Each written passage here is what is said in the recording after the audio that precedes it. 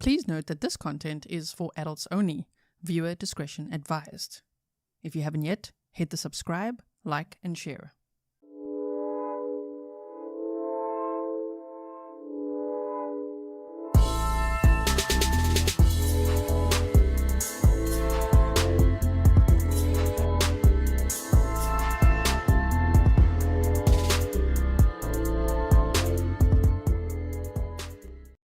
Hello everyone and welcome back to another live stream with me, Grizzly K. This is Grizzly True Crime, and today we are here to watch day 6 of the Tanner Horner trial happening in Fort Worth, Texas.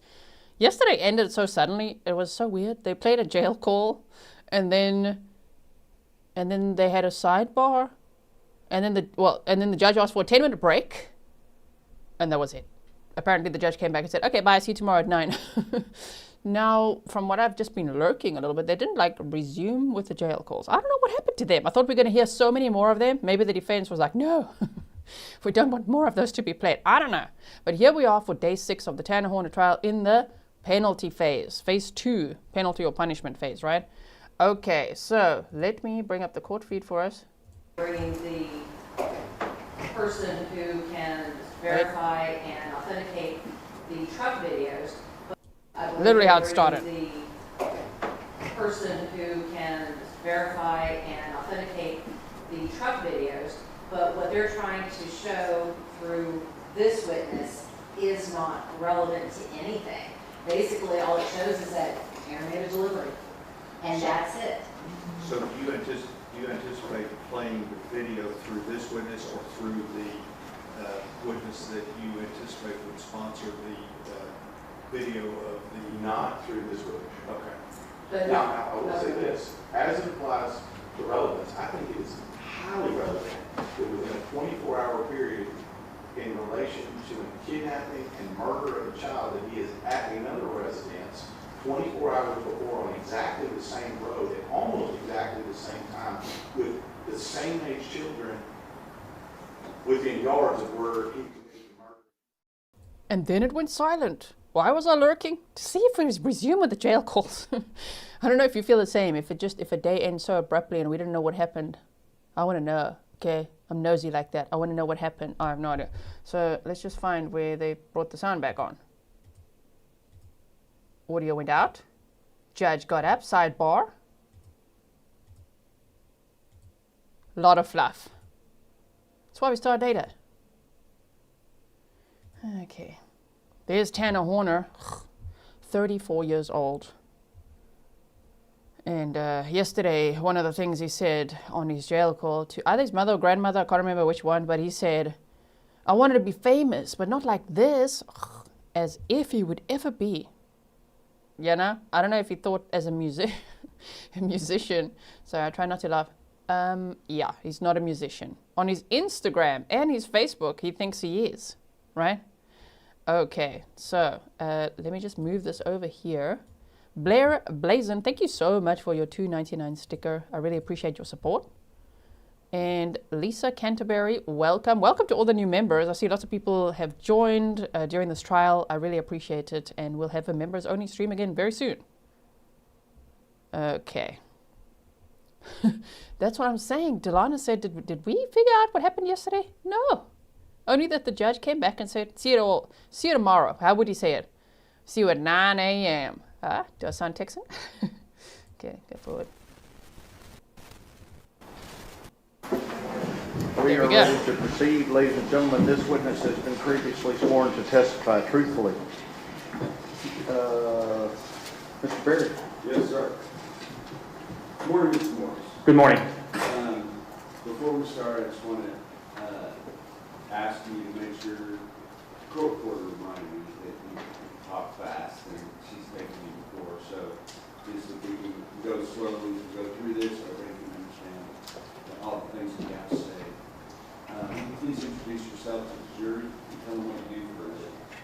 My name is Scott Morris. I'm a digital forensic examiner employed by the FBI. And can you give us just a little...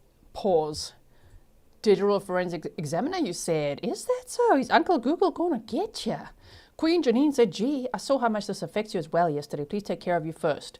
No, of course I'll be. Don't watch anywhere else. You stay right here. I will be here watching this trial with you every day. It is a very heavy and sad case.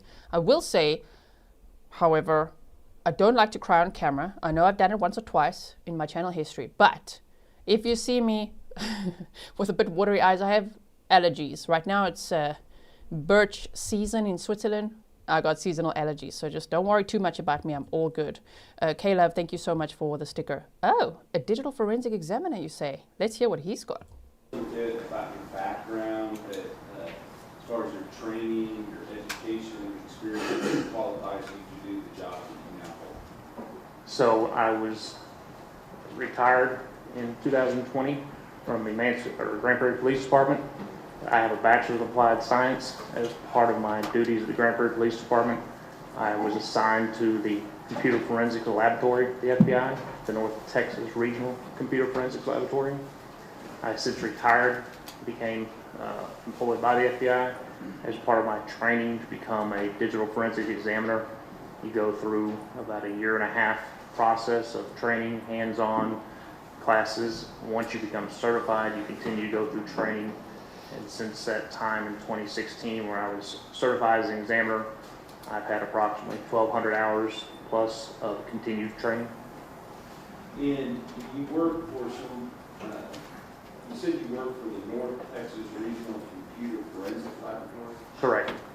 And is that associated with any other agencies that the jury may know about? So the NTRCFL, as we refer to it, is made up of FBI as well as task force officers. As I said, I was a Grand Prairie task force officer originally, but it still has Richardson, Dallas, Plano, Frisco, as well as the FBI that make that up. And we serve essentially the top half of Texas, taking in requests from the FBI and other law enforcement agencies. And are you, even though you are, I guess, what you classify as an ITS-DFE, is that right? That's what the FBI classifies me as, yes, sir. And what do those letters stand for? Information Technology Specialist, Digital Forensic Examiner. All right. And so do you actually work under the purview of the FBI in that capacity? Yes, sir. Okay. So back on in November of 2022, did you receive a phone? Did you have to go somewhere to get a phone on behalf of that had been seized by the FBI related to the disappearance of a young girl by the name of Athena Strand? It was actually December 2nd, Okay. and it was a Friday night, and I was called by the lab director at that time and responded to the Wise County Sheriff's Office, where he turned over the phone to me. Okay. And once you got the phone, what did you do? At that point, I returned and went to the laboratory and attempted the extraction. And where is your laboratory located? It's in downtown Dallas. Is it right there? Or describe where in downtown. It's right near Dealey Plaza, 207 South Houston. Gotcha. And may I approach you, Ronnie? Yes, sir.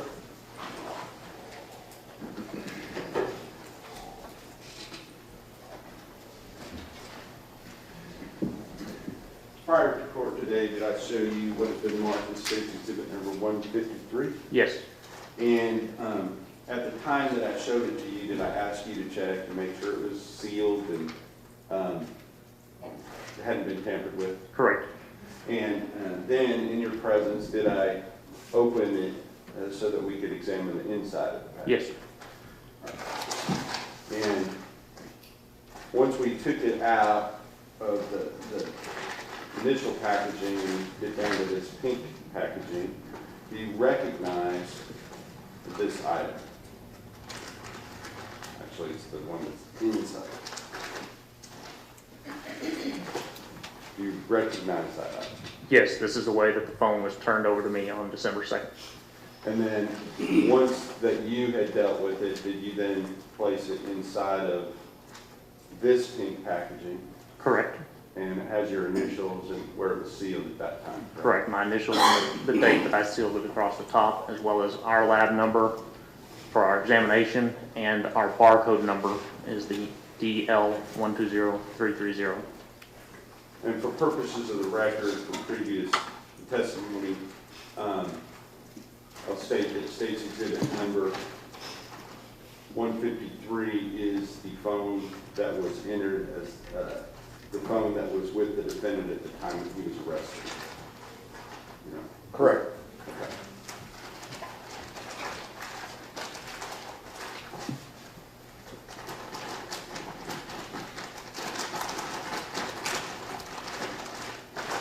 Now, were there some other items besides the phone that you were asked to examine as well?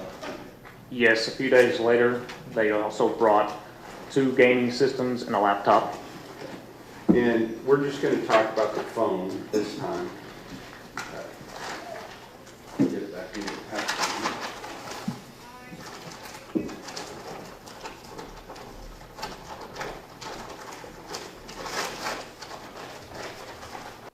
If you are new to the case, make sure you expand the description box to see a case background write-up, and there's also a link to the trial prep video, and within half an hour you'll be all caught up with the timeline and who's who and all that. They're talking about December 2nd of 2022. That's the day that Tanner Horner was arrested. Athena was abducted and murdered on November 30th of 2022 by Tanner Horner. He's not only confessed but also pleaded guilty to it, and we're in the penalty phase of this trial, where the jury will have to deliberate to decide if he should be sentenced to death or life without parole. Those are the 2 options that he's facing. So when they talk about December 2nd, a lot of the police interviews we saw as well on day 3 and 4 are from December 2nd. That's the day that he also led police to the creek, which was there along the Trinity River, where he had put Athena's body. Athena Strand was only 7 years old, and she was just playing outside when this FedEx van arrived and the driver kidnapped her. Grizzly Lou said, "This is the best channel to watch trials with, best mods too." Thank you so much. Thanks for 13 months of support. So you said that on December the 2nd, you drove out to the Wise County Sheriff's Office and you picked up the phone, took it back to Dallas to your lab, is that correct? Correct. Were you able to do a full download of it at that time? Not on December 2nd, no sir. Okay. When was it that you were able to complete the download process? That would have been the following Monday, I believe December 5th. All right. And tell us the process that you went through to what we call digital extraction of that phone. So the reason I was unable to do it on that Friday night is that the USB port by default, or maybe set up that way by the owner, had been set to charging only. So it didn't allow data transfer without unlocking the device. At the time that I received the phone, I wasn't provided the passcode. On Monday, I obtained the passcode and then was able to obtain my extraction. And we do that by connecting it to a tool software that then obtains the extraction for us, following a set of steps that are prompted. Once we obtain the extraction, it also provides a hash value, a mathematical hash value for that specific extraction that you can then, if you copy it to the network or move it around, process it. I should always be able to go back to that hash value, whether it be 1 month, 10 months, 5 years, and rehash it and show that the extraction has not been altered in any way.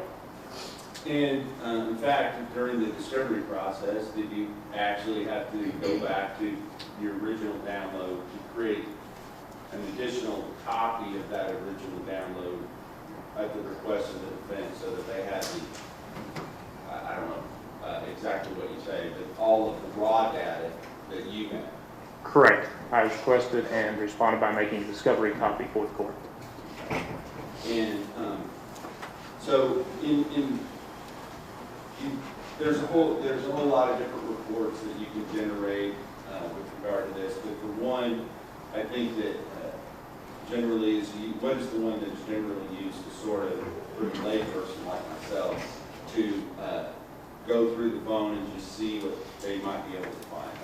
So when we are requested to perform an examination, it kind of falls one of 2 ways. Either we're giving them a lot of data, kind of guidance on what they're looking for, and we conduct a full-blown forensic examination, or they can request a portable case. Depending on which tool we use, it goes by a different name.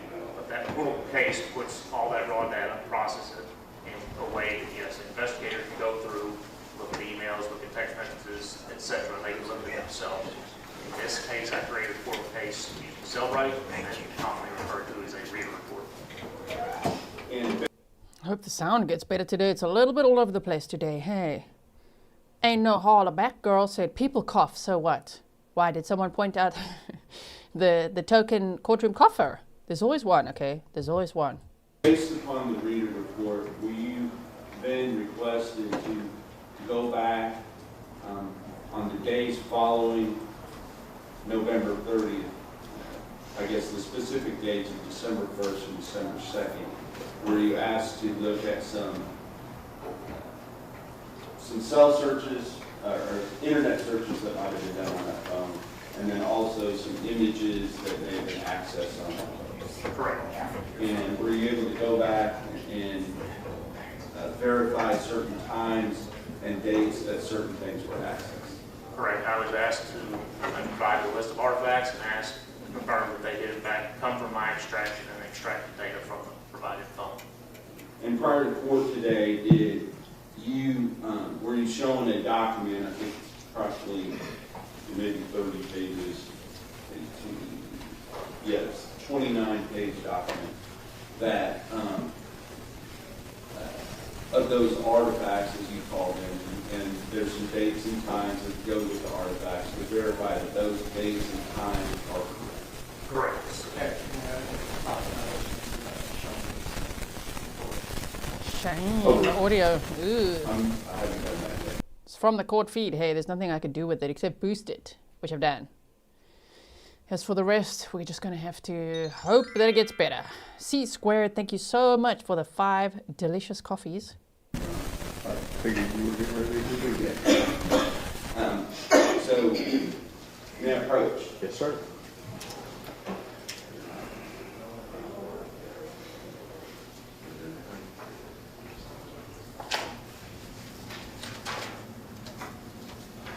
Should I call you Agent Morris or Mr. Morris? Mr. Morris is fine. I'm not an agent.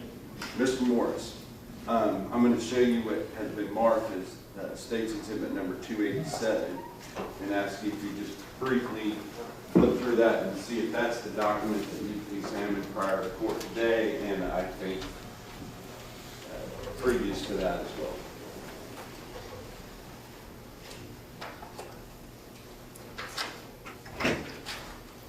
Yes, sir, it is.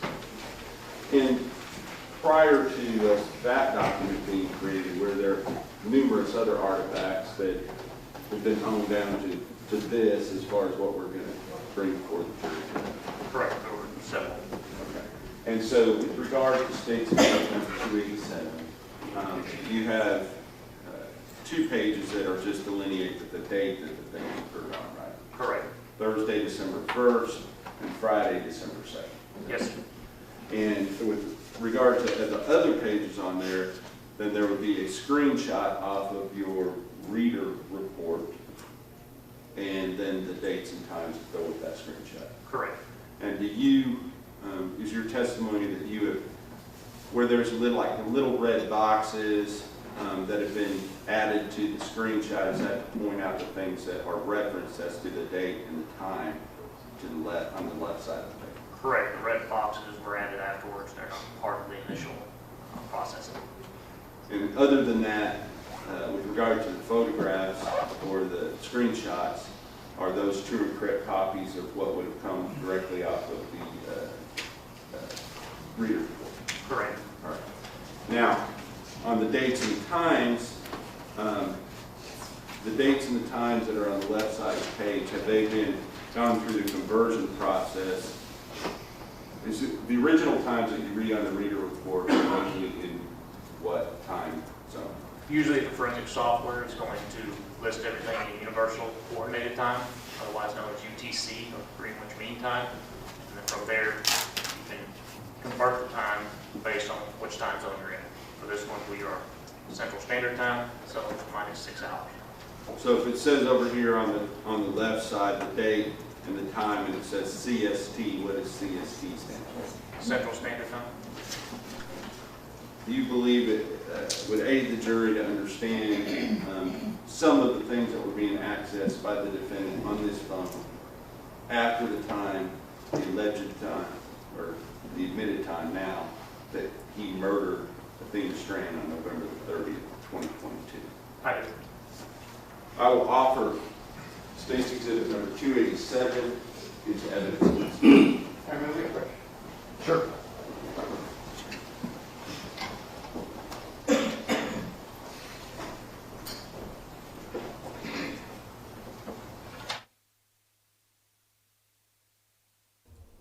Oh dear. Okay. Sidebar. Tanner Horner. My goodness. Are you also dreading the defense's case, everyone? They have to put on a case to try to save his life, you know, but damn, it's going to be bad here. We've seen it before in a death penalty case. They pull out all the stops with sob stories. Like shame. Poor, poor Tanner. Oh dear.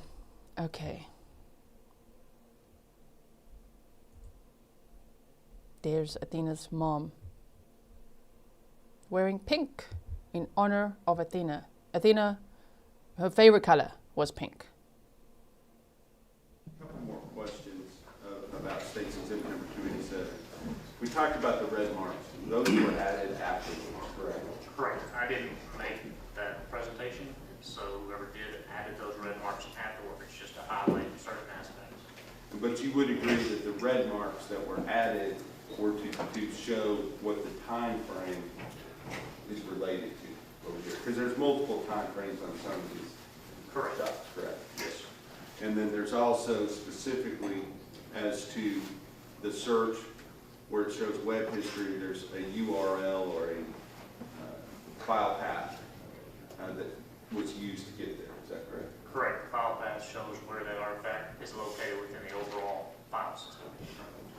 Now, understanding that, are the red marks helpful, in your opinion, to show that the date and the time that they're related to? Correct. Now, with regard to the date and the time, those date and times were put there before you saw this document, correct? Correct. But did you go back and verify those dates and times to make sure that those were true and correct? Correct. Each of the artifacts I was able to locate matched up to the time displayed. Okay. And with regard to that, would you adopt that as far as part of your testimony as to for the individual artifact and the time that's on the same page, that that's the time that that artifact is related? Correct, as long as it's minus 6 hours from whatever's displayed in UPC. That's it. All right, thank you. With that understanding, one thing further. Prior to court today, was there a hearing outside the presence of the jury where you did your qualifications, talked about what you were going to testify to? Yes, sir. And at that point, the defense had an opportunity to make objections to your testimony? They did. Sustained. Yeah, I don't have any objections to it as a demonstrative, as we would object to going back. All right, so states 287 is admitted. You may have a running objection. May I publish your? Yes, sir.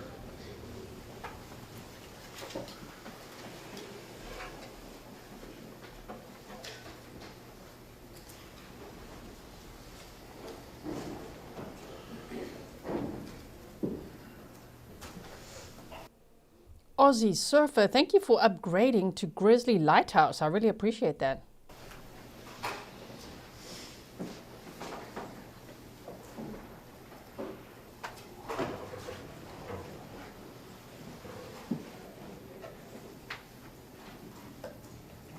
Now publishing page 1 of State's Exhibit number 287.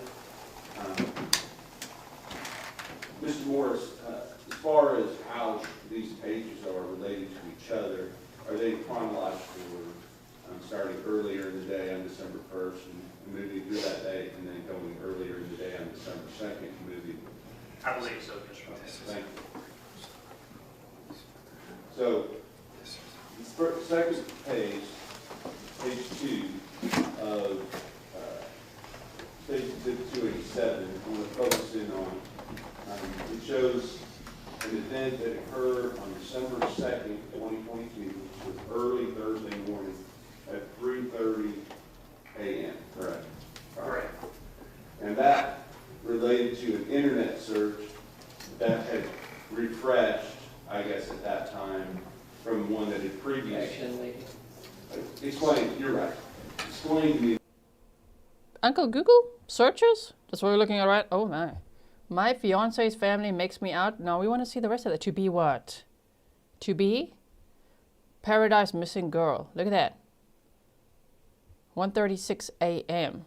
So that would have been, you know, like December 1st, clocking over to December 2nd, early morning hours.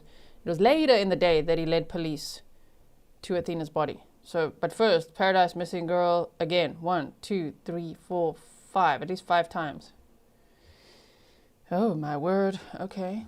What we're seeing here in this red box that I have focused in on with regard to page 2 of State's Exhibit 287. So the search was for my family makes me out to be a demon. I was asked to locate that within the extraction and verify that it came from my extracted data.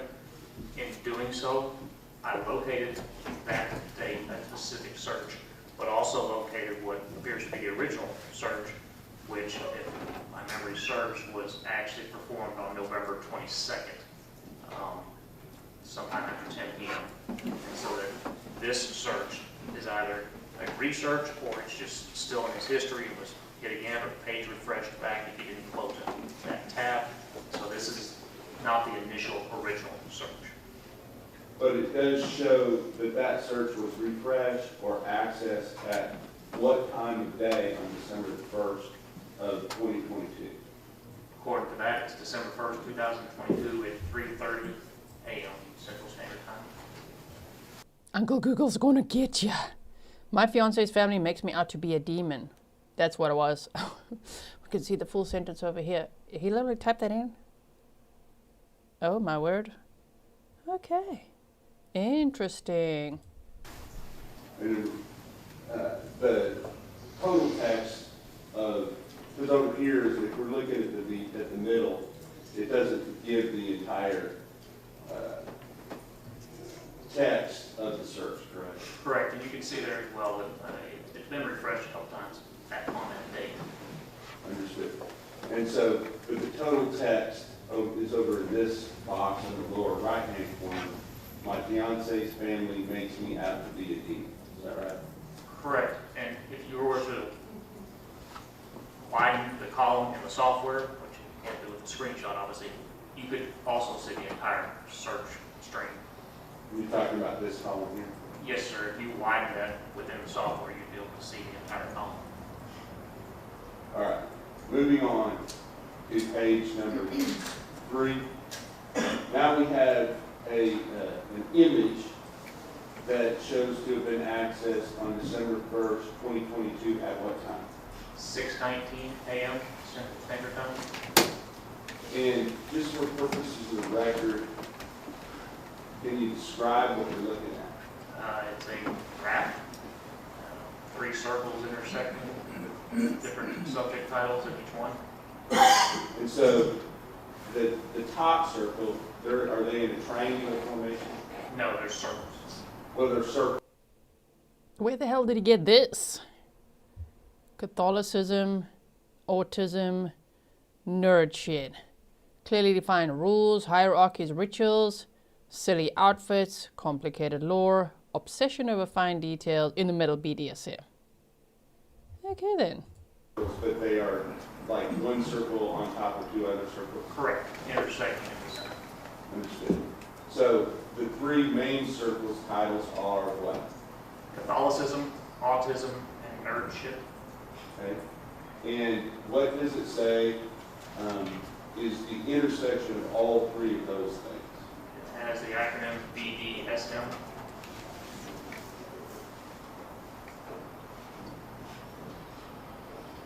And that was at 6:19 a.m. on December 1st, right? Correct. So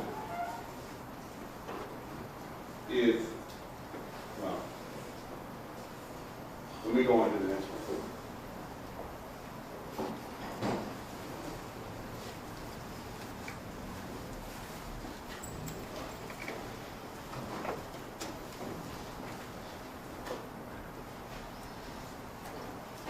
Okay, let's go on to the next one. December 1st, 6:19:48 in the morning.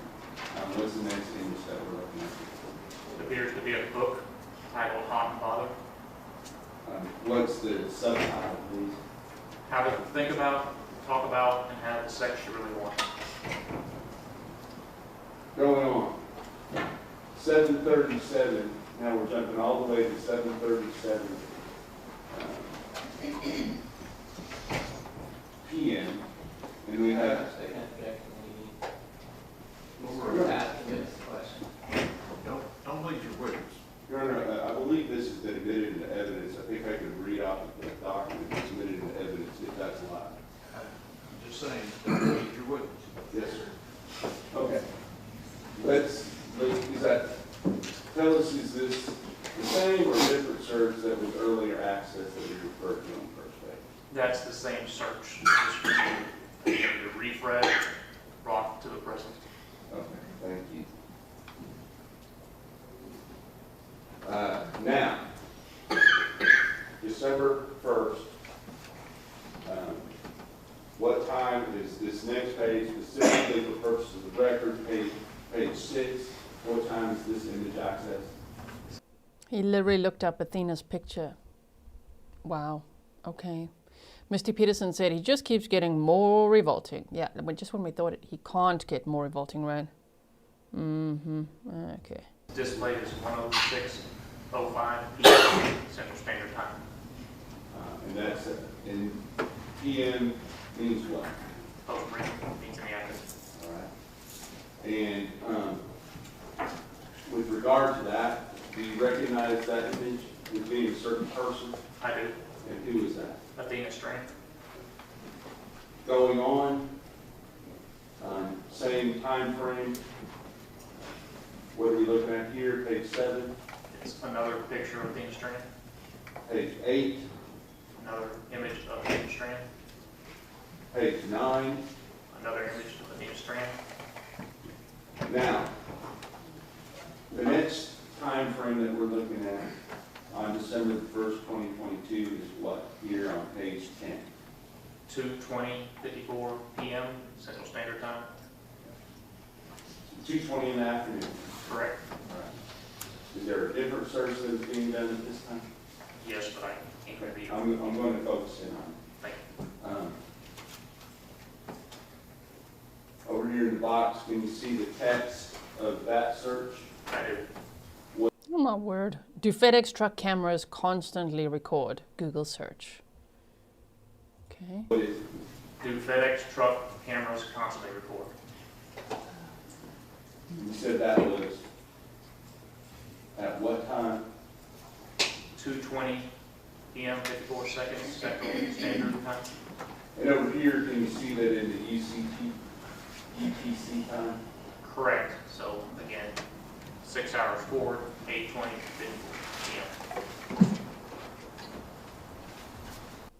He didn't know that? Like, what a dumbass. He's asking after the crime, hey, do FedEx cameras record all the time?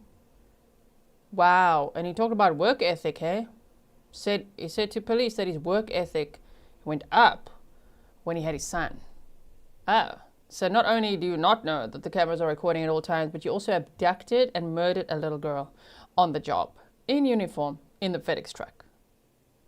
Yeah, and he talks about work ethic, and here he is going, hey, do FedEx cameras record constantly? Oh boy.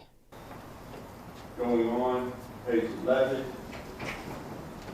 What time frame are we looking at here on the searches that we're focused in on at this point? Shows December 1st, 2022, 7:33:29 p.m. Central Standard Time. And what is the text of the searches that are being done? Paradise Missing Girl.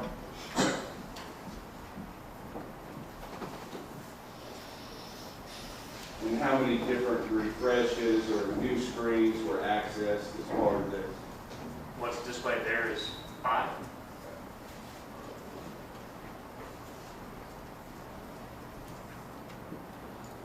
Going on, page 12. Tea Time Sleuth, so firstly, Melissa Loves True Crime said, you covered up a camera. Yeah, he did. Tea Time Sleuth said, was this before? I guess you mean or after, right? So this was after Athena was abducted and murdered and put in the river. That was November 30th of 2022. So the next day, on December 1st, he already started all these searches, and he kept looking up Athena's pictures, multiple pictures of her, Paradise Texas News, Live Texas News, and then like, do FedEx cameras record constantly? Well, he clearly thought they did if he covered up the camera, just in case he covered it up, but he didn't realize, probably, the audio kept recording. And did he really think that they're not going to find Athena, that they're not going to find the cameras, and they're not going to arrest him ASAP? They arrested him on December 2nd of 2022. Okay. What time frame are we looking at here? December 1st, 2022, 8:16:07 p.m. Central Standard Time. And I'm going to show you. Let's just see what this is. A Facebook post. It says, we left the house Athena was last seen at, no update. The house she went missing from is a wreck. The windows are busted out of the house. I guess the little girl sleeps in a building in the backyard. The dad was charging his phone in the SUV. Like maybe they don't have power in the house, the family dog, I don't know. They're going all about, they're kind of just trashing the family here. But why did he look this up? What's he doing? Anyway, he was looking up Facebook posts about Athena, pictures of her, posts about her. That is page 12, Wow. page 13. Yeah. Pictures of the house as well. Are you familiar with what these photographs show? I am. Can you say that for the record, please? Certain areas of the crime scene.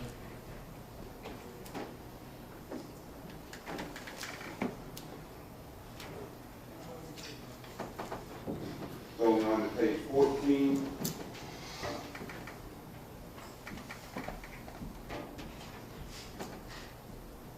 Additional photos of the crime scene, and all those, that string of images is part of, I believe, a WhatsApp chat group. And I want to ask you about, when you refer to it as the crime scene, it's hard to narrow that down because there's multiple things going on at the same time. So can you say where are these search areas, or where the body was recovered? You know. I do not know each specific one. Okay, that's fine. Going on to December 2nd, 2020. At what time frame are we looking at here?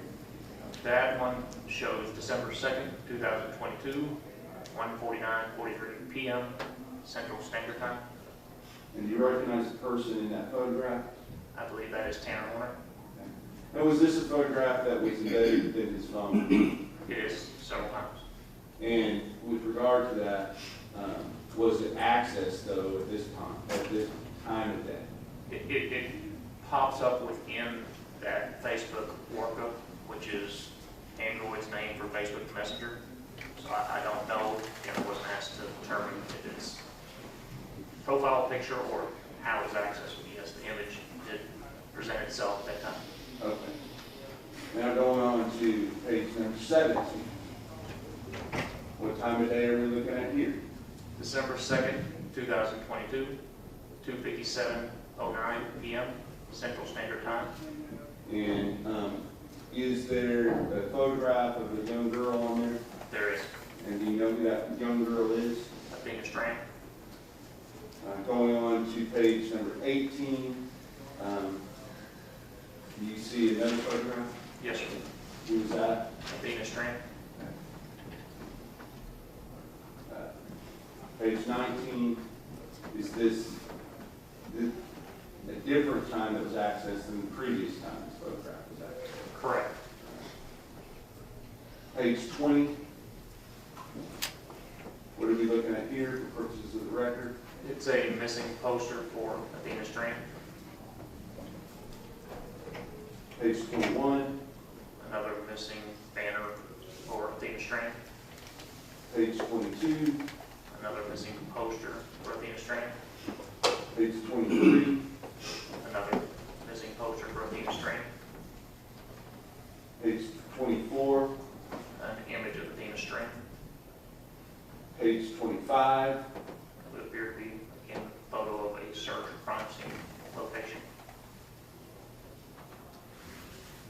Page 26, It's another message photo alert, if you will, of Athena Strand. page 27, Another image of Athena Strand. page 28, Another image of Athena Strand. and page 29. It's still another image of Athena Strand. I think we could safely say at this point he was obsessed with the case that he was a killer in, right? Damn, he's really looking up a lot of pictures of Athena, of the crime scene, as I say, of the house where he abducted her, of what law enforcement was doing. Wow. All of this between December 1st and 2nd. By the 2nd, that evening, he was arrested. So, yeah, that all escalated real quick. But I just don't know how, again, I'm just not sure how he thought he's not going to get caught. And I am a little shocked at how much he looked up Athena Strand, right? Damn. So as this guy said, I can't stand it that he's looking at so many photos of Athena. He's disgusting. Mm-hmm. And these are all images that you recovered from where? These came from the extracted data of the phone submitted to the laboratory. And who did that phone come from? I believe it came from Tanner Horner. That's what Cross-examination. That's what I was thinking. Stefan said that's on December 2nd at 3 p.m. Didn't he have an interview before that? I think he did. I think they already spoke to him on December 1st. And then I think on December 2nd, around that time, he already had an interview as well. So he was still looking up Athena's pictures after that? Oh my word. Yeah, he is not well. Good morning, Mr. Morrison. Good morning. I have some follow-up questions for you. Now, as to this PowerPoint, you did not create that. That's correct. And your work in the digital forensic, the recovery from the phone of the artifact, is the images over here we see on the right, not the word. Correct. The images on the right are what came from the extraction. The images on the left are just taken from that. Summarizing, if you will. Sure. And you're only testifying to those artifacts on the phone. You're not giving any testimony regarding who the end user was at the time or anything like that. Correct. Now, this wording in blue there, Yes, sir. that is our file. Correct. So that's kind of where it ended up on your phone, on the phone. Yes, sir. And there's ways things get onto your phone other than you searching for Correct. them. Can you just tell me what a cache is? So a cache is, best way to describe it is a temporary storage. You have different caches within your web browsers, different caches within your social media applications, and the purpose of a cache is really to try to make your user experience better.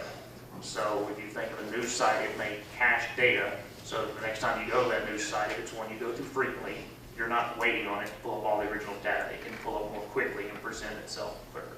In the same way, social media apps have a similar fashion that they're trying to present the user quickly what you want to see. You're not waiting, and so it can cache data of stuff you've looked at for social media. Some of it may be preloaded, as you may be familiar with social media. When you pull it up, there's already a video waiting for you.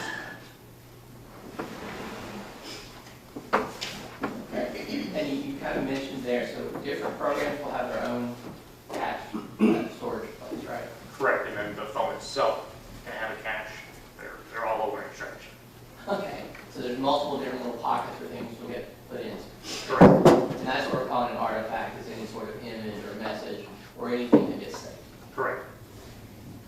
And those images will remain in that cache until they're either written over or if the program has some sort of time limit. Correct. Each platform can set up its own parameters. The phone can to try to manage that cache so that it doesn't become too large on your device and then start rendering your user experience in the negative because it's taking up too much space. C squared said, I wouldn't have gotten this far in the trial if it weren't for you, G. I agree. LWAP Gen Pop. Right? Put him in Gen Pop, not protective custody. Let him mingle with everybody, right? Thank you so much for your $50 super sticker. That is amazing. I really appreciate your support. Going through each of these photos in the state's presentation, they all have this file path showing where they ended up, right? Correct. And this one, for example, is from Facebook. Correct. So Facebook caches, what goes in there isn't necessarily something you click on. Correct. It's made up of a multitude of data. Okay. And it, like when you're scrolling and viewing things, that can be cached. Correct. Yeah. It's the simplest of terms. It can be stuff that's preloaded. It can be things you've looked at. It can be things that your social media by kind of tracking your interests, your likes, or things that have been occurring in and around your phone or maybe your area, your location. It can preload that data and be available for you or shared by other content users. Which won't help the defense's case. That question now, because if he was looking at pictures of Athena before the time and it was just on his phone and he just accessed it again, damn, premeditation on top of everything, you know what I mean? Anyway, I don't know if these questions are helping the defense's case all that much, right? Especially because he pleaded guilty. And so yeah, they're trying their best, but here we are in the penalty phase. Exactly. So if I look at a particular topic, search on YouTube for gardening or something, and I pull that Facebook, and suddenly I've got 60 things on gardening, and I'm scrolling through those can end up back in my cache. Correct. Okay. And I believe Instagram's owned by Meta, so it too as is Facebook. Yes. So would it work similarly? I think we may have an Instagram photo or two of you. Yeah, I'm not an expert on each cache, but yes, they'll work in a similar fashion. I couldn't testify that they have the exact same configuration and rules of how long they can store data and whatnot. Well, for example, the dates we're talking about, Ms. Strand would have been in the news a lot. Correct. Would have been on the news feed on Facebook a lot. Correct. And if I'm scrolling in Wise County, I'm likely to run into something. Correct. And that would go into my cache. Yes. Specifically, the one you testified to as being crime scene, that was actually from WhatsApp, correct? Yes, and again, it's shared data held on the phone. Okay. But that one is a little different because that was from a message group, right? Yes, sir. So I believe it was maybe a FedEx, maybe something from his work. I believe it's a FedEx group chat, yes, sir. So when that goes out on the group chat, and I'm in that group chat, and I click on that there's a message from coworkers, or the mechanic clicks on this message from coworkers, that went into the WhatsApp cache. Yes, sir. So that wasn't like him looking for crime scene, that was a message group he was part of. He clicks on it and it goes on the phone. Yes, for that specific artifact, it was part of that group chat. Yeah, I'm referring to that specifically. There are also some of these that may... Sorry to pause in the middle of the question there. Brittany, you said, wasn't there mention earlier on that he planned to kidnap a different girl the day before? Absolutely premeditation.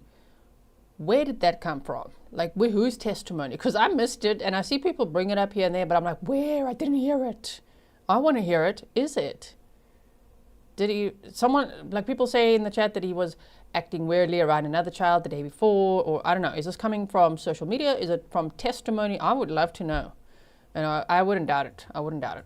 Have been from messages from his Mimi, from his grandmother. Okay. And so if you get a message from someone else, the same thing. You click on it, whatever attachment they sent you goes into the cache. Yes, it could be cached depending on what messaging platform you're using, WhatsApp, the native messaging for the phone, Facebook messaging. So because you've got the file path on the... Opening statements. Oh my word. I missed that entirely. Something clearly occupied my mind in that moment, just like because of everything we heard. I mean, opening statements was very descriptive. Oh, is that so? Now, are we going to hear about more of that? Are someone going to testify to that or what? Because that's interesting. He had a very similar route that he drove. Even though he, remember the letters that we heard yesterday? If you didn't hear it, it's timestamped for you. Yeah, that Tanner Horner wrote in May of 2023 when he had apparently attempted to self-delete in jail. He'd been there for about 6 months. And in there he was writing that he was blaming the fact that FedEx changed his route on everything, on his mental break. That's why he says he abducted and killed Athena, because they changed his route. Wow. So, anyway, yeah, if he was on a similar route, though, which somebody that used to work with him was in the chat the other day, and they said, no, he was on the same route, he definitely would have seen Athena at some point there, right? Wow. And if he was acting strangely with another child the day before, oh my.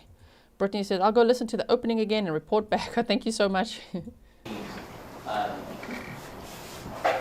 it's different from the search terms you showed. These are from catches from either Facebook or Instagram or the WhatsApp or a message that was sent. Yes.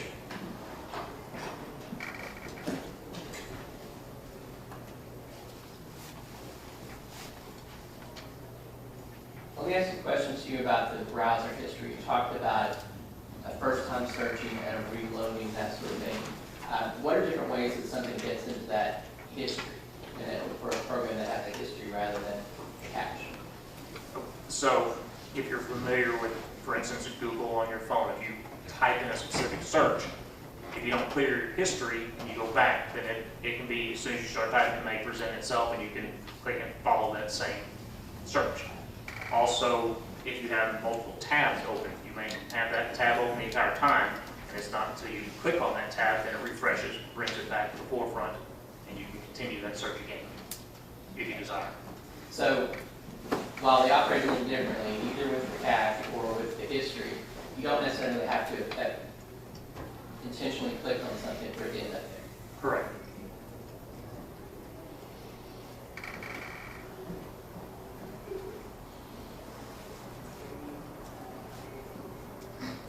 Now, I don't know if you mentioned this, but I believe it's in your report that one of the first things you did to gain access to the phone to do a search for child sexual abuse materials. I'm sorry? Child sexual abuse material on the phone. I think it's in your report, maybe prior testimony, that was like one of the first things you did. I think I remember noting that I didn't locate any. That was So they looked for CSAM on his phone and didn't locate any. That's what they just said. Which I'm surprised by. I thought he would have a whole lot on his computer or phone, right? going to be my next question. So you didn't locate any sort of child sexual abuse material. I think that was the acronym of it. Correct, I did not.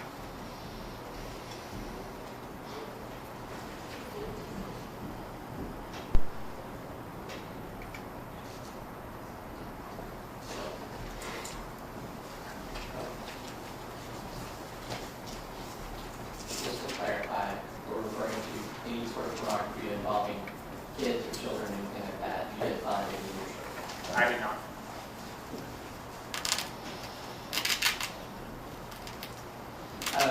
One last question, and you may or may not know the answer to this. As far as Facebook and Instagram and those sorts of programs, when you change your user handle, do you know that that changes the user, how that appears on old posts? I don't know the changes on the old posts. Okay. Pass it, John. Redirect.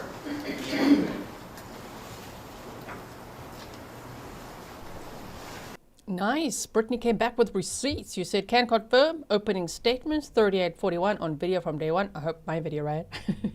So we know. And you said, the state said that he had scouted out a different girl the day before. Oh my word. Stop it. We've already shown this photograph. In order for somebody to have this documentation on their screen report, what would have to happen? Those listed there are typing searches. You're typing in a search. If you wanted to know what the weather is, you type, what is the weather today? That is what that artifact is cataloging. So would the person, whoever it was that was using the phone at that time, be the one that advertised it? Correct.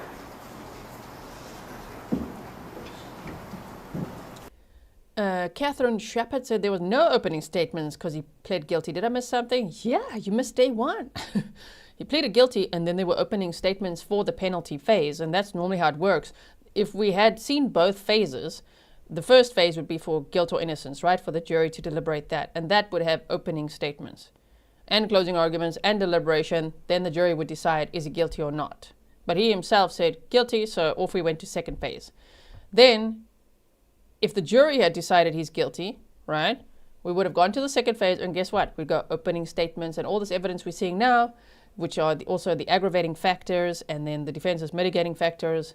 And then the jury there'll be closing arguments, the jury will deliberate, and they'll decide on the sentence. So in trials like this, where it's a death penalty case in states like this, you see it twice. Opening statements twice, closing arguments twice, huh? We've done it a few times before. Sean Finnegan's trial in Tennessee, I think it was, yeah? And also the Burgos Aviles trial. Yeah, we saw that too. Welcome, Brittany, to membership.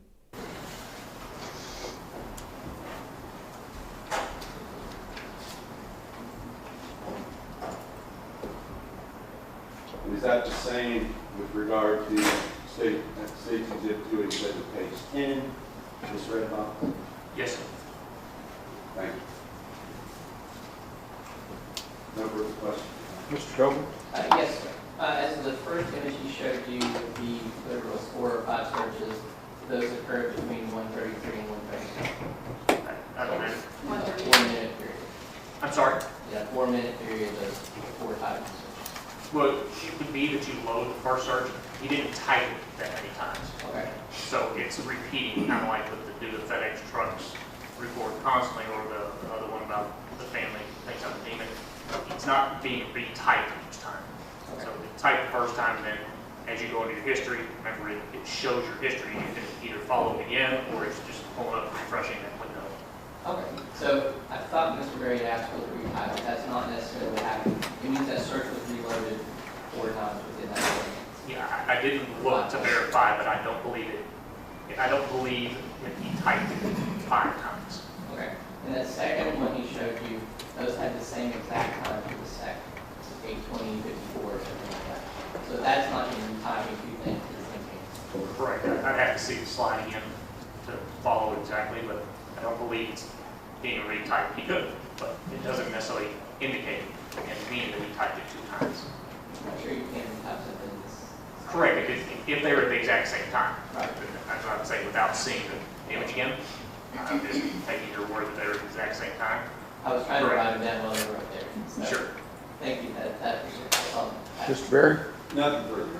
May this witness be excused subject to any potential recall. Yes, sir. Yes, sir. Thank you, sir. Hand me that microphone. Just pull it out. Pull that microphone. Pull it out. Thanks, sir.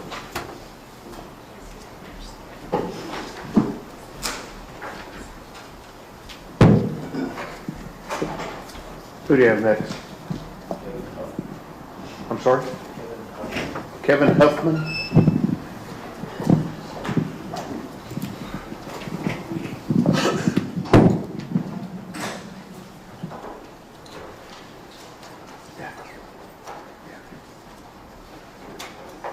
Trying to do something with this air conditioner.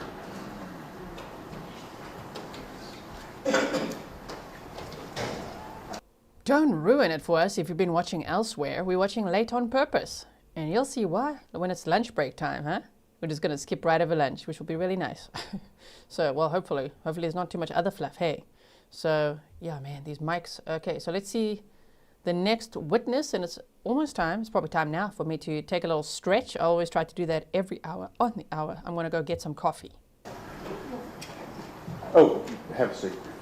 Ladies and gentlemen, this witness has been previously sworn to testify truthfully.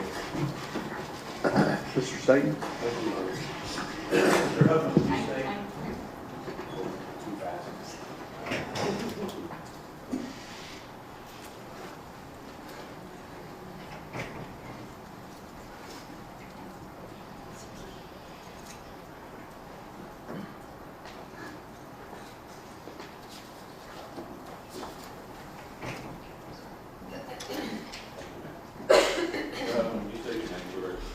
Kevin Huffman.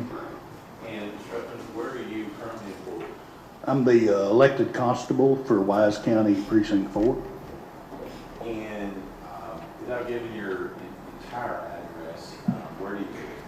I live on County Road 3573 in Paradise. Now, let me ask you a little bit about this road outside of Paradise. Just describe this road that we're It's going to be a paved county road. It's It's a little less than a mile long. It dead ends into a cul-de-sac. And as it applies to this case, are you aware of where Athena Strand's residence is in relation to yours? Yes, sir. And where is it in relation to yours? So when you turn on to County Road 3573 off of FM 2123, which is the farm to market highway, Athena's house would have been the first house on the right, up towards the highway side, and then my house is down at the very end in the cul-de-sac. When you say cul-de-sac, is that it's like a turnaround? Yes, sir. And so on this particular road, is this area that is in, would you consider it to be urban or rural? It's rural. Now, how far away is this from, say, the town of Paradise? From Paradise, as the crow flies, is probably about 10 or 11 miles. And this particular road, how long have you been living on this road? We moved out there in 2017. Now, this particular road, is this a highly traveled or a lightly traveled road? It's pretty lightly traveled. There's about 20 homes on this road. Now, let me fast forward you here. At some point in November of 2022, did you happen to come in contact with the defendant, Tanner Warner? Yes, sir. And how did that contact occur? He had delivered a package to our house. And let me ask you specifically, what date was that on? That would have been on November 29th. And what time? It was evening time, approximately 5:45. Now, in relationship to that date being the 29th, are you familiar with what date the Athena Strand was missing? Yes, sir. What date is that? That had been the following day on the 30th. And do you remember, you said you're a constable. Let me ask you a couple of questions with that. Yes, sir. Is a constable a licensed peace officer in Texas? Yes, sir. And with regard to being a constable, do you have access to the sheriff or dispatch? How do you communicate in Wise County? Well, I have a police radio in my vehicle. I don't personally use it that much. I'm kind of old school guy, but I communicate primarily by phone with them.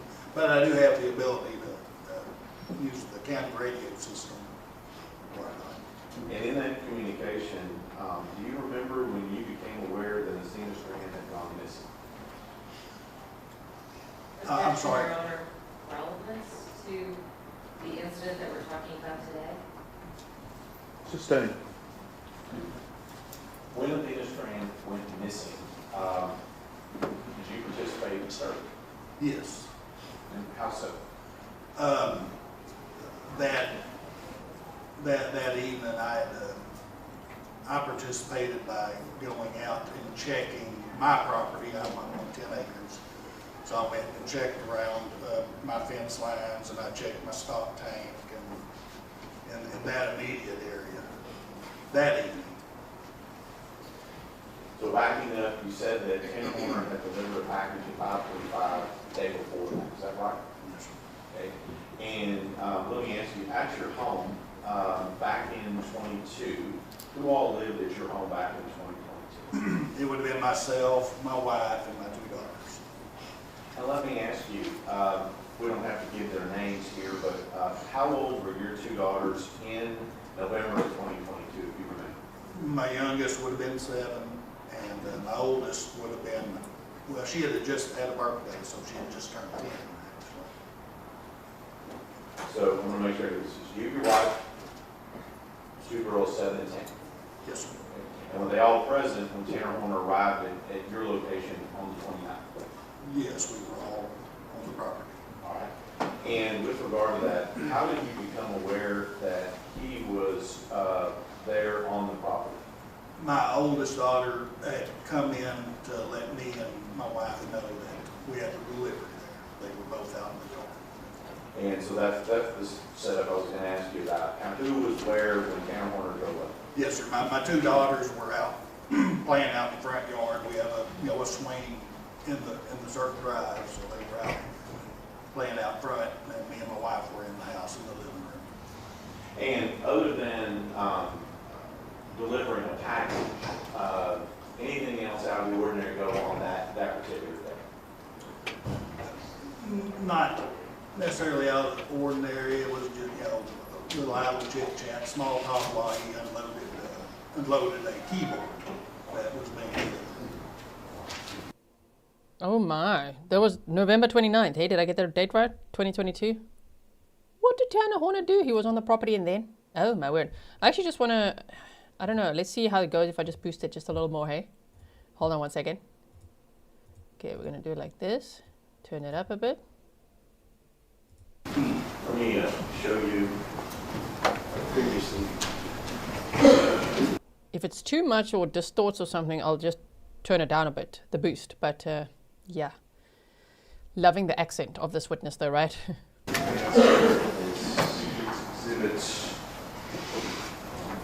288, 289, and 290. Let me just ask you a couple of questions. You didn't take these pictures, did you? No, sir. Are these screenshots? Yes, sir. Okay. Let me just ask you, do you recognize any portions on these particular screenshots? Yes, sir. And just to give us an idea, what do you recognize on the screenshot?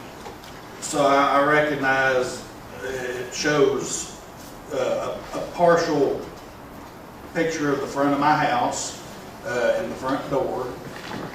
It shows my wife's car parked on the carport attached to the house. And this picture shows an image of my youngest daughter. And then what about, that's takes 289, what about 290? Thank you. I apologize. I left my cheaters in the truck. This one, in addition to the car, the front door, this one is going to show, looks like my youngest daughter at the back of the FedEx van, as well as me coming out of the front door. Okay. And then on... Okay, we're going to get to that evidence. I just don't want to miss questions like this. Nicole Bratnick said, why did Stefan Stearns plead guilty, but we didn't see this? Wish they'd done this with him. Because he accepted a plea deal. So by accepting a plea deal that the state offered, the death penalty went off the table and he got LWOPed, okay? In this case, I think Tanner Horner was hoping for a plea deal, which the state never offered. So he decided to plead guilty himself. I don't know if he thought like then the whole world would not hear all of this, because dumbass, there's a second phase, okay? I think he didn't know how that's going to go. And the state's like, we're going to show you, jury, all the evidence. You're going to get the whole package in one phase now. So that is why. I hope that I explained it right. Did I articulate it right? Do you understand, right? So Stefan Stearns accepted a plea deal. This one didn't get one, pleaded guilty. Off we go to phase 2. Yep. 288, is that generally the same as you see here in 289 and 90? Yes, sir. Minus this one, I do not see me coming out the front door, and it appears that the van door is closed at that point. All right. And do these actively represent your home and those things around your home on or about that date, November 29, 2022? Yes, sir. Definitely. Thank you, sir. Thank you. We'd offer states 288, 289, and 290. Any objections other than those previously brought to my attention? That's another one. Brittany says pleading guilty is a mitigating factor in an attempt to avoid the death penalty. That's a good point as well.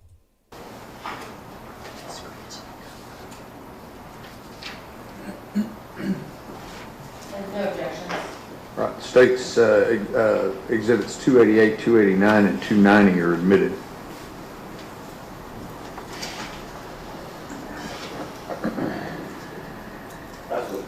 Cross-examination. Can we break down? Yes.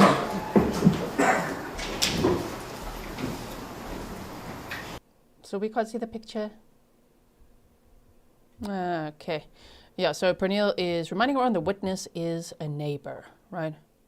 Avery in Alabama said Stefan Stearns didn't deserve a plea deal. And I think he's in some facility that people say is a little tamer than most. I think there's a whole bunch of him in there. You know what I mean? So, it kind of sucks. Okay, so here we go.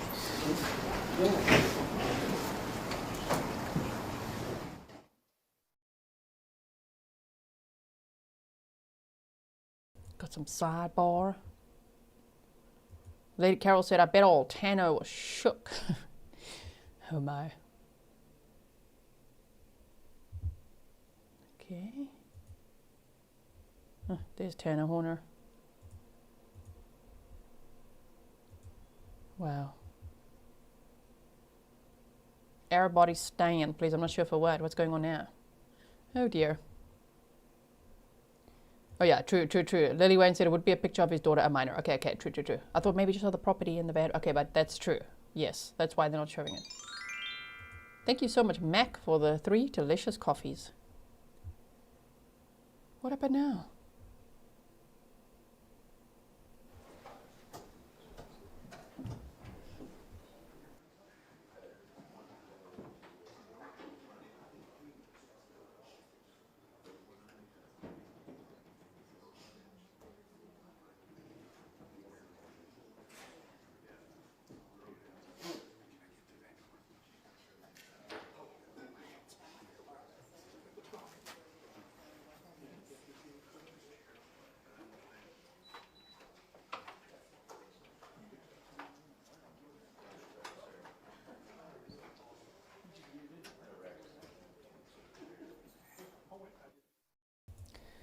Ain't no holler back, girls. At other states, you cannot plead guilty to murder. You can. You can, at your arraignment, you could plead guilty or not guilty. As far as I understand. I'm not a lawyer, but according to what I know, that's what the arraignment is for, right? Okay. Thank you, SJS. Stev, you said you were a juror at a trial in Texas, but you didn't have 2 phases, and then I said because it wasn't a death penalty case, right? So... okay, we're looking at the ceiling now, everyone. Mel says, oh, now what? Okay.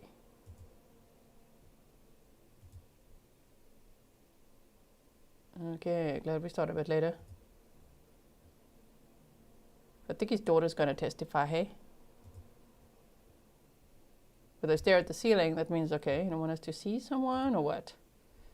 Here we go.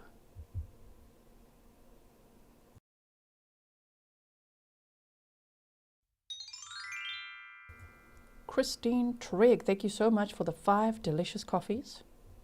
You guys are spoiling me today. Thank you to all who spoil the mods as well. There's no sound now. Okay.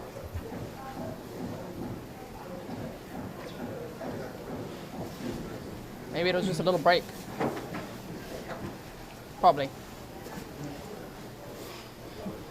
Feedmaster says, no disappearing without notice, please. Every day of this trial, it just ends with either no audio or it's just the end of the day. And we're like, wait, what?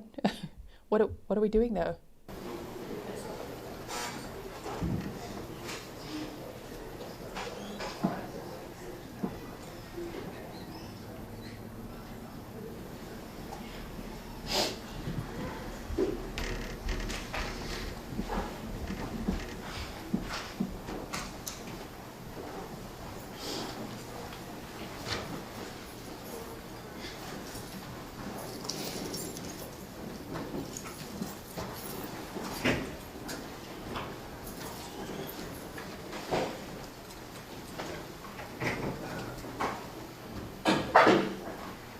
Right, everyone may be seated. Ms. Anderson. Yes, Your Honor. Mr. Huffman, during the break, you had a chance to review a video, and it was the interior of the truck during the stop, which you had just previously testified about. Is that correct? Yes, ma'am. And Your Honor, we have pre-admitted defense exhibit number 44, and we would like to publish that to the jury now. Any objections? Mr. Stegman? Yeah, okay. Defense Exhibit 44 is admitted, and you may publish to the jury.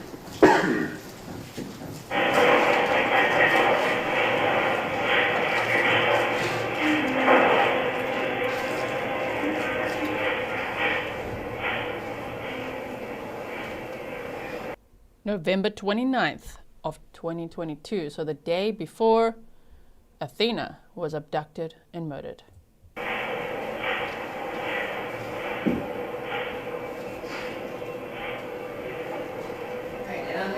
Right here for a moment. Now, Mr. Huffman, when Mr. Horner pulled into the driveway, the lights are on at the house. Is that correct? Yes, ma'am. And there are cars in the driveway. Yes. So just looking at the house, there's an indication that somebody's actually home. That's correct. And there are dogs out in the front yard? Yes. Okay. And I believe you testified that your kids were out there playing? Yes. Oh, where was your wife at the time? She was in the house with me.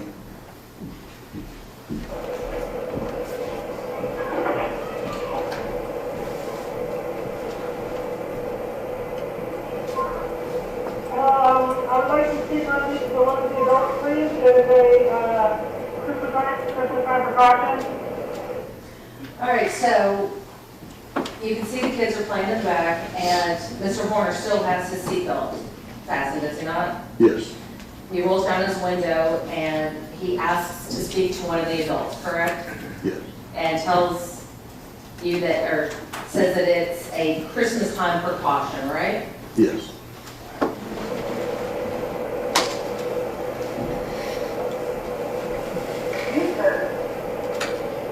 Okay. All right, so he stayed in the van until it appears that he had received some indication that it was okay to get out of the van, right? What it looks like, yes. Okay, I'm making sure, Kevin.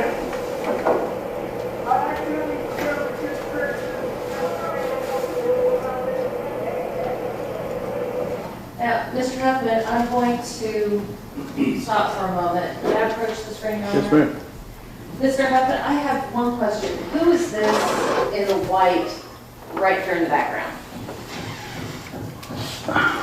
I assume this is your daughter right here. That's my youngest daughter in the Ford, closer And one. in the background, is that your wife? To be honest, I can't tell from here. You need to walk around and look at I may have to. You know what, I'll play it and I'll give us to a better spot. That got loud real quick. I turned it down slightly. Sorry about that. Pernille said luring with delivering Christmas presents. And we were all saying when he delivered that Walmart box to Athena's house, we were saying maybe he wasn't aware it was a Christmas gift, but he's out here saying Christmas gifts. Those were Athena's Christmas Barbies. Wow. Okay. Yeah, Carrie said these night cam videos are always error looking. Do you mean error? I don't know, it looks kind of scary, especially given the context, of course, right? Oh boy. Shame, there's a little girl. Background goes in. Again, defense, how does this help your client? Because we already know what he did the next day. The next day, he abducted 7-year-old Athena and then tortured her for an hour and murdered her. And then threw a naked body in a river, okay? So like showing how he's like, Christmas presents, is it supposed, I don't know. I don't think you could win the jury over with this by saying, see, he's just doing his job. He just stopped, he said Christmas presents, he's just getting out the van. I mean, yeah, Stefan says, why is the defense showing this? And why didn't the prosecution? That's a good question as well. Why didn't the prosecution show this? The house.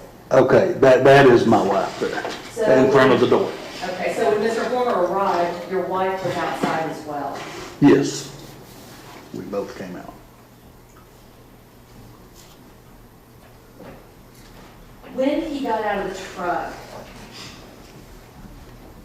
he told your wife or told people that were outside that, you know, it was a Christmas time precaution because he had accidentally spoiled a kid's Christmas the other day. Is that what he had said? I believe that's the gist of it, yeah. And all the time that he is sitting in the truck, your wife is still outside with the kids, right? Yes. Okay.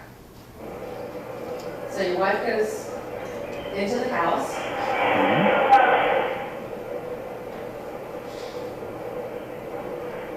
And is that you that immediately came out of the house? That is me.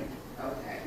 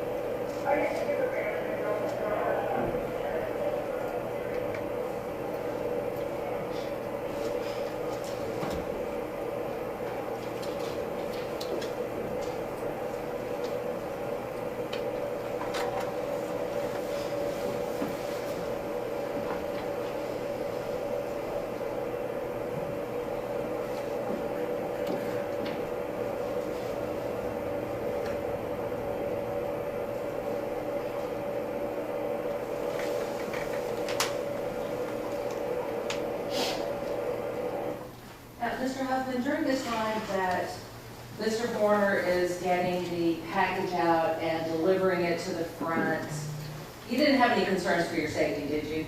No, You didn't have any concerns for the safety of your wife? not at that time. Didn't have any concerns for the safety of your children? No. In fact, Mr. Horner was behaving like your typical delivery driver, correct? Well, I would say a little better than the prior one. A little better than the prior delivery Yes. driver? But he was polite, Yes, and he was courteous, and he engaged in small talk with you and your family, right. but nothing that would give you pause. No, ma'am. Nothing that would make you get on your dispatcher and call the sheriff. No. And nothing that would make you. He was a good boy, okay? Did his job and everything. Yeah, because the parents were there. And as you guys are saying, maybe he was scoping out if there are adults there or not. I mean, I would hate to think if they weren't. You know what I mean? So, yeah, the next day was very, very different to this. I don't care how well behaved he was and polite on this day. What happened the next day is horrific. Call dispatch. No.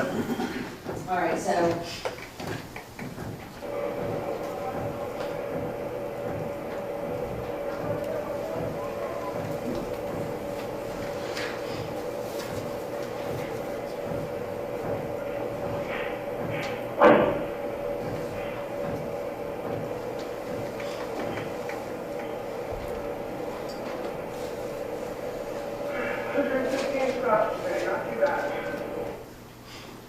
Now, Mr. Horner had just stated that 115 stops today.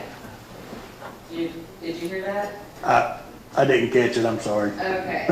So Mr. Horner did say that there were 115 stops that day, not too bad. And during this time period, you can see yourself walking back out of the house, Yes, ma'am. and you're walking towards the back of the truck, Correct? and Mr. Horner's putting on a seatbelt. Yes.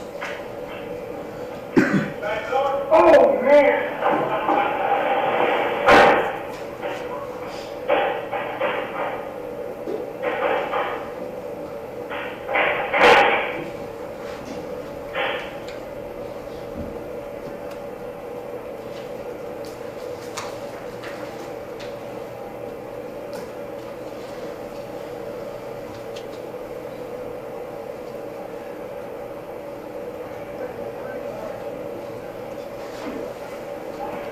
Yes, sir. I'm right there.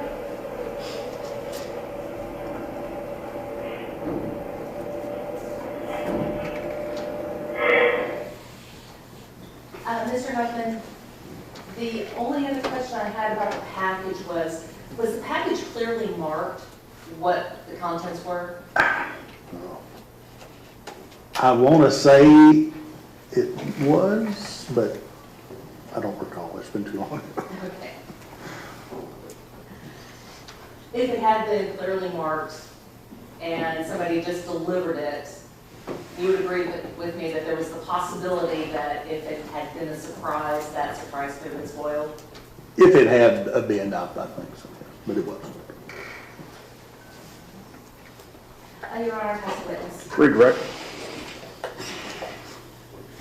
Within 24 hours of that video, Athena's been kidnapped and murdered, correct? Yes, sir. Let me ask you, Ms. Anderson, ask you if you felt the need to call the police or dispatch, and he was there 24 hours before. Is that correct? That's correct.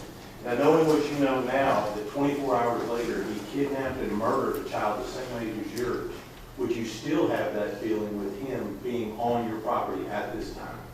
Well, no. And what would you do in response? Objection, Your Honor, that calls for speculation. Sustained. Nothing further on. Redirect. Ms. Anderson. Yes, but at the time, you did fear for your safety. At the time, I did not. You did not fear for the safety of your girls. No. You did not fear for the safety of anybody in your household. No. Nothing further. Mr. Stanton. Nothing, Your Honor. Thank you. May this witness be used subject to any potential recall? No objections. Okay. Thank you very much. Thank you, Judge. All right, I hate to do this, but we've been working, so we need 10 minutes. All right, we'll call you back in just a few minutes. The judge, we've been working. 10-minute break. Okay, here we go. Go forward now. Okay.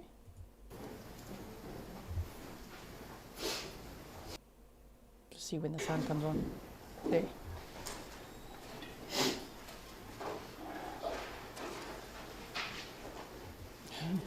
Sweet leash said, oh, he didn't seem scary, so clearly he's innocent.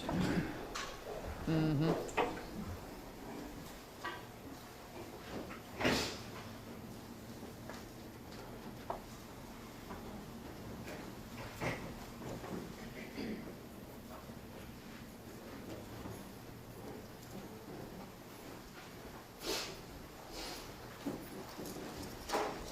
We just hear sniffles. Oh, thank you so much.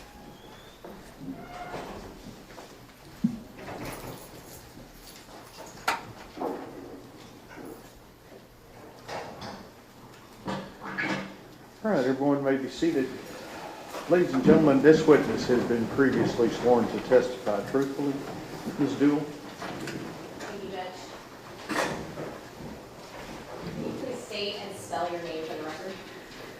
Kaylin Hagerman, Kailyn Hag. How old are you today? I'm 29. And what is your date of birth? November 8th, 1996.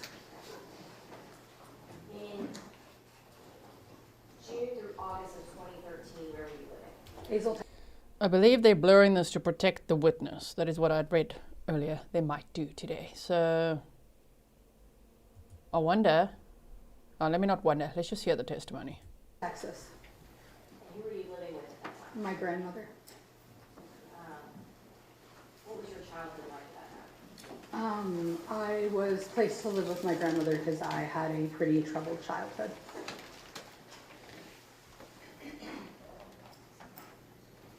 Was your dad involved in your life? No, I was born due to the sexual assault of my mother in college.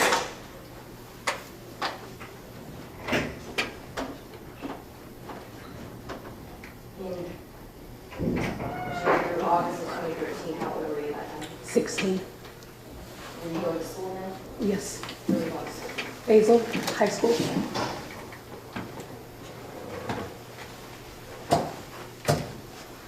Do you see the person in the courtroom that you know to be Cameron? Yes, I do. Can you point to where he is located and identify an item on where he is located? He was wearing a blue tie. Let the record reflect that the witness has identified Defendant Tamara. Record will so reflect. When did you first meet Tamara? It would have been around the end of 2012 to beginning of 2013. And how did you meet him? I met him through someone I was dating that he was in a band with. Do you recall what band this was? I believe it was Recover the Lost at the time. Was Yes. Do you recall any name? Well, we know he tried to be a singer. I'm just gonna put, I don't think they meant to have her name audible for the public, so I'm sorry about that. I'm realizing now, of course, if they're blurring the cameras, why would they want her name out there as well?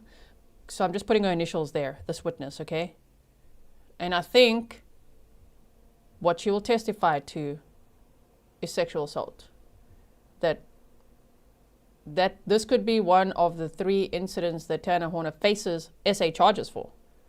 Because that only came about in 2022 after his arrest. They asked, come forward, if you know him, if anything happened with this guy, come forward. And after that, he got 3 sexual assault charges, and the victims were all between the age of 14 and 17 at the time. So, yes, Janet Murphy said the respect for the victims is greatly appreciated. All right, so I think that's what this is about, which would, of course, be an aggravating factor that the state would be presenting, right? All right. Yes, buried alive and commit and conquer, soundings, and I believe sacred sound. I believe you said you knew him end of 2012, beginning of 2013. Yes. What type of This is not the fiance, it's not Cassie. It's not her. Different witness.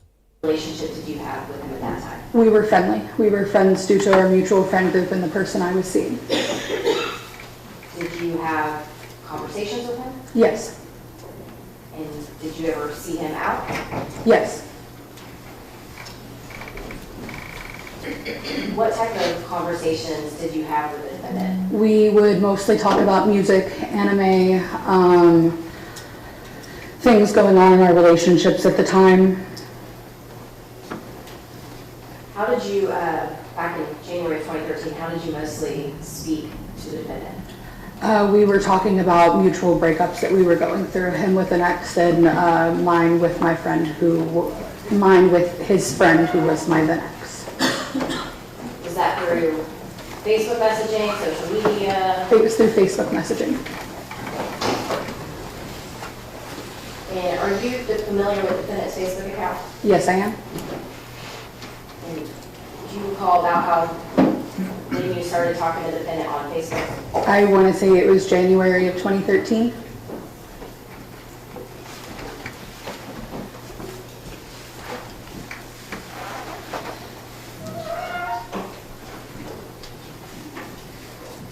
You already have first. Yes, ma'am.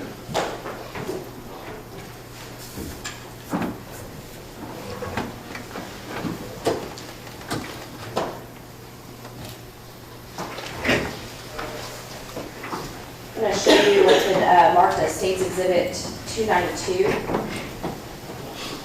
And do you recognize this? Yes. And what is it? This is a comment thread between Tanner and myself on Facebook. And how do you know that that message belonged to Tanner Horner? It has his photo in the profile as well as his name. Did you ever make plans with Tanner Horner using Facebook? Yes, And who showed up after you made those plans? Tanner Horner. All right, this time the state, this is a very accurate depiction of that conversation. Yes. This time the state offers into evidence State's Exhibit 292.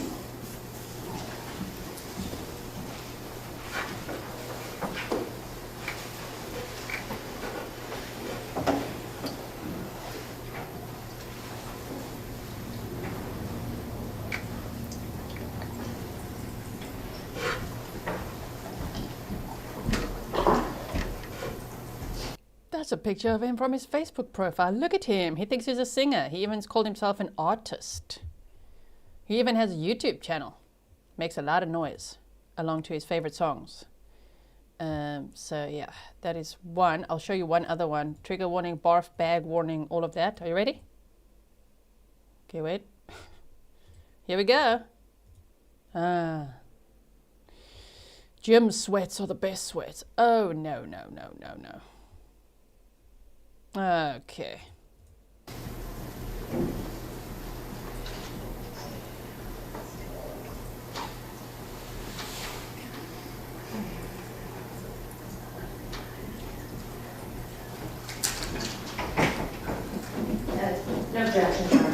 State's Exhibit 292 is admitted.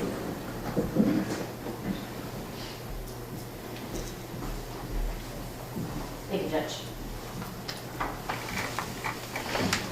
I'm going to show you what has been marked as State's Exhibit 293. Quick pause. Grace AJK said, I didn't think the jury would hear this with it being a separate case. I don't think he's been charged. He's been charged. He's got 3 sexual assault charges on his record. Not convicted, but charged. And 1 separate allegation. The allegation comes from a woman called Shay. And she already said 8 years before Athena was abducted that this guy is a huge, not just red flag, he's a monster. And that she was essayed by him. So I don't know if her allegations are included in the charges. Apparently not, but he's got 3 sexual assault charges. And I think the state can bring it in this phase of the trial, which is the penalty phase, because it's aggravating factors. Now, we don't ordinarily see that, but they can bring in things like this, just like the defense can bring up his lifelong sob stories.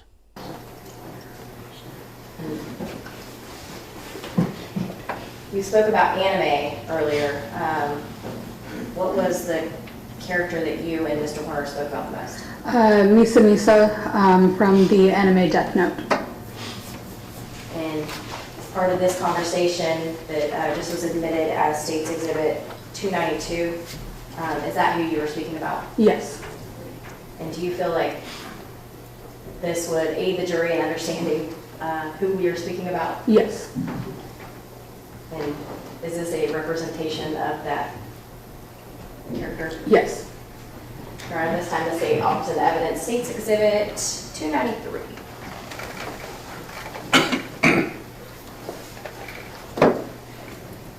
I would object to relevant, Sherman.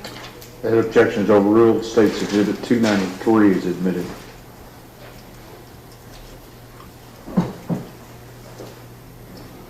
Now I'm going to show you what is marked as State's Exhibit 291. Have you had the opportunity to review this item prior to coming in here today? Yes. And can you tell me what these are? These are Facebook messages between myself and Tanner Horner. And are these a fair and accurate showing of your entire conversation that you still had in your possession? Yes. At this time? And is that y'all's conversation? Yes. And how do you recognize that that is your and Tanner Horner's conversation? It is, it has Tanner's profile picture as well as his name. All right, this time the state opposite evidence, State's Exhibit 291.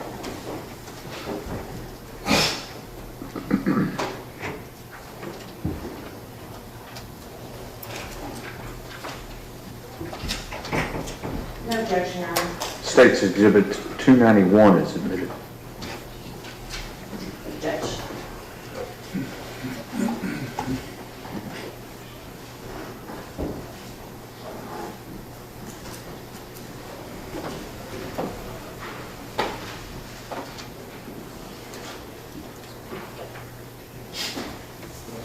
All right, we were talking about one of the things that you had in common with Tanner was anime. Yes. Can you tell us more about anime, specifically the conversation that you're having about Misa Misa? In this conversation, I was cosplaying as that character for a local anime convention that was going on, and Tanner was commenting on my post asking who I was cosplaying as.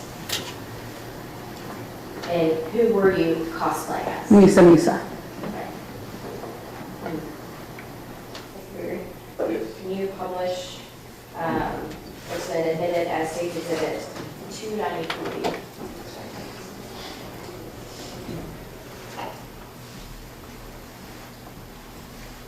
Show on the screen now State's Exhibit 293.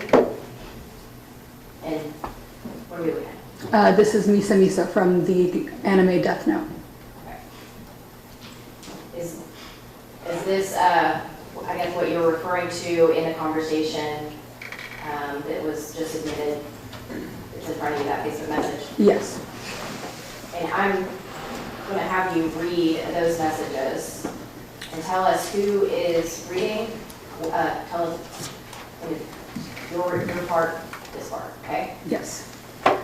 The first comment that Tanner made asked who I was cosplaying as. I responded, Misa Misa. Tanner said, I just creamed my panties. Tanner then said, I had to go to Walmart and buy a pair just so I could cream them.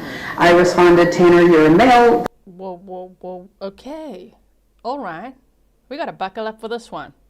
Walmart, creaming his panties. Oh, I said that out loud. Yeah, Tanner said that. Damn. He said he had to go to Walmart to buy another one. Okay. Wow. I hope that you guys can see this blue banner right here. You see this? You see this on the screen. See it? It's floating around. It says, KH, a camera blur to protect the witness. Because I see a lot of people still asking. Okay, so back to where we were. Here we go. I'm just going to play it from where we were. Okay, I was going to go back. Let's hear the whole sentence. Let's not hear that again. Here we go. That's weird that you're wearing panties. Tanner then said, well, banana hammock, but still. Them be manties, not panties. LOLs, JK, JK.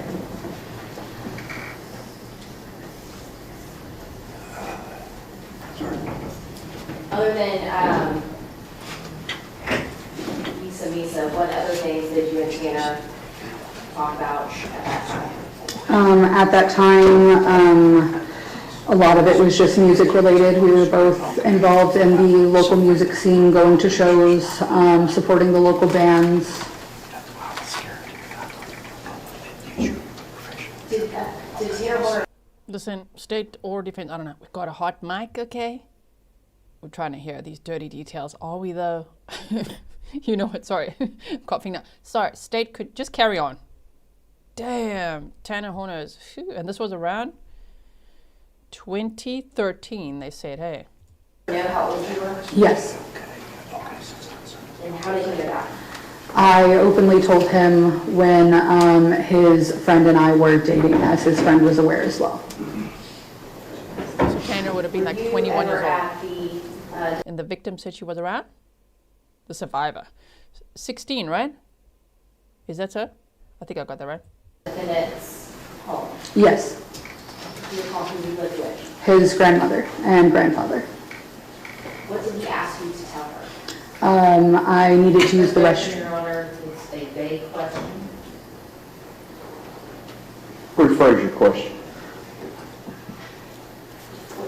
What did he ask you to tell her about your age? Objection, Your Honor.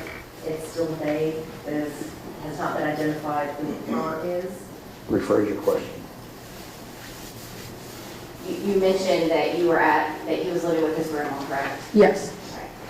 When you were at his grandma's house, what did Tanner Horner tell you to tell his grandma about your age? If I was asked about my age, I was told to tell her I was 18 years old. Thank you. Mm-hmm. Okay. I see what you're doing, State. This is an aggravating factor. Not only that he creamed his banana hammock, ew. Said he needed to buy another pair from Walmart. Okay, and the survivor was 16, and he was 21. And said, hey, in front of my grandma, just remember, you're 18, okay? Oh, boy.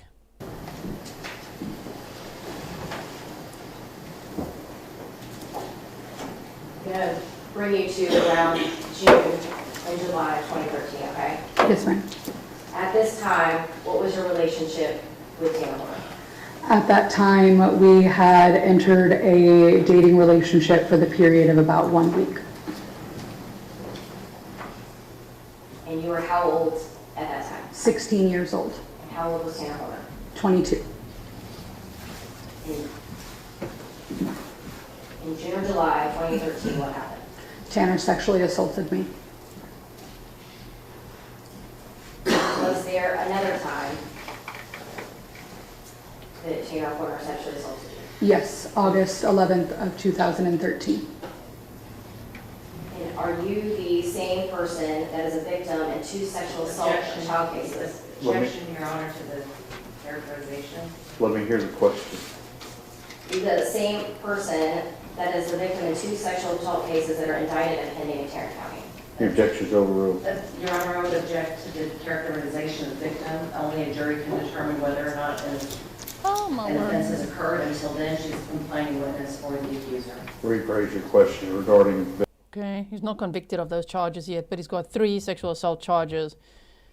And this witness is a victim. I'm going to say victim, okay? I get what the defense is doing, legal language, but a victim. In two of those out of the 3 counts, the charges that he faces on top of what he's already facing, right? Mm-hmm. Victim.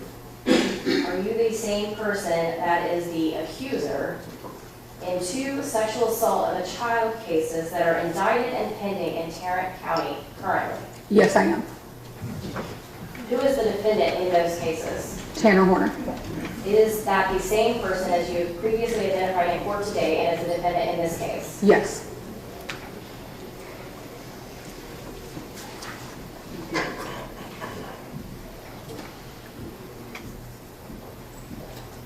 In June, July 2013, when Tanner Horner sexually assaulted you, where were you at? In his shed that's behind his grandmother's house. Why were you there that day? We were hanging out and drinking and smoking.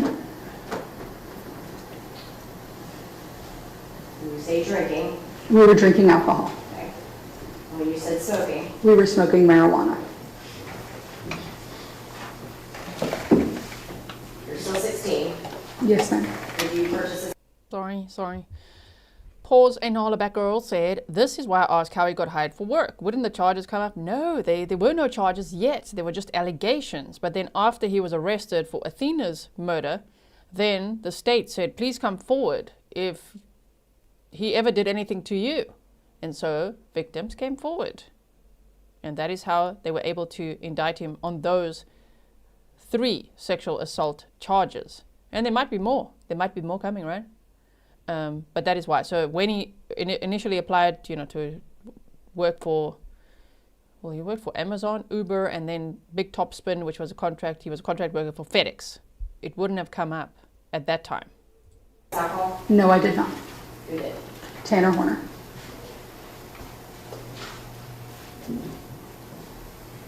How much had you drank that day? I don't remember exactly, but I know it was enough that I was not coherent.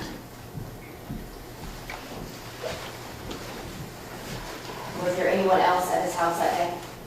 I believe his grandmother was inside her home up the home in the front. So what were you and Tanner Horner doing while you were drinking alcohol? We were in his shed listening to music and talking. Do you recall what time of day or night this was? I believe it started in early afternoon and went on late into the night. Were you planning on staying the night with him that night? Yes, so my grandmother did not find out that I was out drinking. Yeah, I'm not loving the way he's staring her down. Right? That's quite the stare he's got going on. He's trying to stare through her. Wow.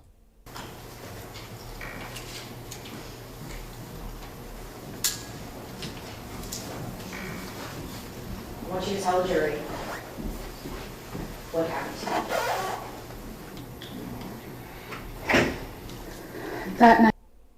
Trigger warning, this will now contain themes of sexual assault, I think, because they just said, tell the jury what happened to you, right? So just know, if that's too much for you, if it's triggering or anything like that, I know there's a lot of survivors in this community, and so just know, if it gets too much for you, we'll save you a seat, okay? When I decided it was time to go to sleep, I laid down and Tanner Horner started grabbing a hold of me, kissing me, and proceeded to have sex with me.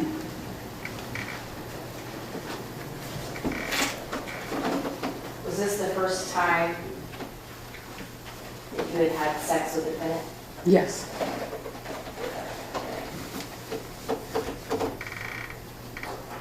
Understanding you cannot consent, did you tell the defendant anything during or after at this time?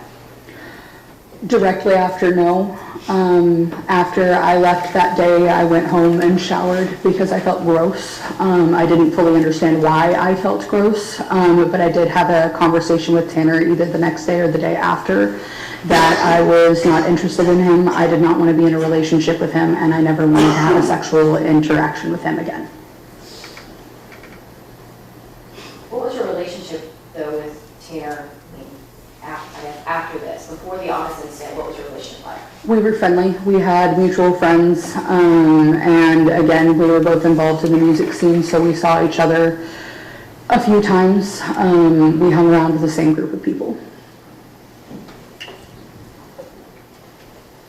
I'm going to direct you to August 11th of 2013, okay? Yes, ma'am.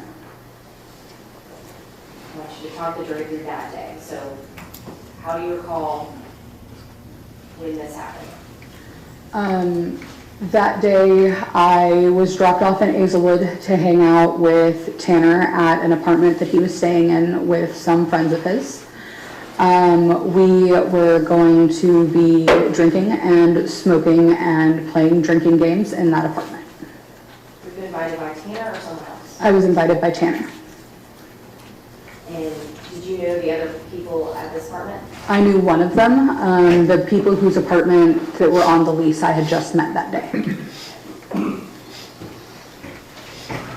And you said you were going to be doing these things. What did y'all actually do when you got there? We exactly did those things. We drank alcohol, we smoked marijuana and cigarettes, as well as played drinking games. Do you know about what time of day or night this was? We started drinking later into the evening. How intoxicated were you? Very. How old were you at this time? 16. Did you purchase alcohol? No. You're drinking games, you're having a good time. What happens next? I decided I was tired, and Tanner and I had agreed that I would sleep in his room instead of on the couch. So I said I was going to bed. I went into his room and went to sleep. Was he in the room? At that time, no.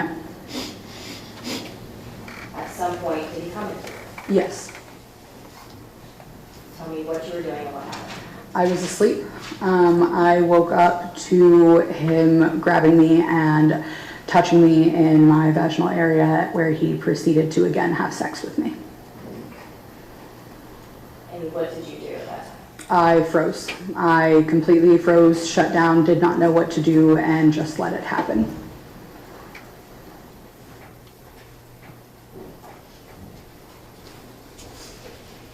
I'm really not understanding why some of you are victim blaming. And without taking you to Trauma Town, wow, I'm really glad this never happened to you. Stop victim blaming, my goodness. How did you feel at that time? Violated, gross, not comfortable with myself. I hated myself a lot for allowing that to happen to myself. Was there anything different this time versus the first time? Our conversation after the previous sexual incident was that I did not want to have that kind of relationship with him. So he knew that I was not interested in him like that.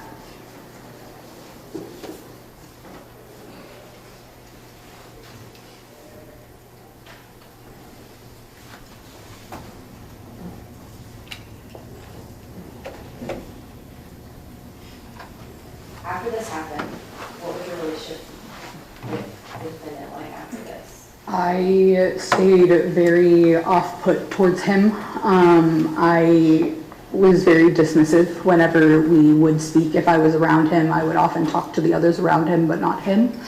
I very much so tried to be as rude as I could be without possibly starting a anger fit. Did you tell anyone at the time what happened to you? Shaylee Moore. Who is Shaylee Moore? Shaylee Moore is a friend of mine. She is also another victim. Objection, Your Honor.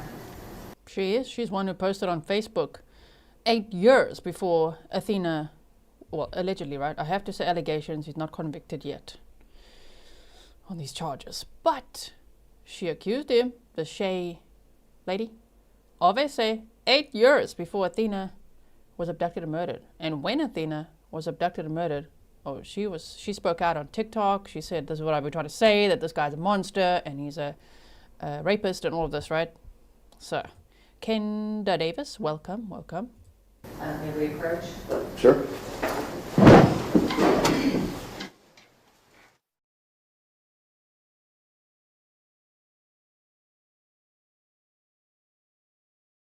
Oh dear, got a sidebar. Okay. Yeah, Ms. Oracle said there's no justification for SA anyone ever. And people that go, why did she still stay in contact with him? Or, you know, probably because she was terrified. I can't speak for her. I can only imagine. Terror, coping, processing. It's around the same friend groups, maybe not wanting to lose your friends, all of that. Right? Let's quickly see if we can go forward a bit. Because we can't really see what's happening in the sidebar here. How are we supposed to know when they come back? Okay, they're talking to her there. All right. Did you ever hang out with Shaylee Moore and Tanner Horner? Yes. Was that with just you and her and Tanner, or was that with the band, or in some other fashion? We went to a music festival together that Tanner was playing, South by So What. I cannot recall if we hung out with Tanner privately with just her and I. Do you know how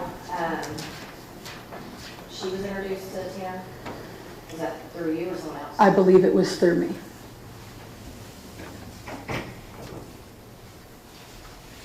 Sorry, normally I just ignore comments like that. Sarah says, not victim blaming. You know when people go, not victim blaming, but. But you didn't say but, you said not victim blaming, comma. She's 16 years old. She's drinking with him. She's smoking pot. She's drunk, hanging out with him. And does that mean that he can rape her? Since when? Then does it mean if you wear a skirt that someone can rape you? Yeah, no, that's very outdated thinking, you know what I mean? It doesn't give anyone the right to do what Tanner allegedly did. Doesn't matter what she was doing. Doesn't matter where she was. No means no. And you cannot rape somebody. Also, don't kill people.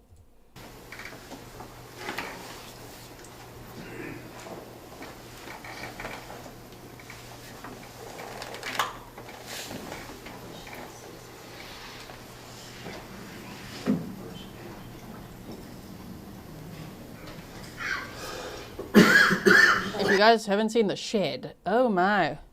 Which day was it on? Wait. It's day 3 or 4. Ooh, they showed us his shed.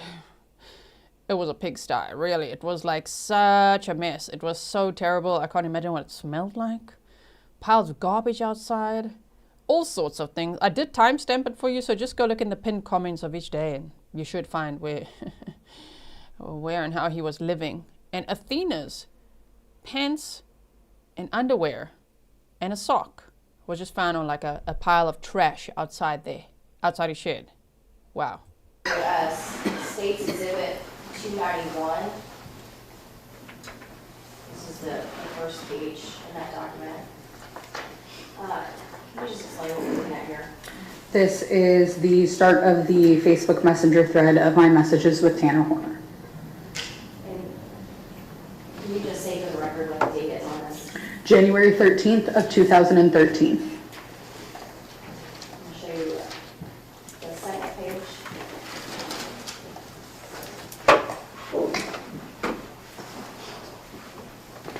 In here, can you read the statement?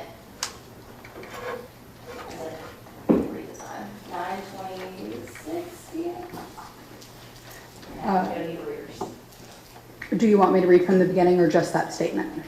You can read from the beginning. Tanner had messaged me, "What's up?" So if you don't mind me asking what happened, I explained that the person I was dating broke up with me due to his family and he was tired of being made fun of. Tanner's response was, "Damn, you know, I've never understood why people freak out over weird age gaps. I mean, yeah, that's a little different, but still, LOL. So I guess you're not going Gonna try to set me up with one of your friends now, huh? What was he referring to with your age gap? His friend that I was dating was 21 at the time while I was 16.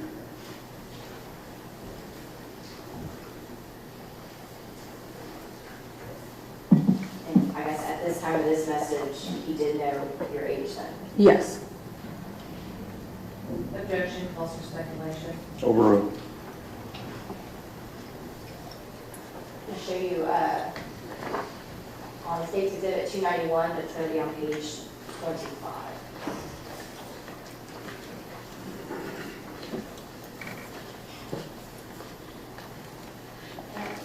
Only going to show you can you read the last date on this message? The very last date? Yes. August 9th of 2013. And when were you sexually assaulted by Tanner Horner? August 11th. I'm going to show you page, it's going to be still State's Exhibit 291, but page 26. The next page. What is that next date? November 28th of 2013. I'm not good at math, but there's a few months between that. Yes.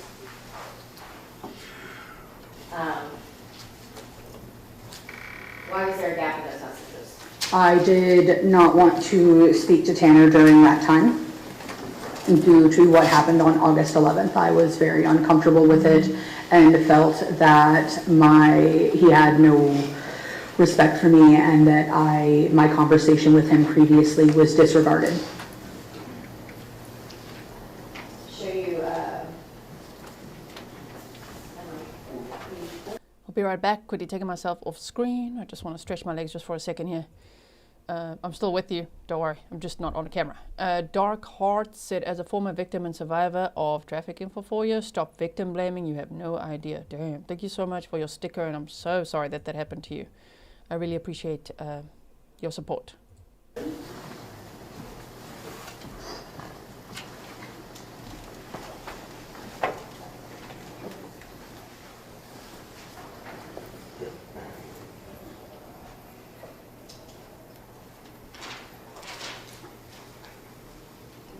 And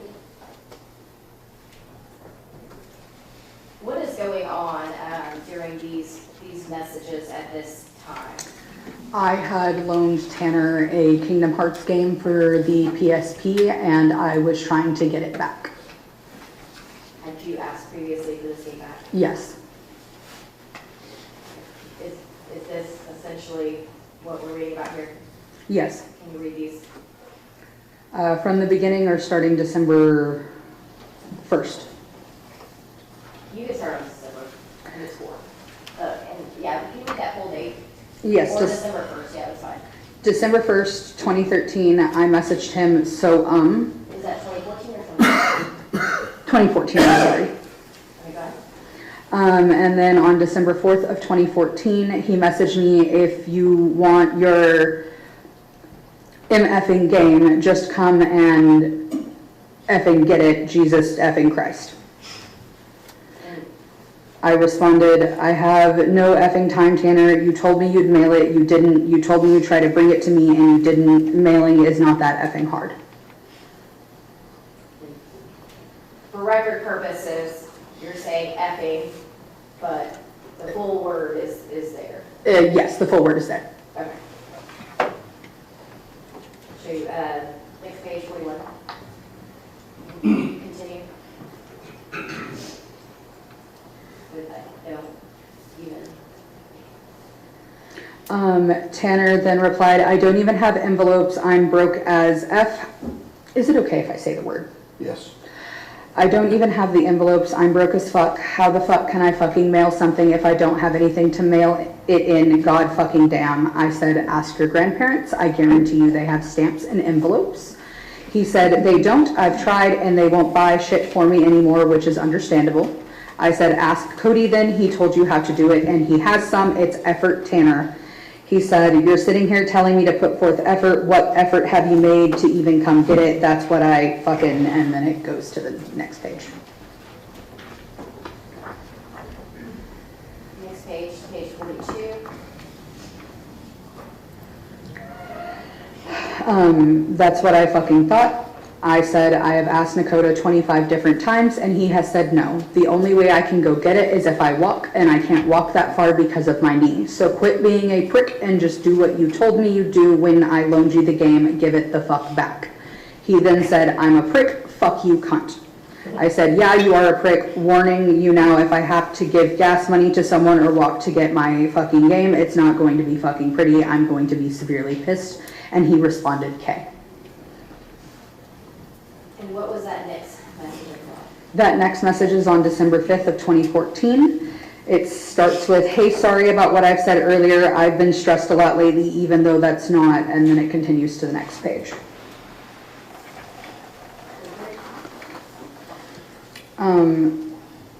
"I've been stressed a lot lately, even though that's not an excuse. That's not how you're supposed to talk to your friends. That was childish and immature of me to do. I apologize." So that whole little bit was all because you loaned him the video game? And I asked for it back, yes. And I had no way to retrieve it from him, and he told me that he was going to get it to me. And that previous date, I have to look up 20, where it is. Can you show us that date at the top?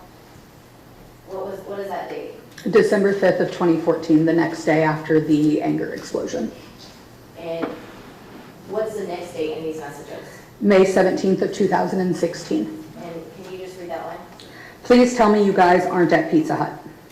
When we're talking about you guys aren't at Pizza Hut, what is this about? This is about me and Shaylee Moore being at Pizza Hut. And what happened at Pizza Hut? We were there to see her friend, and Tanner saw us and proceeded to message me, confirming that I was there with Shay. Can you read this part? It says, "Please tell me you guys aren't at Pizza Hut." I said, "Yeah, we are waiting on someone. Why?" Tanner said I was going to come up and say hi till I saw Shay there, so I just kind of decided against it. I said, "Probably a good idea." He said, "For real though."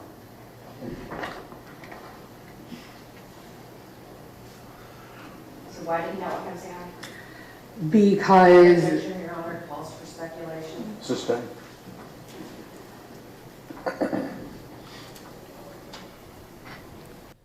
Oh, the chat is getting quite heated, hey? It's a very upsetting topic, I can understand. Just don't fight with each other. Just chill. Let's listen to the testimony. Because remember, what is this about? Oh, an aggravating factor against Tanner Horner. Yeah, okay. Let's go. Show you,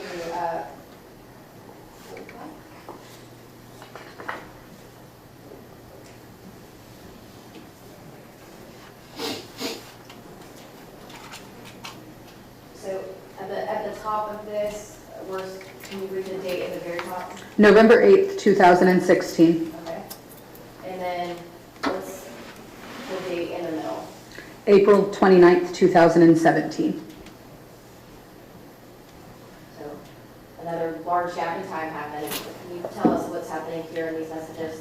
Tanner had sent me the new trailer for the live action remake of the anime Death Note.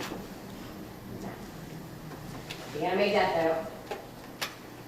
Who's the character in that? Misa. And that's what we talked about earlier.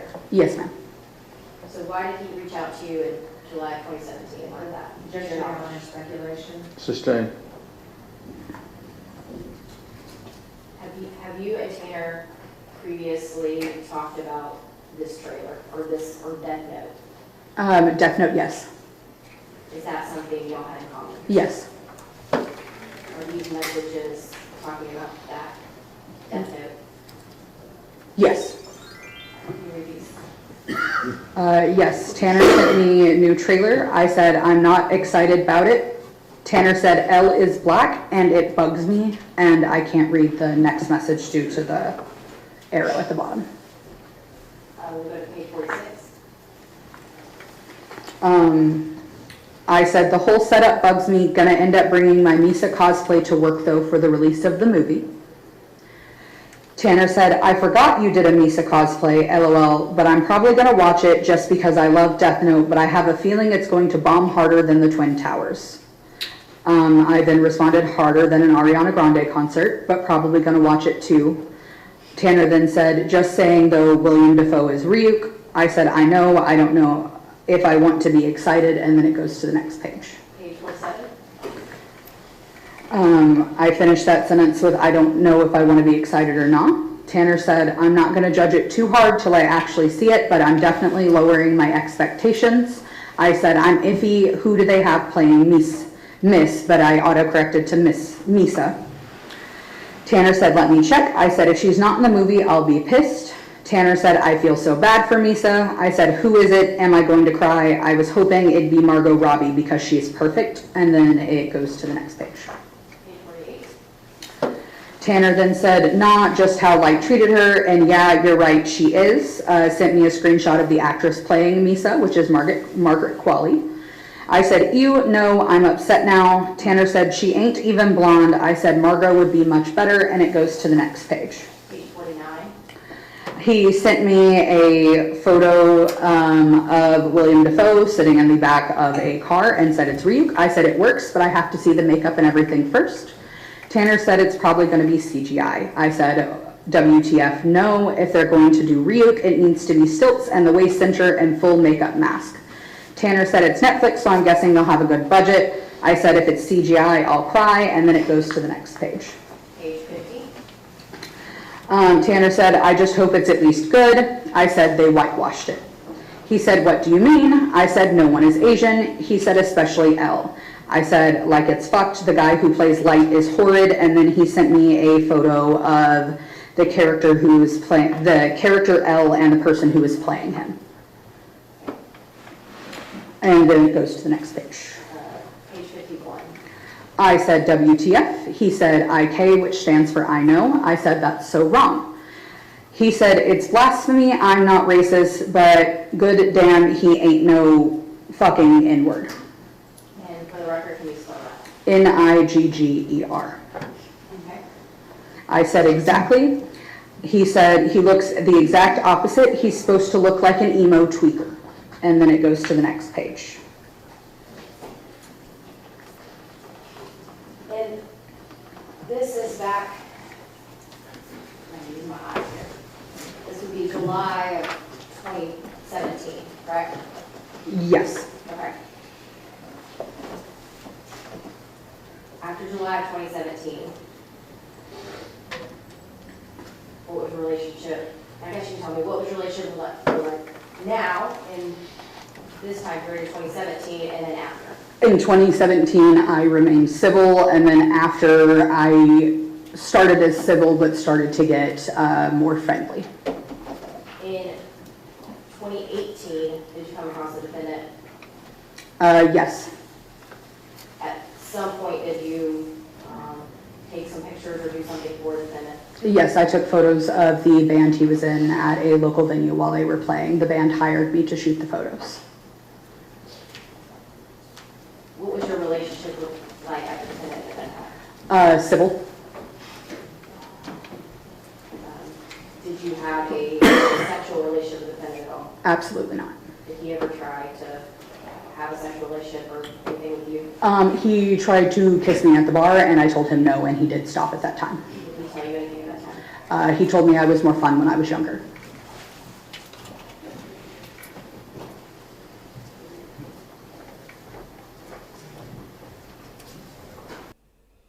Somebody asked how old is he now? He's 34 now. At some point, did you report this case? Yes. When was that? Shortly after I received a call from my mother asking me how a mutual friend of ours knew Tanner because he was the one that is... Sustained, don't testify as to what other people told you. Yes, sir. Did you report the case? Yes.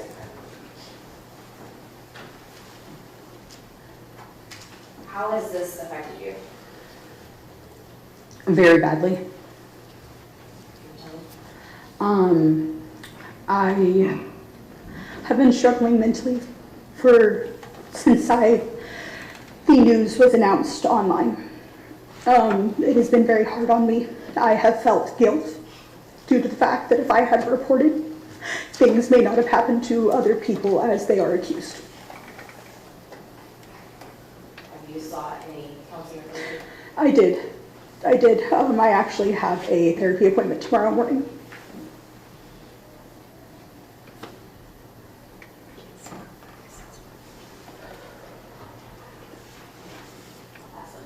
Cross-examination. Yes, Your Honor. Be nice, defense. Oh no, I think it's gonna get ugly, hey? What is the defense gonna say?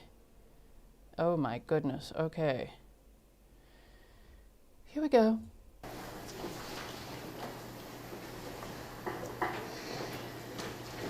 Ms. Hagerman, these two incidents that you spoke about occurred in the summer of 2013, is that correct? Yes, ma'am. The first one happened either at the end of June or the very beginning of July? I want to say it was beginning of June. I can't remember the exact date, unfortunately. Beginning of June? Roundabouts. Okay. And then the second one happened, you said August the 13th?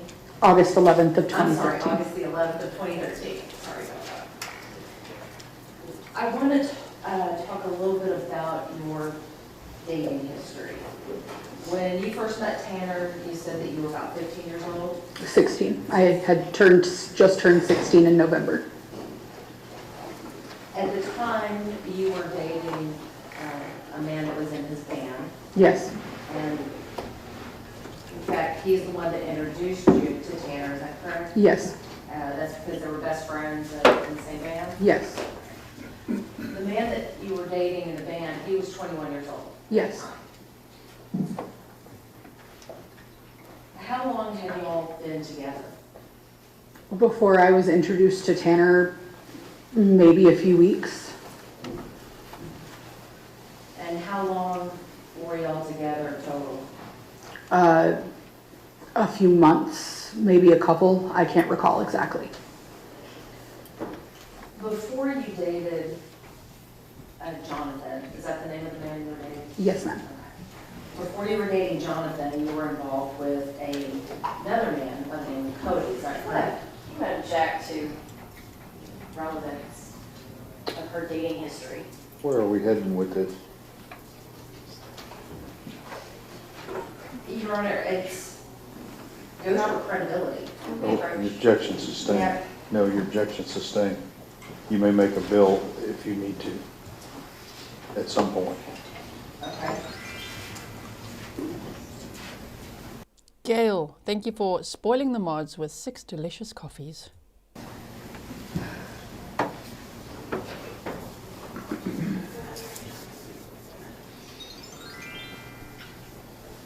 And Caroline, thank you.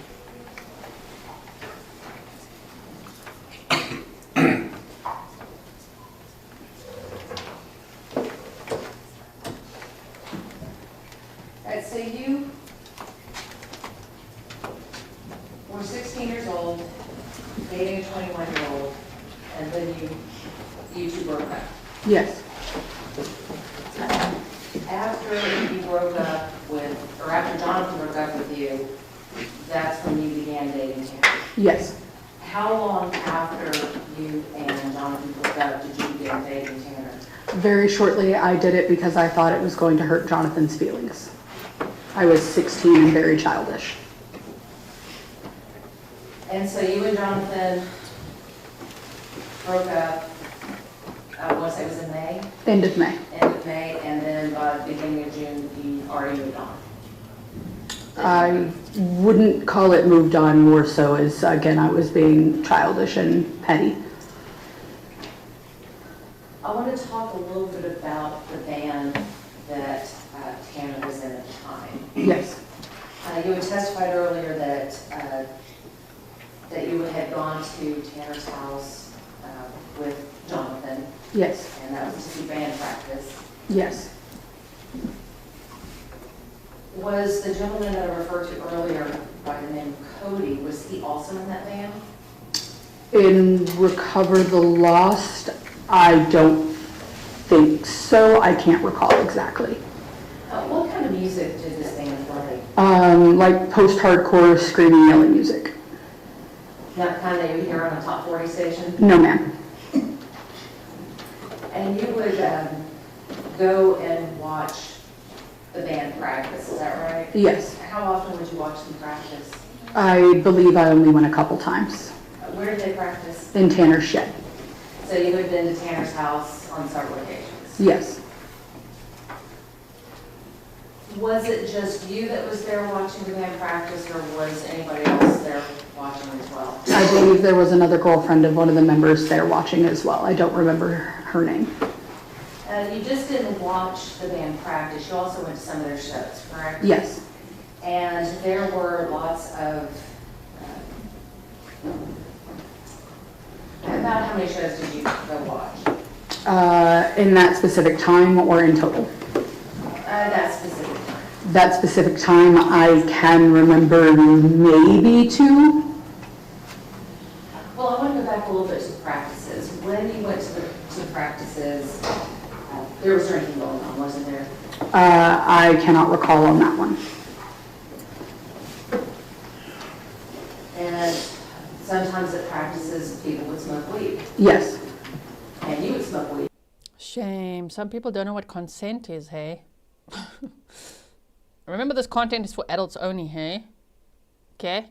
LLB 09C said, if you say she's dating, then if she engages in sex, then it's not SA. You can't have it both ways. If she had a sexual relationship with 3 men over 21, why is she not prosecuting the other 2? Consent. There's a difference. Consent. In this case, with sexual assault charges that were indicted, consent is the issue. The non-consent is the issue. Brenda, thank you so much. This is a state's witness, by the way. Somebody asked earlier, why would the defense call this witness? They didn't. It's the state's witness for aggravating factors to show that Tanner Horner's actually always been a rapist and a predator. Do you know what I mean? I'm saying all the words for YouTube today. Please like and share, not because you like the topic, but because you want YouTube to at least show the stream to other people. Because when I say all these words that they don't like, they're like, ooh, you know what we're going to do? We're not going to show this to anybody. Thank you so much all for being here. Italiana said justice for Athena. Right? At least it's going to be that we will see justice for Athena, whether it's LWOP, life without parole, or the death penalty. The jury will decide. Yes. And no one forced you to smoke marijuana, did they? No. And if you were drinking, no one forced you to drink either, did they? No. Because by the time you had met Tanner, you had already been drinking and drugging. Is that correct? I had already been drinking and smoking marijuana, yes. But you'd also been smoking meth. Objection. I don't know what the relevance is. Objection. Overruled. I'll let her answer it if she can. Not that I can recall, no. You don't recall telling Tanner that Jonathan had introduced you to meth?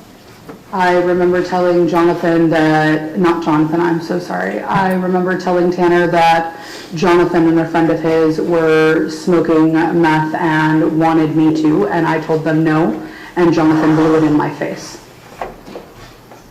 And you put that's what you messaged Tanner in the Facebook messages? I can't recall the exact messages that I sent him. Are they in the messages I have in front of me?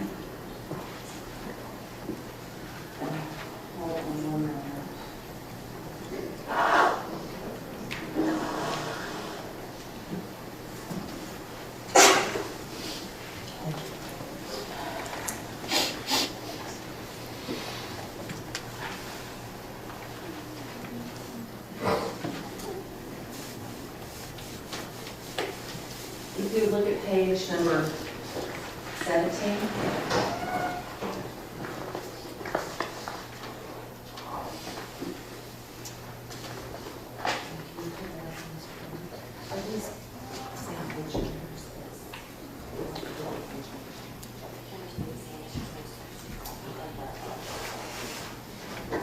You might refer to it by date. I will. Yes, I have it here. Okay. And I was going to ask if the state could put that one up on the screen. Mr. Berry? Okay. Project.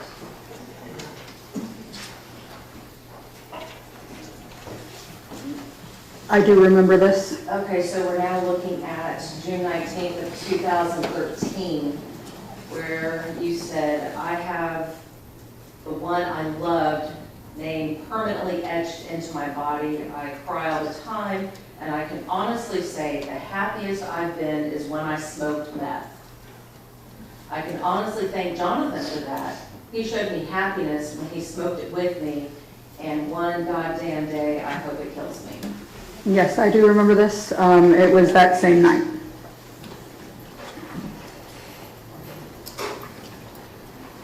I do apologize for my misspeaking earlier. So I'm sorry, I didn't.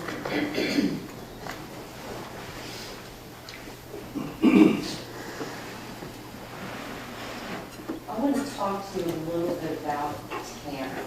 Yes. Over the years that you have known Tanner, that you have had the opportunity to observe his personality. Yes, ma'am. And you notice that he is a little socially awkward, Yes, ma'am. and that, according to you, that Tanner seemed to try to pick up pieces of other people's personalities. Yes. And he would try to fit in using those bits and pieces of personalities. Yes. And you felt that Tanner was basically scared when he really wanted to be cool. Yes. All right. So let's talk a little bit more about these Facebook messenger posts.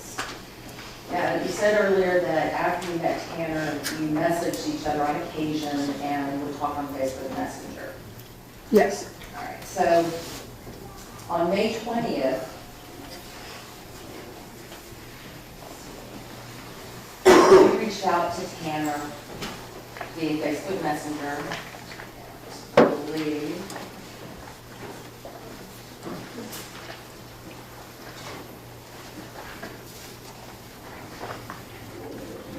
That's on page 7.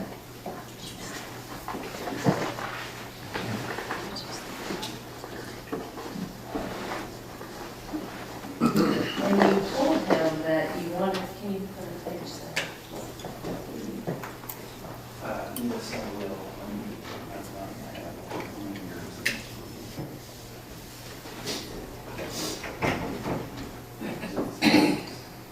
All right, so you reached out to Tanner and you said that you wanted to apologize for annoying him while at Charlie's. You were being dumb to worry about him, and I hope you feel better soon and find yourself a good girl. See you around, Tanner. Who is Charlie? Charlie is a mutual friend of ours. And what is Charlie's last name? Burris. So when you had reached out to Charlie, you said that you had been annoying Tanner that night and you were apologizing for annoying Tanner. Yes. So was this the incident at Charlie's house when you were basically being called out for being sexually aggressive towards Tanner? I do not remember that. When I was talking about this, I was saying I was being dumb to worry about him. I was talking to Tanner about Jonathan.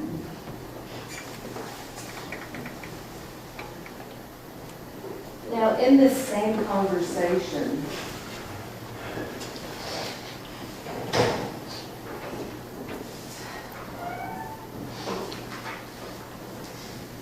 you were talking about, and actually on June 19th of 2013, that would be page 8.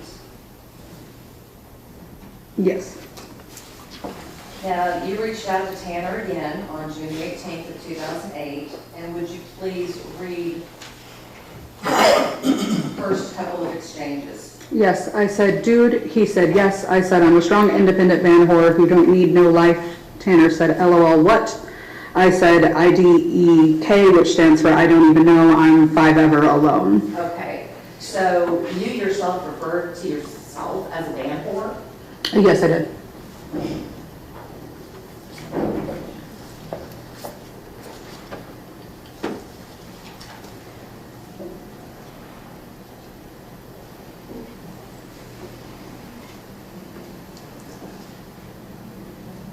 also during that conversation, you talked about dating older men.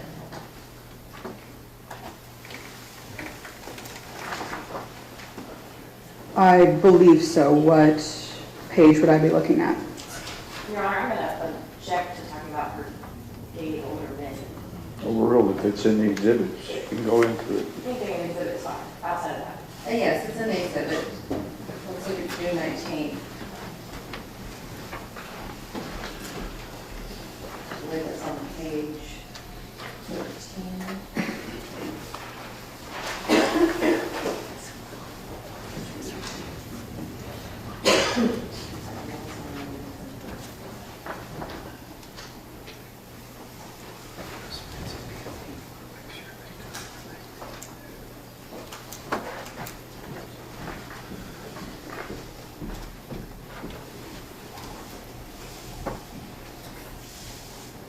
You said page 19? Yeah, and Your Honor, I'm going to apologize. Their numbers are a little off the ones that we had before, so If you refer to the messages by dates, That's it what may I'm be gonna better. do. Okay, so on June the 19th, you had spoken in the exhibits. The jury will be able to take this exhibit back Correct. and look at it. So, but you recall on June 19th where you talked with Tanner about dating older men?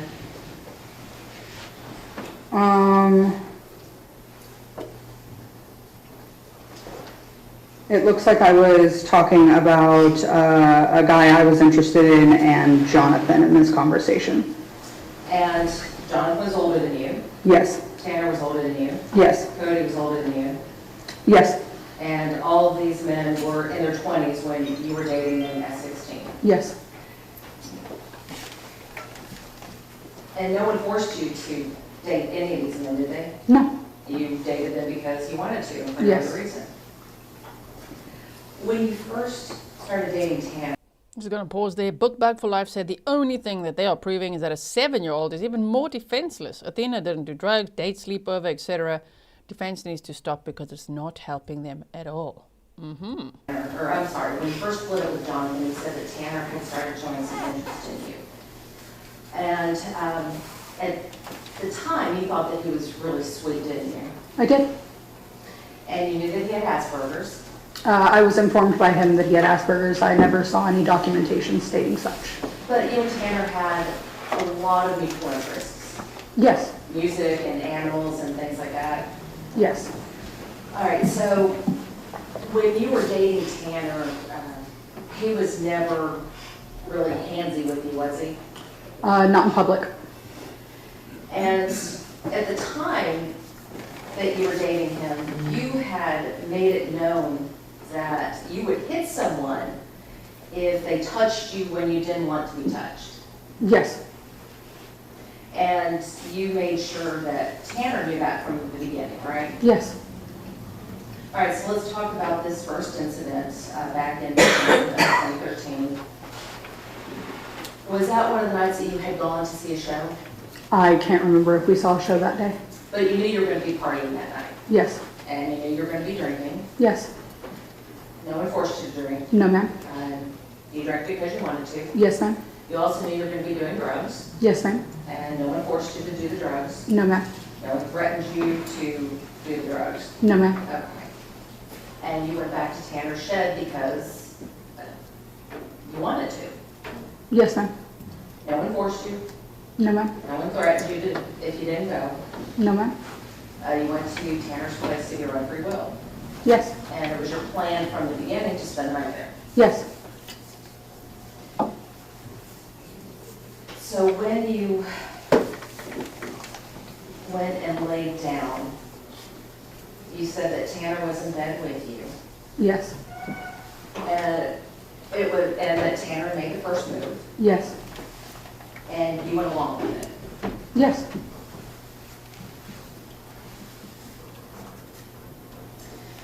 When you had your, This is not, I mean, Darcy, that's not true. This is not the fiance. It's a different person, a alleged victim of sexual assault of Tanner Horner. This Kay is not Cassie. They said her name in the beginning, but I don't think they want her name out there. But it's not Cassie. It's not his fiance. It's not his ex, in the sense of the mother of his child. Okay? Just so that we all know. It's another witness as an aggravating factor for the state of alleged sexual assault by Tanner Horner when he was 22 and she was 16. All right. Forensic interview with the Fort Worth police detective. Do you recall telling him that that encounter was consensual? In the act that I did not say no, yes, I was still a minor child at 16. But do you recall telling him that, that it was consensual? I'll let her answer. Yes. You also spoke with the DAs, and you've also spoken with our investigators. Yes. And do you recall telling our investigators that that encounter was also consensual? Yes.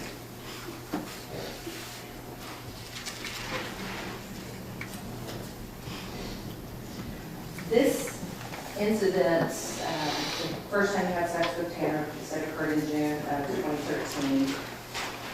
And as shortly thereafter, you were already texting him, messaging him, reaching out to him via Facebook Messenger. Yes.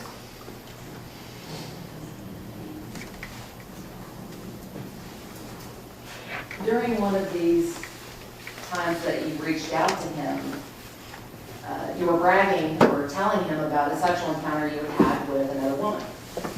Probably. And this was in July of 2013. In fact, that was on July 8th of 2013. Do you know what page that's on so I can refresh my memory? I apologize. Their exhibit is, the page numbers are just slightly off from the one that I have. But it would be on July the 8th. I would say around page 21 or 22.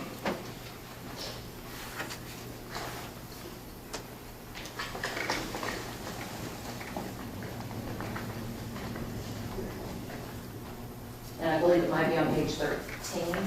Ah, I see it here.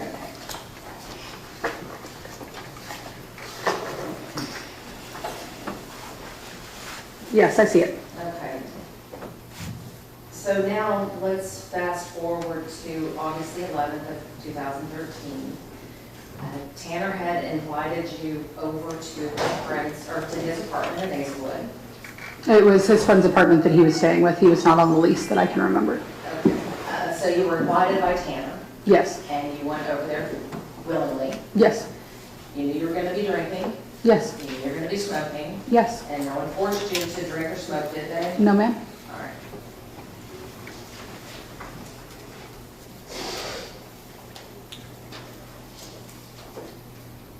After you went to bed, you said that Tanner came into the room, and then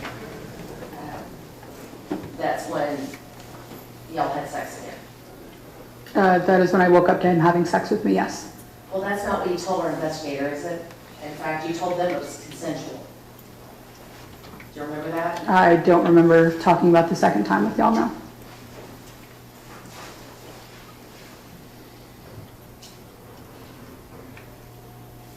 You testified earlier regarding these Facebook messages that after this August the 11th encounter, that you tried to be off-put and dismissive and you tried to be as rude as possible. But you continued to initiate contact with Tanner via Facebook Messenger. Yes. So you initiated contact with him on November the 28th of 2013. And you initiated contact with him on December the 18th of 2013. Do you remember that? Yes, I do.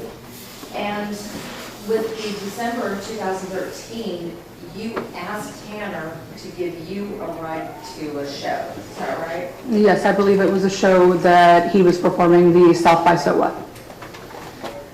I was trying to go so I could hang out with Shay and watch him perform. But you asked Tanner to give you the ride to the show. Yes. All right. And then in January of 2014, you reached out to him again, and told him that you had some weed, right? Yes, I did.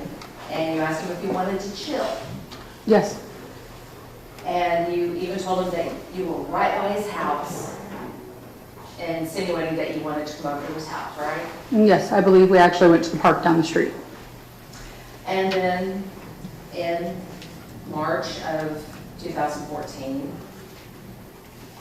you initiated contact again and asked him to go to a show with you. I believe so. Roundabout what page would this be on? It's March the 27th of 2014.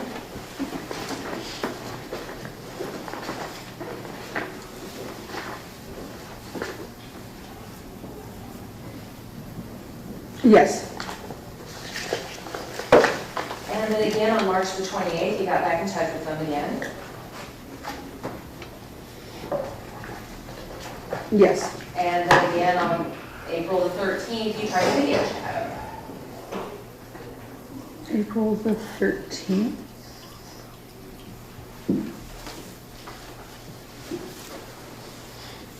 Yes, I see the audio call. And when you didn't respond, what did you message him after that? I said, answer me, faggot. All right, so on April the 14th, you and Tanner had a phone call.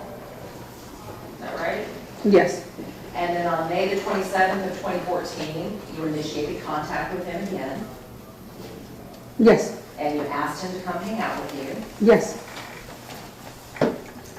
And then later that year, y'all had the fight about the video game, right? Yes. I believe so.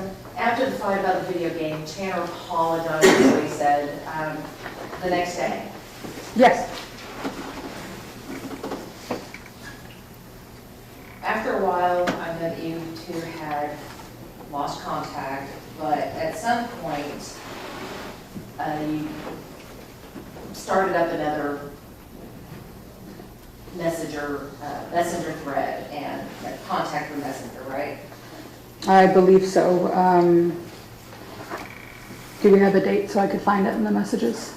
Let's say it was July of 2017 when Tanner sent you the Defendant thread. Yes, I see this. All right, and then later there was some time that y'all didn't have contact, but then in October of 2018, you agreed to do a photo shoot for the band, is that right? Yes. And in November, you did that photo shoot and posted the photos, is that right? Yes. But also in November of 2018, you and Tanner talked about your job and you encouraged him to come and apply where you were. Yes. And in fact, in November of 2018, you also asked him to help you move. Yes, I did. And he helped you, didn't he? Yes, he did.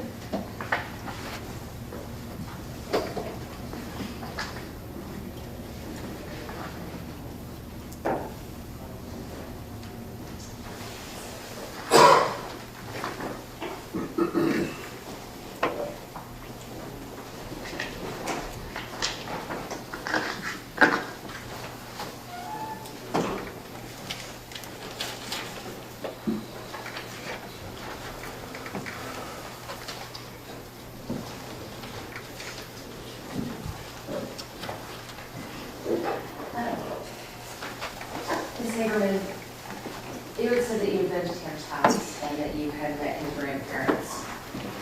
Would that be Bill and Jackie Hobson? I didn't know their names at the time, but it was the older woman in the house, so I assume his grandmother. And you were there in the house at times when his grandfather would yell at him, weren't you? I can't recall. You don't recall telling our investigators that you heard Mr. Harbison hurl insults at Tanner? It's been so long that I can't remember. I'm so sorry. You don't recall telling our investigators that Mr. Harbison referred to Tanner as a shit stain on the face of society?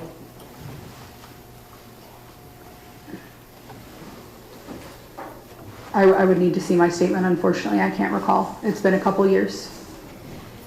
And you were aware that there had also been some physical altercations between Tanner and his grandfather. Yes, Tanner had informed me of those. And after one of those physical altercations, Tanner tried to kill himself. Yes, I believe so. He tried to hang himself on Facebook Live, I believe. One moment. Okay, I'll pass the minutes around. Redirect. Briefly, Judge. You were asked, or I guess you were, these older men forced you to date them. Did you force these older men to date you? Absolutely not. How old are you? 16. Would you consider yourself socially awkward? Yes. You stated earlier you lived with your grandma. Yes. Is that something you and Tanner Horner had in common? Yes. And how was your childhood? Objection, Your Honor, relevance. Sustained. Honor, she's already testified to her childhood. I know, so it's repetitious. And when you stated that you were a band whore in these messages, what did you mean by that? That was a term that was going around on a website called Tumblr, which a lot of young people use to repost things about bands.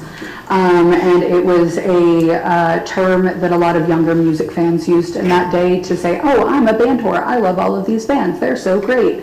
It was not in reference to me being a whore sexually.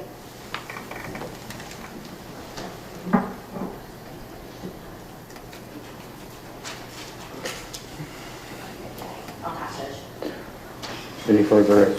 2 questions. Okay. Did you file charges for statutory rape against Jonathan Harvey? No, I did not. Did you file charges against Chris White for statutory rape? No, I did not. Nothing further. Anything else? Nothing further, Judge. Okay. You're gonna need to stick around for just a few minutes, okay? Yes, sir. So put her in the witness room. I would like to get started with the next witness, and then when the jury's lunch gets here, we'll break. Okay?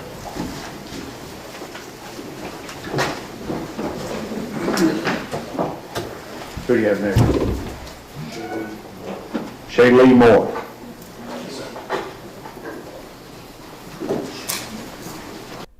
Now, Shaylee, I think they said Moore, is somebody who posted on Facebook 8 years before Athena was abducted and murdered.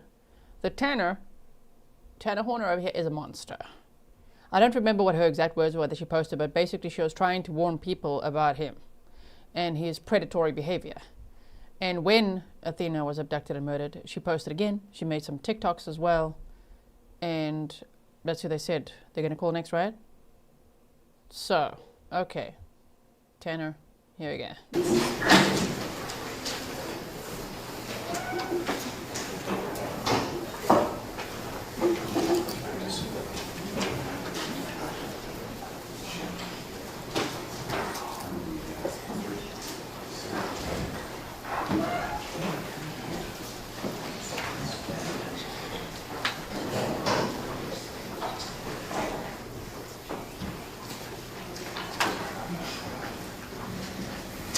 Come on, please, Ben.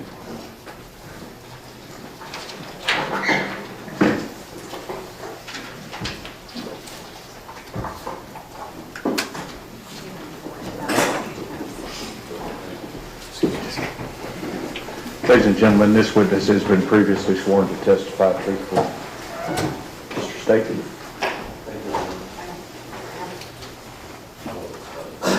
Oh, sorry about that.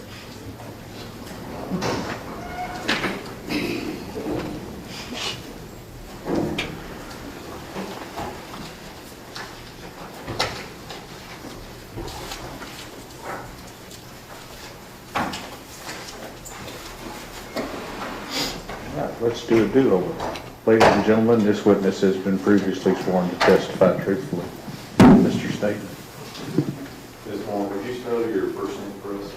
Shayley, Shayle. Can you give your last name, Moore? Yes, sir, Moore. And Ms. Moore, do you commonly go by Shay? Used to, yes. You're all grown up now, you don't do that? Yes, sir. And ma'am, just so that I'm clear here for us, what's your date of birth? November 4th, 1998.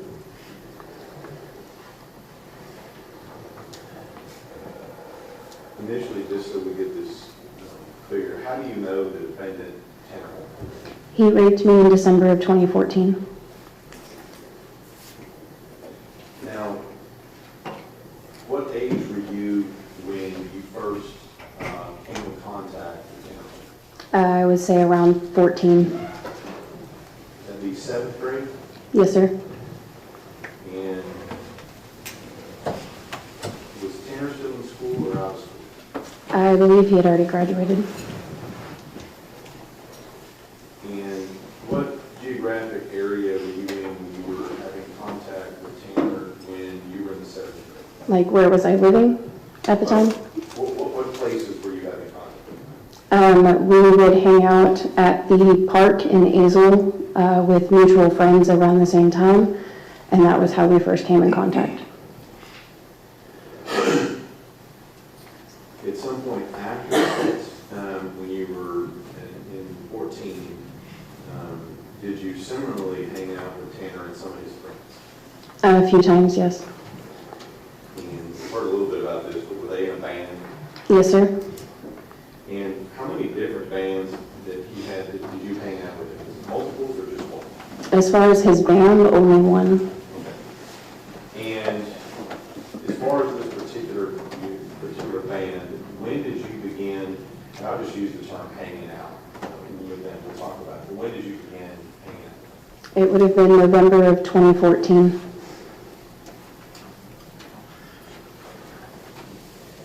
And let's talk about, when I say hanging out with the band, what type of things were you doing with the band? I was being picked up and taken to his friend's house for band practice, and I went to a few of their shows. So at this point in time, in November of 2014, is that what you said? Yes, sir. How old are you in November of 2014? I had just turned 16. And so November 4th of 2014, you would have turned 16. Yes, sir. And you said this sexual assault occurred a month after that in December of 2014. Yes, sir. So during this time, you said that you would go to shows. What kind of shows were these? Small band shows at Tomcats in Fort Worth. Is Tomcats the name of the establishment? Yes, sir. And what type of establishment is this? It was a bar music venue combo. And would this be where Tanner is also performing in this band? Yes, sir. And as far as that's concerned, I'm going to ask you, did you have a friend by the name of Jacqueline? Yes, sir. And is that how you got to know Tanner? She was one of our mutual friends, yes. And was she around the band as well? Yes, sir. And should you exhibit here? Sorry. That's all right. I'm going to States 294. And absent the other stuff on it, do you recognize that picture? Yes, sir. And do you actually know who took that picture? I believe it was Kaylin. Okay. And do you recognize the people that are in this picture? Yes, sir. And what date was that taken? It was posted on November 21st. It was taken the night before. So this was taken, say it again, November 20th of 2014. 2014. And in this picture, who's in this picture? Tanner, from left to right, Tanner Horner, myself, Cody Spiker, Charles Wooldridge, and then the other gentleman whose name I don't fully remember. Unknown band member. Yeah. All right. So who has to admit States 294?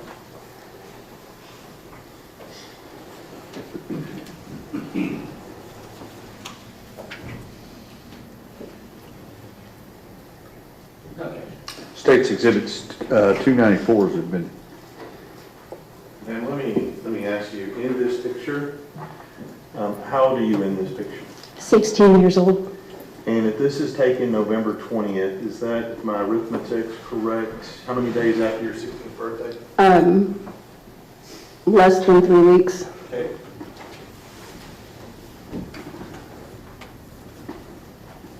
So in this particular time, in November of 2014, you said you went to a couple of shows. Were those both at this Comcast place? Yes, sir. And then you also said you went to band practice, is that what you said? Yes, sir.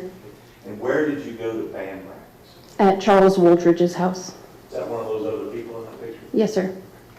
And so at this particular time, and you're hanging out with these people, you know what general area Charles Woolridge's house is? Is it Tarrant County, Wise County, where is it? It's in Tarrant County. It's in Arlington, if I recall correctly. Arlington.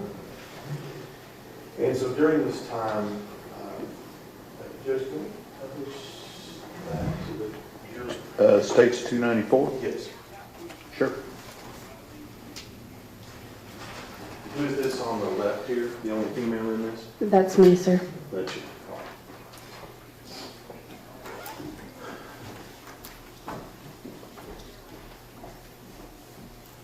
So this location in Arlington, what was the primary purpose of the band being at this location? They would have a party the night before and band the next morning, or afternoon rather. And so during this time, in November of 2014, you said that you ended up at this location. How was it that you ended up from where you were to this location? Cody Spiker came and picked me up from my grandmother's house and drove me there. Now, this guy, Cody Spiker, is he also in that picture? Yes, sir. And let me just ask, how old is Cody Spiker?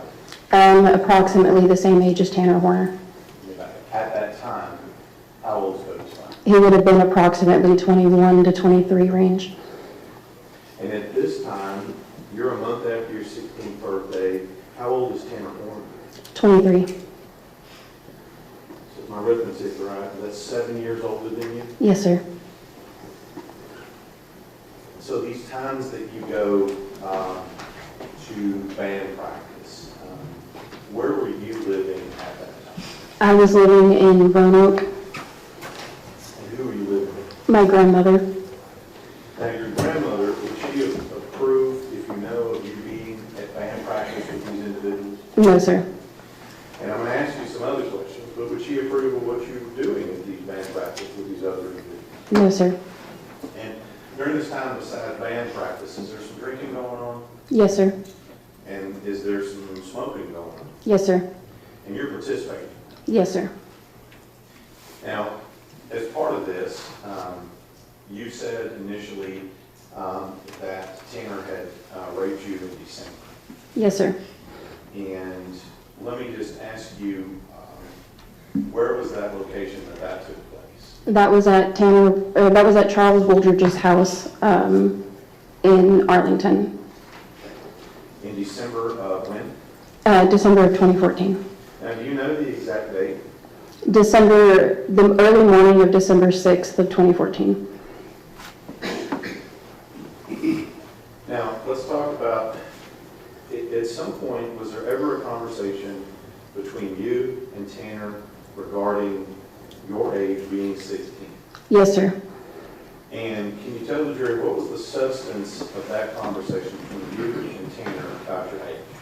There were multiple conversations, but the gist of them, to my recollection, was him trying to convince me that we should be in a relationship, and me telling him that I could not do that because he was 7 years older than me, and I couldn't lie about something that big, and I couldn't be with somebody with that much of an age difference between us. So at this point in time, and how did you communicate with him? Was it, you kids communicate different ways, but was it verbally, was it by? It was written communication via Facebook Messenger and an app called Kik. Any doubt in your mind that he knew your age? Yes, sir. Any doubt? No, sir, sorry. Any doubt in your mind that he knew that you had a problem with the difference between you two's age as it applied to dating? No, sir. Now, let's talk about this. Let's go back to your 16th birthday. Did you have a happy 16th birthday? No, sir. And why didn't you have a happy 16th birthday? I had just gone through a breakup with my high school sweetheart of sorts. And was that upsetting to you? Yes, sir. And when you're 16 and you just broke up with your high school sweetheart, what do you do? Depends on the person, but for me, I kind of just sought attention and tried to stay busy. And this is the time in which you've broken up and you begin hanging out with Tanner Horner. Yes, sir. And let's talk about your relationship with Tanner Horner. At any point, did you tell him that you wanted to have a relationship with him? No, sir. At any point, did you tell him that you wanted to have sex with him? No, sir. In fact, did you ever have an altercation where he attempted something with you and y'all had a discussion about what he did? Yes, sir. And where was that? That was at Tomcats in November of 2014. Was this at one of these shows? Yes, sir, and if I remember correctly, I believe it was the night that that picture was taken. Okay. So the night this picture was taken, you have a conversation with Tanner. What's that conversation? When I first got there, he told me that his mother was going to be coming and to tell her that I was 18 if she asked about my age. And then as the night progressed, he had kissed me, and afterwards we had a conversation the next day about how I couldn't do anything physical with him because of the age difference. This sounds like the second time you made that clear to you. Yes, sir. And this was in response to him trying to kiss you. Yes, sir. Now, you said Tanner Horner told you to tell his mom that you were 18. Yes, sir. Why was that? Because he knew that she would be, he told me that Oh, you may answer. he told me that she would be upset if she found out that I was 16, as well as his bandmates. He also told me to tell them that I was 18, though Cody Spiker knew my real age. So going into this weekend, December 6th and 7th, are we doing a show or are we doing band practice? It was band practice. And so how does 16-year-old Shay set this up? I had told my grandmother that I was staying the weekend with a friend, and it was a friend that I was supposed to be getting picked up from their house at the end of the weekend. So I was going to go to band practice late Friday night on the 5th. We were going to have some drinks, hang out. They were going to do practice, actual practice, on the day of the 6th. And then the evening of the 6th, we went to Tanner Horner's house. So I'm going to kind of pick this apart here a little bit. So what I'm getting at is that you told your grandma a lot. Yes, sir. And so you would have cover so you could hang out with me Yes, sir. and do a little drinking. Yes, sir. Now, to get to Arlington or your grandma's house on this particular weekend, how do you get from point A to point B? Cody Spiker picked me up from my grandmother's house and drove me to Charles Woolridge's house. And that's one of the guys in that picture you just saw. Yes, sir. Cody's home. All right. So you get there, what do you do when you get there? It's pretty late. We're drinking, smoking some weed, listening to music, hanging out. Initially, it's nothing out of the norm for a general house party besides the fact that I was there at 16. And so how does the night progress? What happens? We are drinking, and then eventually everything starts to wind down. Just a pause. Thank you. Nathan Albright, you said she was 14 when she met him, but 16 when this happened. Because now people are confused. Because earlier she said she met Turner. They started hanging out in November of 2014. And she was 14 then. Now we fast forwarded it to 2016. When she was 16, right? People are starting to go to sleep. And I am told by Cody Spiker that me and Tanner were going to be sleeping in a bedroom. And Cody was going to be sleeping on the couch with his, at the time, partner. All right.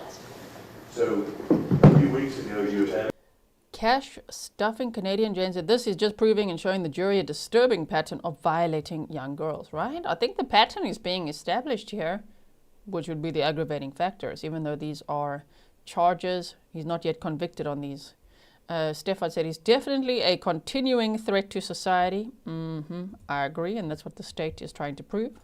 conversation with Tanner, and you testified that you would dispute him. Go ahead.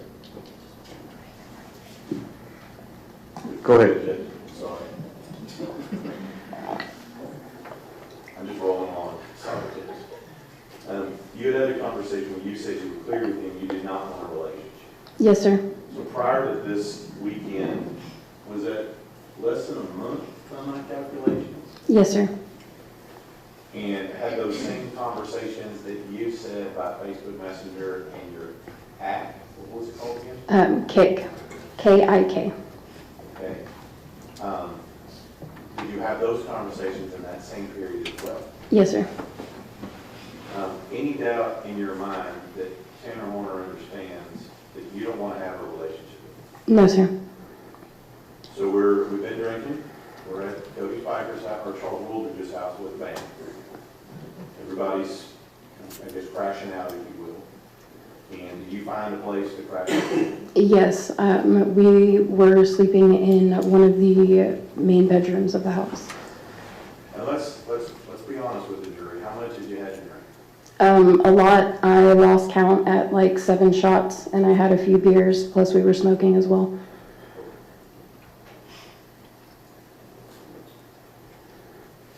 At this point in time, did you bring the alcohol with you? No, sir. Did you bring the weed with you? No, sir. This was provided to you by the bank. Yes, sir. Now, when this is going on, y'all are crashing out. You said, was it a guest house or just another bedroom in that? It was just one of the bedrooms in the house. And at some point, did you crash out? Yes, sir. We go and we lay down. All right. Anything at that time go on out of the ordinary? As we were laying down, it was a pretty big bed, so I went to one side and he began to try to cuddle with me, and I told him that I didn't want to cuddle, I just wanted to go to sleep, I didn't want to be touched. All right. Leanne Turibiat said, now this statement is just my opinion. I believe wholeheartedly that he did something to Athena. I know and understand there's no evidence. So there's no evidence of sexual assault because there's no injury. That was described by the medical examiner yesterday, right? But without saying too much, there's many ways to do something without causing injuries, right? Because the state also said that his DNA was in places that should never be on a 7-year-old girl. So I agree with you. And I think you've said before that because of how much alcohol you had, you don't remember every single second that went on from the time you got to bed until you got up. Yes, sir. Yes, sir. But let's talk about what you do remember. So you go to sleep. Do you sleep all night or do you wake up at some point during the night? I wake up at some point during the night. And what causes you to wake up at some point during the night? I became conscious and came to Tanner Horner raping me. Now, I'm going to ask you some questions about that, okay? I'm not trying to pry into your private life. I'm going to ask you some questions. When you say that Tanner Horner is raping you understand it's not legal for a 23-year-old to have sex with a 16-year-old? Yes, sir. At any point, did you consent to have any sexual relationship even if you couldn't consent by law, with Tanner Horn. No, sir.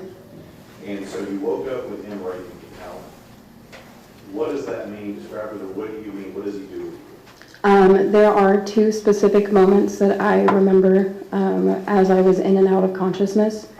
He was on top of me. I was laying on my back. He had his penis inside of me, and his sweat dripped into my mouth. And then I remember coming to again, and I was on my stomach, and he had my hands pinned behind my back, and he was continuing to rape me. Let's talk about this. You said that he was on top of you. Now, let me ask a question about that, a little more of a physical question. The jury seen a picture of you at the time, at or near the time. Yes, sir. Now, not to be rude to you, but were you bigger or smaller now than you were then? I was quite a bit smaller. Okay. And with regard to Tanner, as you see him in the courtroom today, was he bigger or smaller than he is today? He was significantly bigger. Okay. And so at that point in time, you said he is on top of you? Yes, sir. And you indicated that his penis is inside you? Yes, sir. Now, with that, besides Tanner sweating on you, what else is he doing? He is continuously thrusting in and out of my body, grunting.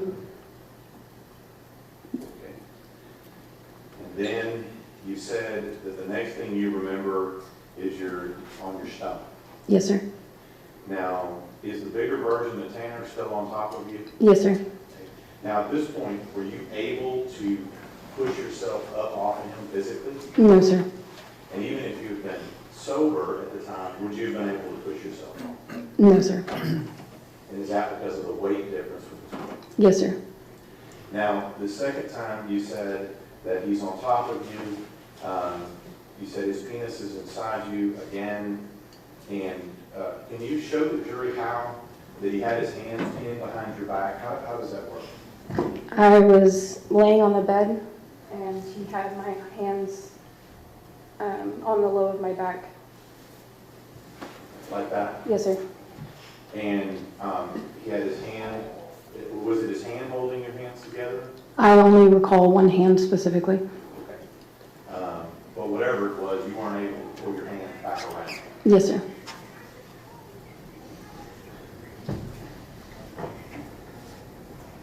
What's the next thing you remember after that? We woke up in the morning, went about morning as usual. I had no recollection of the night before.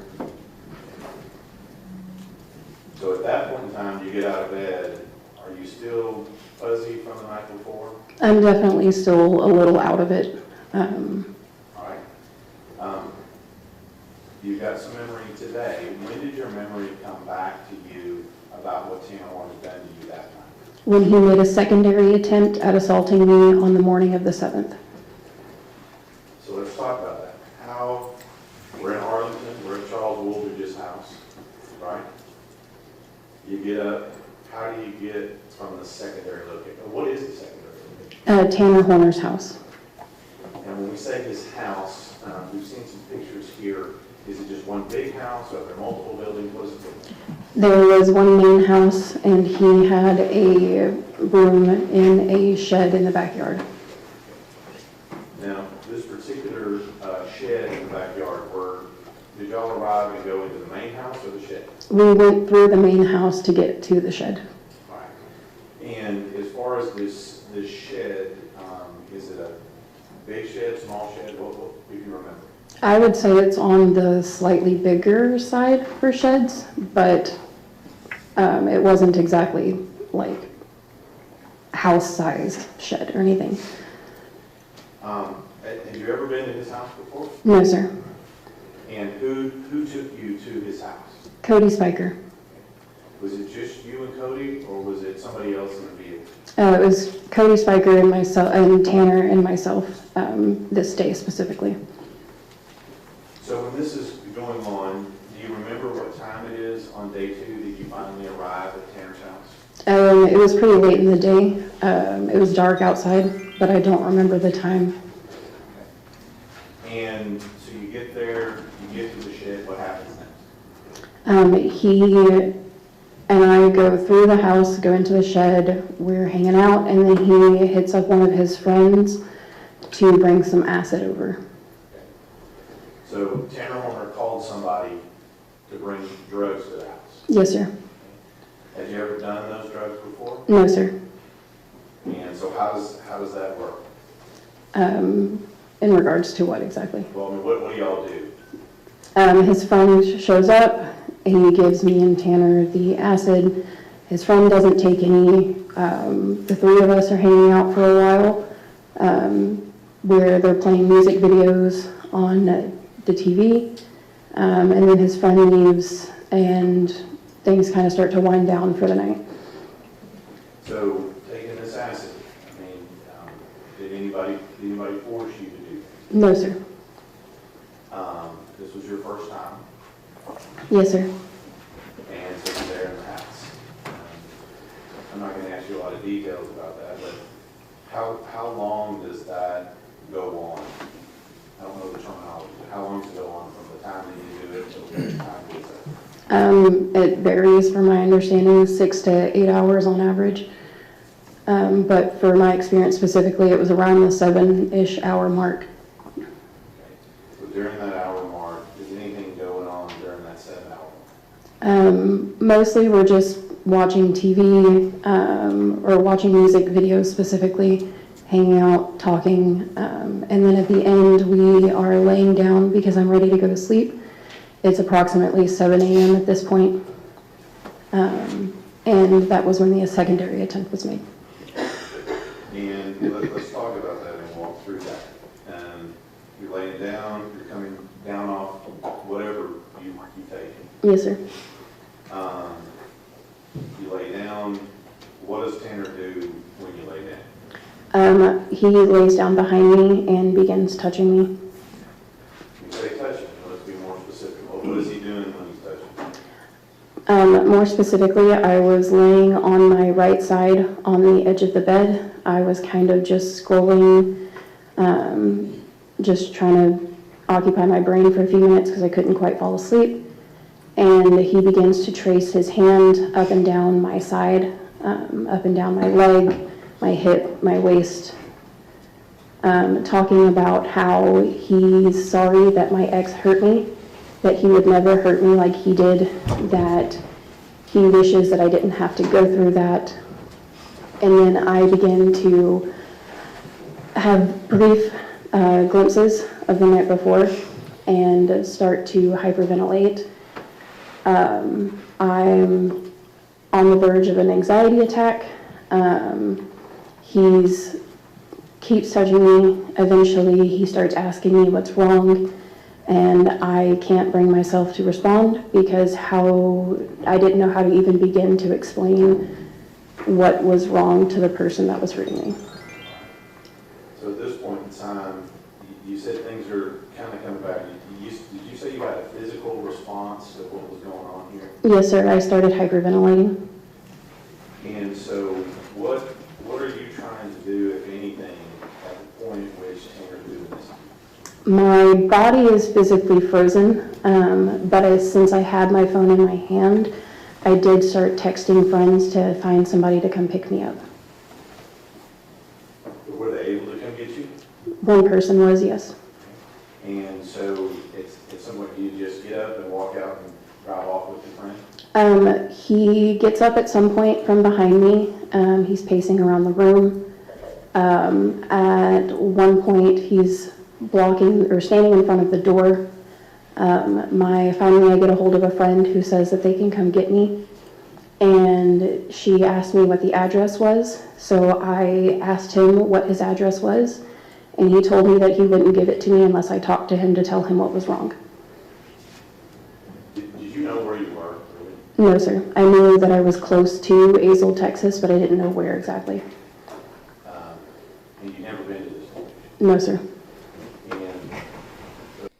Oh man, it's me, D said, I didn't think this monster could get worse, but here we are. I know, right?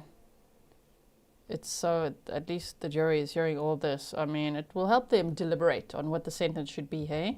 So Did Tanner give you the information you were asking?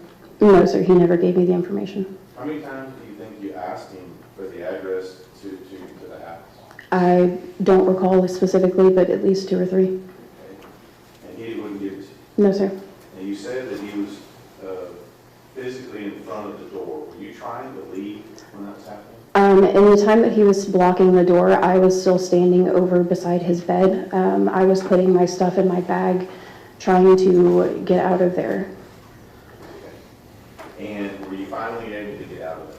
Eventually, he moved from in front of the door, and I was able to beeline from beside the bed to out the door, through the backyard, through the back door that went through his grandparents' room where they were sleeping. I went into the dining area, found a piece of mail with his address on it, and hid in the bathroom until my friend could come get me. And at some point, did your friend come and get you? Yes, sir. Now, initially, did you report this to anyone? No, sir. But did you tell anyone? Yes, sir. And who did you tell? I told several of my friends. I told his bandmates knew about it, some of them. I told my brother, that kind of stuff. Why not law enforcement at that time? There was a lot of reasons, but ultimately I didn't think that I would be believed.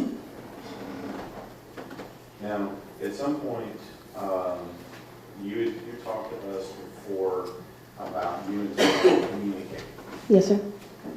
And did y'all, during this short time that you were hanging out with him, what were some of the subjects that he communicated with you about during that time?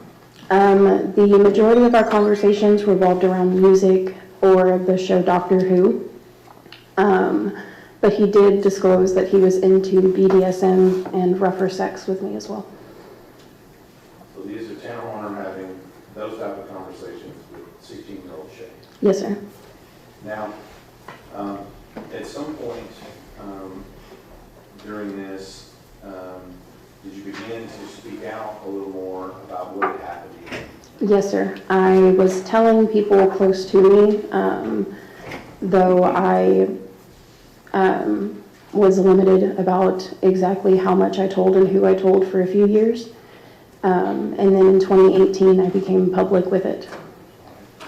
And when you went public with it, did Tanner Horner respond when you went public and communicate with you about you talking about what happened to you? Yes, sir. He messaged me directly. Yeah, let's stop for lunch, okay? Get an exhibit from the last witness. We will start at 1:30. 1:30. 1:30. It's 1:18 now. So we got about 12 minutes. Whew, this testimony is pretty horrifying, hey? Shame. I mean, these witnesses are here to help fight for justice for Athena. These would be aggravating factors, right? Wow. Okay, so let me quickly refresh the feed first. 1:30, the judge said, right? All right, and then let me just quickly fetch something.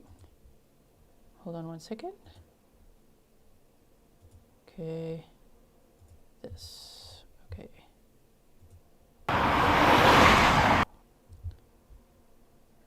Like this, okay. So the time right now, if you're watching live with me, is 1:19 p.m. in Fort Worth, Texas, and the judge said they're coming back at 1:30. So we'll be here for about 10 minutes or so, and then they'll be back, right?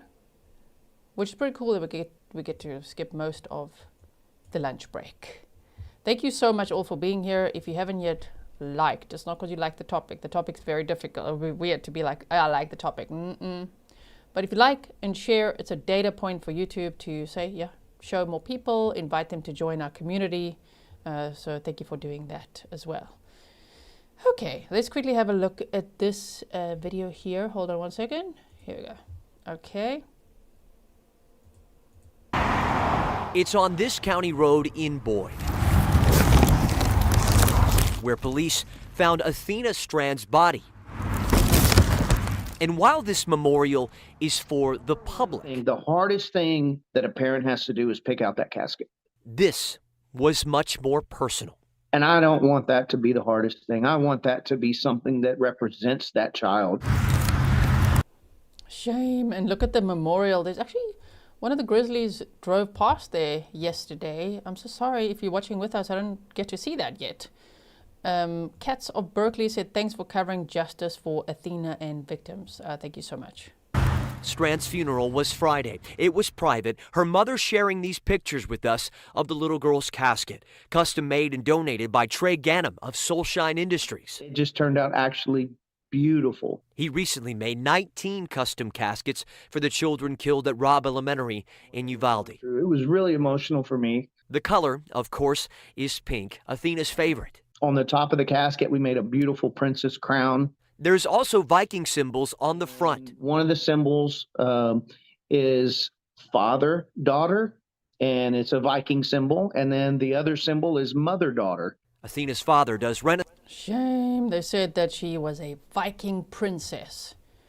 What a beautiful casket. Her mother said at a press conference later that Athena was supposed to come home with her for Christmas, but now she's coming home in an urn.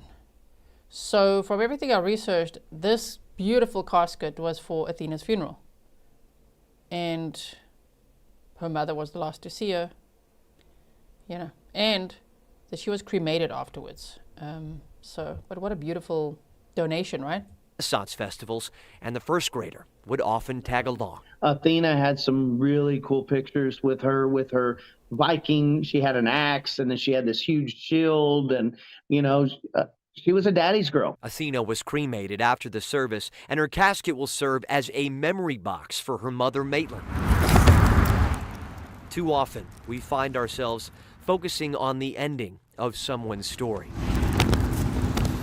For this family, it's about celebrating who Athena was and how she lived. It's not about just painting a casket. It's about representing that loved one's life. And Athena's shame. Okay, let's just hear. Mother sharing with me tonight that her baby girl service was so special. Alongside a slideshow, her favorite Disney songs were played. Everyone wore pink and lots of flowers, of course. Her mom sharing with me that seeing Athena one final time was the hardest, but that she's grateful to everyone who helped her princess. There is a full interview of Athena's mom also on this local channel. Wait, I'll tell you now. WFAA. There's actually a full playlist on the case, which I can link below for you in the description box afterwards. If you want to check out some of the videos over the years it took to get to trial, right? So we'll see that. I have watched that interview, by the way. People are now sending it to me on email. I've seen it. We've watched clips of it. I just can't like play all of it because sometimes that could be a copyright issue, unfortunately. Now, what I do want to do is I think I found the email from one of the Grizzlies who went out there yesterday. And let's quickly save this picture as well if I can. Okay, wait. Let's see how big this picture is if I can put it on the screen. So somebody who lives there went to the area yesterday, one of the Grizzlies, to show us what her memorial looks like. Okay, let me just read the email. I will keep you anonymous, okay? But you said, I've been watching since the beginning of 2021. Well, I started my channel end of June 2021, right? But you said, you rock. I live near where Athena was found. I made a video for you that you could share so everyone can get a better grasp of the scene. Feel free to put it on silent as I'm rambling about the snake and the skunk and use the video and picture as you wish. Okay, well, thank you so much. Thank you so much to the Grizzly who sent me this. Okay, now, so there's her memorial still, you know. I mean, it's just unthinkable that a 7-year-old, you know, in a lot of cases we say, shame, this person had their whole life ahead of them. You know, if they 19, 25, 39, whatever, this is 7 years old. Oh my goodness. Okay, now let me quickly see if I can actually show you this clip. I tried to download it now. Let's see. It could be this. Where is it? I don't see it. Okay, wait. Let's try to fetch it elsewhere. Will it play?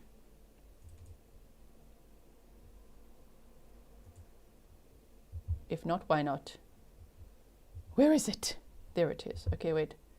Your input can't be opened. Sis, sorry. I can't open the file that you sent me. Sorry about it. Let's try to see this one. Okay, wait, I can see this one. Okay. So here's what I'm going to do. Let's just show, I'm not showing anything. Okay. There we go. Go like this. All right. So this is one of the Grizzlies 7:30 that went to the scene where Athena's body was found and where there's a memorial, right? Okay. southbound, just left Boyd, Texas. This would have been the route he would have taken off of 114 to take her down to Bobo's Crossing and where he left her. And unfortunately, they're doing construction right now.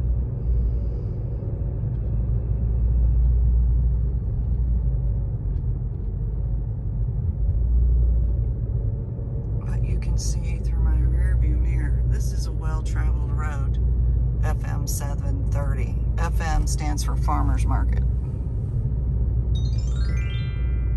Thank you, Bianca. Other states use County Road. Texas does Farmers Market.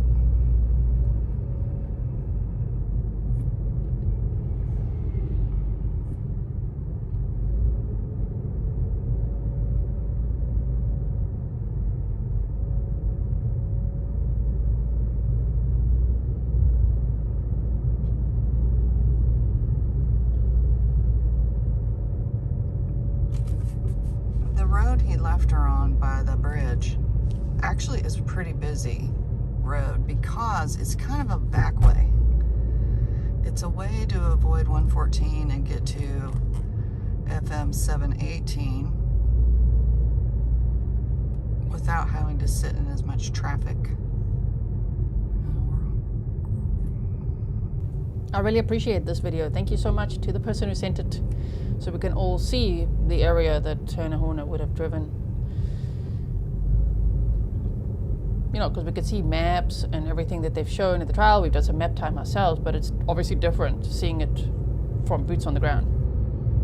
He would have not had this at the time, so he would have probably been going about 55 miles an hour here.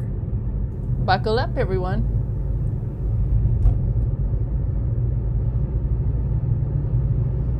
Bobo's Crossing is coming up right here. It's all it is this intersection right here.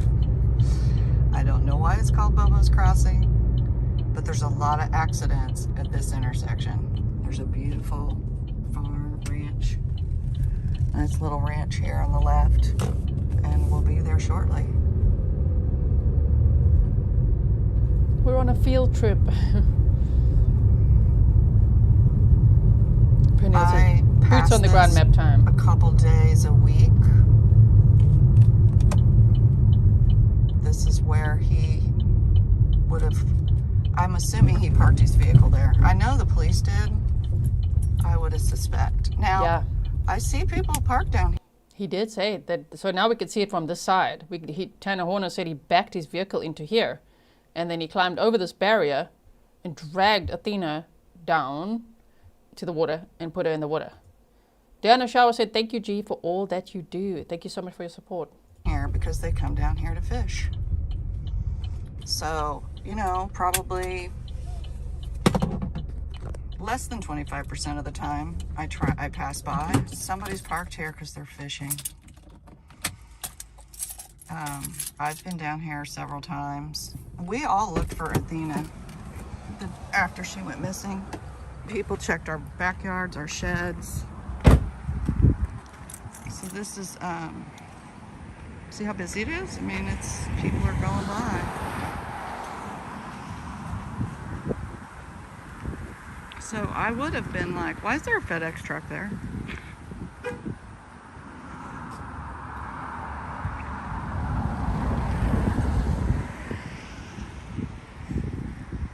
Poor baby.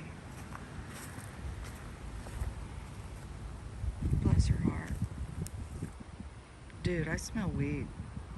Strong. Am I not alone? Oh no, I think it's a real dead skunk. I think it's a skunk. Definitely on a field trip. Woo, it's strong. Somebody must have hit it up there.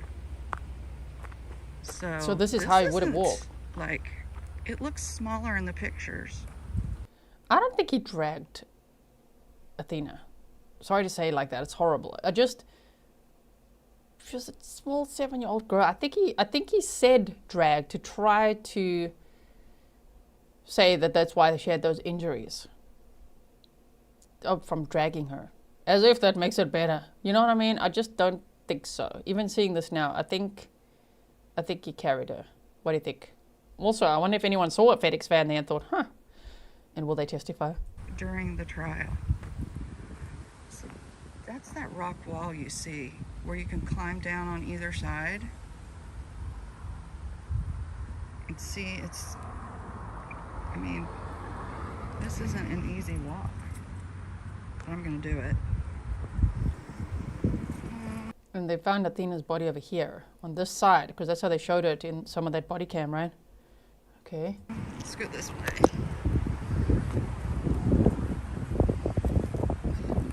Great shoes. I wasn't planning on coming all the way down here, but I'll do it for G.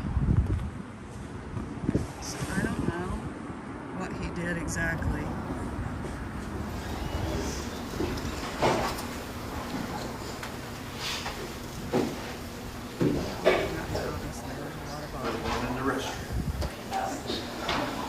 Sorry. Watch, y'all sit down if you see them coming. Hold on.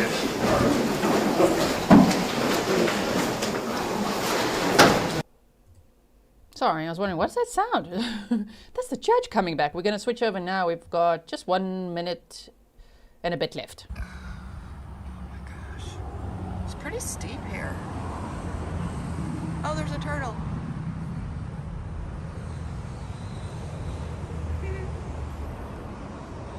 So you can hear the cars going by.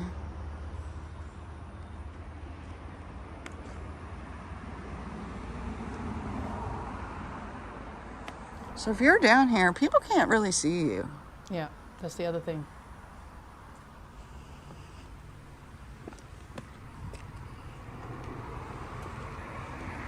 I think I'll go up this way. It looks easier. Oh shit, a snake. Oh, mother. Careful now. Little green, nasty snake. Okay, I'm leaving. Did you see? That's Texas for you. Snake's face. Ooh, that skunk smell is... Stefan says, Judge, not so loud, we're watching a video. Right? Woo. Sorry, man. It's intense. Well, this is fuller than usual, and I wish I'd have brought some. I have before. I will again. Poor babe. We're almost done, then we're switching to the court feed, don't worry.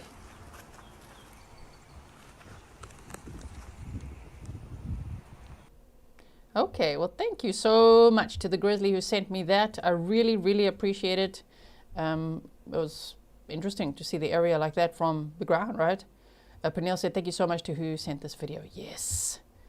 Okay, I should have asked for permission to say their name, but you know who you are. Thank you very much. I don't just blast out people's names. I keep all my sources anonymous unless they give me permission to say. Candle Speakerhead said, thanks, G. Hard, for us all to watch. You the best. Thank you so much. Okay, now let us switch to the court feed, shall we? And I wonder if, is it still going to be blurred? It will still be blurred because we're still continuing with that testimony. Anna C., thank you so much for the delicious coffee. Okay, let's bring the court feed back up here.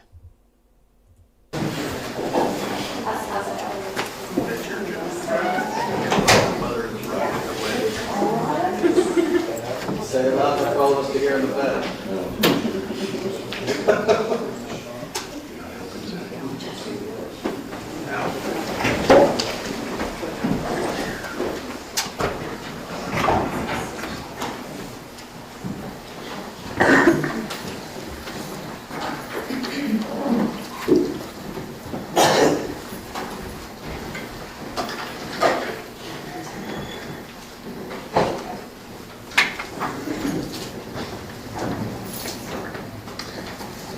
All right, everyone may be seated. Good afternoon. We are ready to proceed. Mr. Stanton. Ms. Moore, I was asking you with regard, taking you to 2018, that's when you had indicated you started openly speaking out about what had happened with the hand. Is that right? Yes, sir.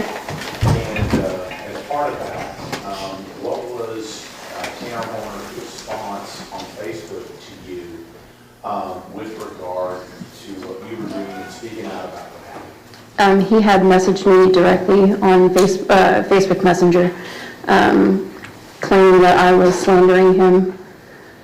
All right. Good man approach. Yes, sir. You already have that exhibit here in front of you, ma'am.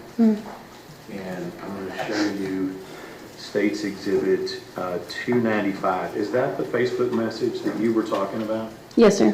And what is the date on this? December 20th of 2018. Okay. And is this where he's indicating that you're somehow slandering him? Yes, sir. And what were you saying at the time that that could potentially be construed as slanderous? I was posting that he was a rapist and that he had raped me when I was 16. And so have you taken a look at this entire exhibit? Is this the entirety of the message that he sent you? Yes, sir. And did you respond to this message in any form or fashion? No, sir. Is this a true and correct copy of the message? You recognize it? Yes, sir. Judge, can I ask you about States 295?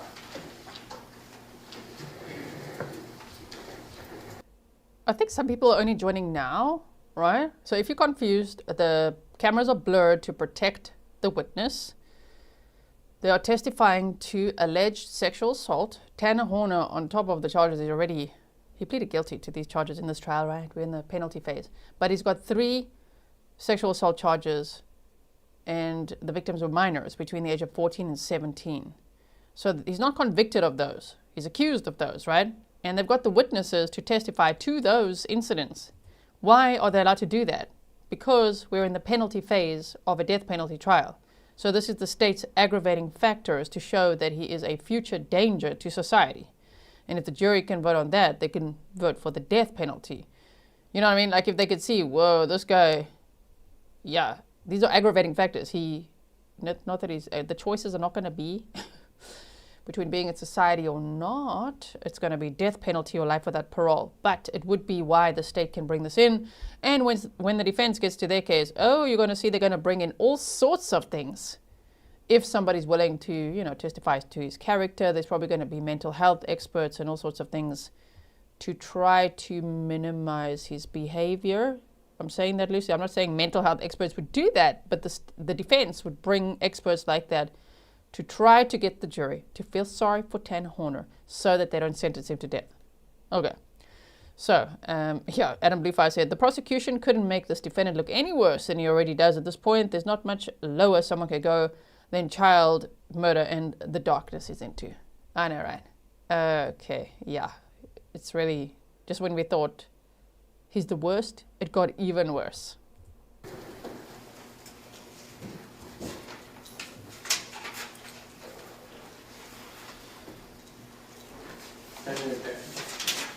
State's Exhibit 295 is admitted. And what I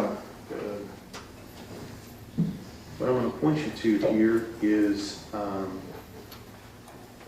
couple of things here. When it comes here with regard, would you start with however, right where it says however, and read that please? However, it has come to my attention that you've been going around slandering my name to people, saying that I raped, in quotations, you, when you know that is not the case. In the years since I've talked to you, I have not even once slandered your name or have said anything degrading about your character. I haven't had a reason to. Excuse me. I'm going to stop right there. And that's what you're talking about, where he's indicating slandering you at that point. Yes. Yes, sir. And then the message continues on here. What does he ask you to do at the very end of the message? What does it say? So I'm asking you out of respect, please stop spreading lies and misinformation about what happened between us. Are you lying about what happened between you? No, sir. So when you got this, what did you feel that Tanner Horn was trying to get you to do? I was thinking that he expected me to stay quiet, to not speak about my rape, not speak about the things that he had done to me, and the overall view of his character that I was putting out to the world. Now, this same exact information that you provided us today as to what happened, did you provide the same, or I won't say exactly the same, but the same story to the police when you reported this? Yes, sir. And when did you finally report it? It would have been the Monday following Athena's murder. And you felt at that time compelled to come forward? Yes, sir. Now, at some point, let me ask this. You said that you and Tanner somehow had a conversation about music. Yes, sir. And during that time, would he also have an occasion to write music lyrics? Yes, sir. And at some point, did you come across a set of music lyrics that you believe relates to you? Yes, sir. And what else?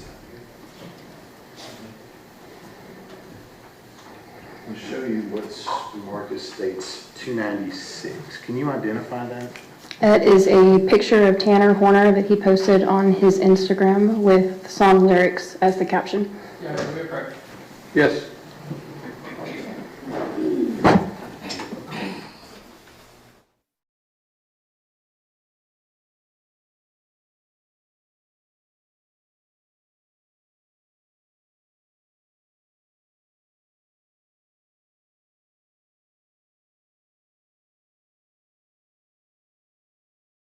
Sorry, I am here. Just went to say hi to the cats. The cats say hi. All right, we can go forward slightly here. Oh, this guy contacting the alleged victims and saying, "You're slandering my name." Wow. Okay. With regard to Tanner Horner's, did he have an Instagram handle? Yes, sir. And what was his Instagram?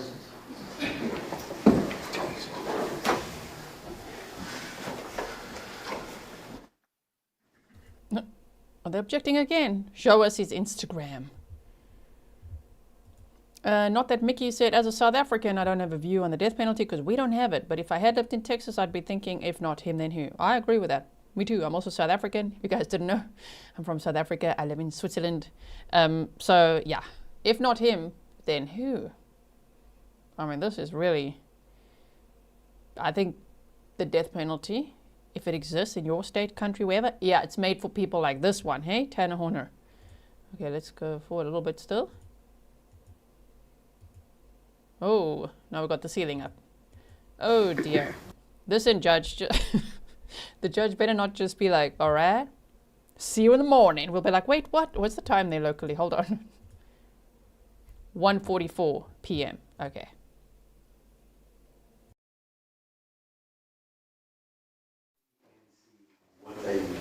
I believe they could mean consensual non-consent.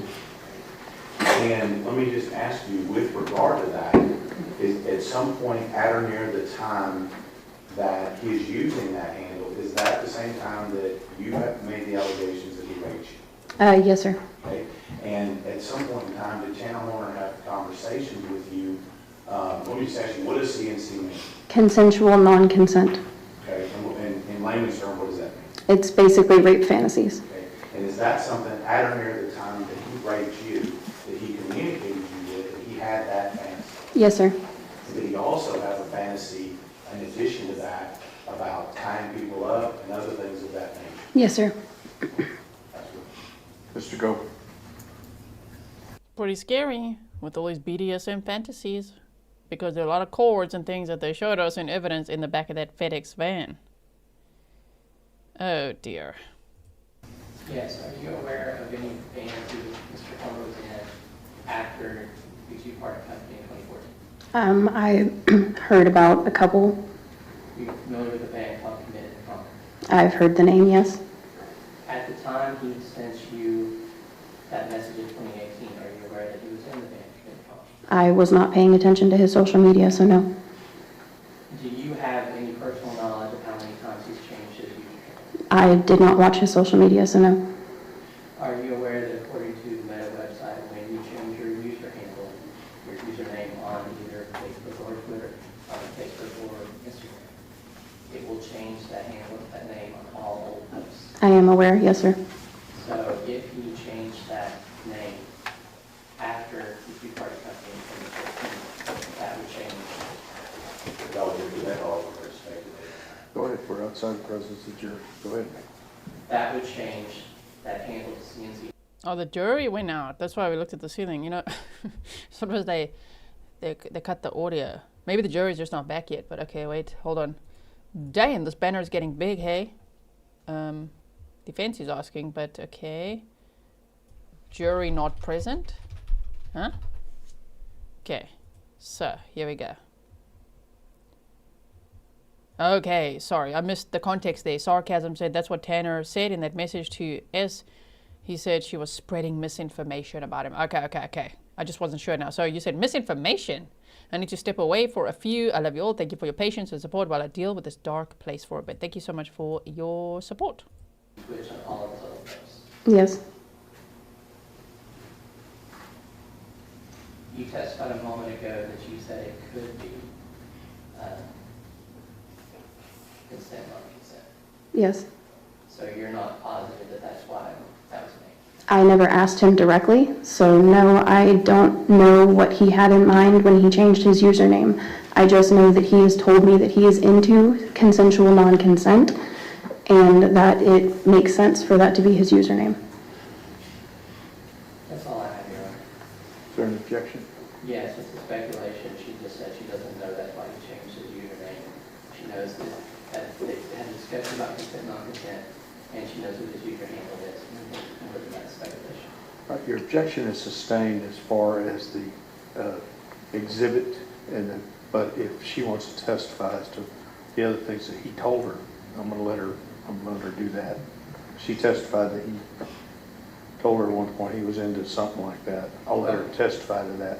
But any speculation as to the exhibit is sustained. In that vein, am I allowed to ask her about what his username means according to her, but not the exhibit itself? If No. she knows that outside No. of the exhibit? No? Okay. Okay.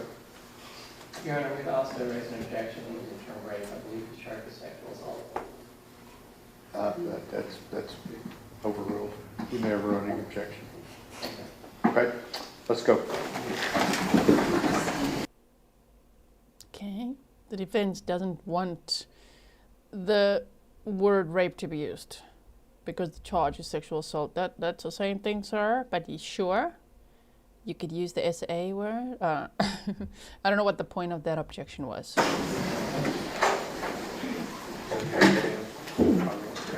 So I can't speculate on that. Okay, so the jury will now come in.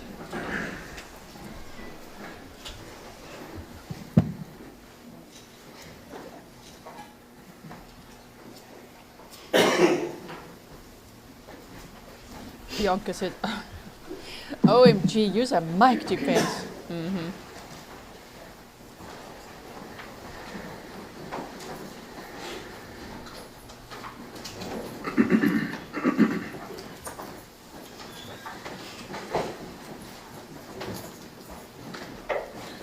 All right, everyone may be seated. Mr. Stanton, you may be seated.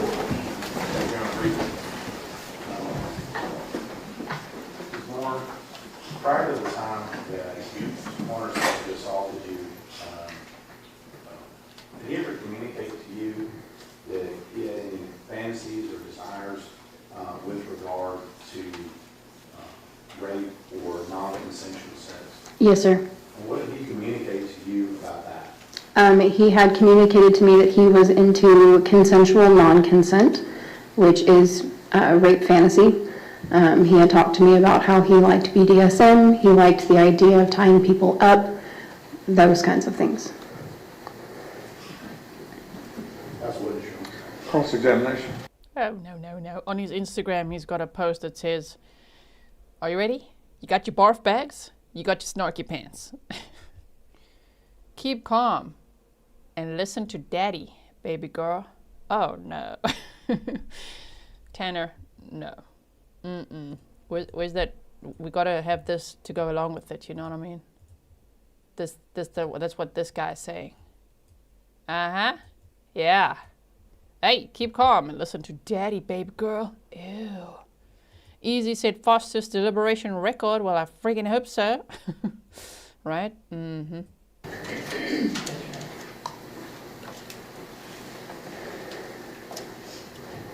Good afternoon, Paul. My name's Nico. I know we've met before. So I have a couple of follow-up questions for you. We'd like to hear your follow-up questions, Defense. That would be nice, hey? If you could please get a microphone.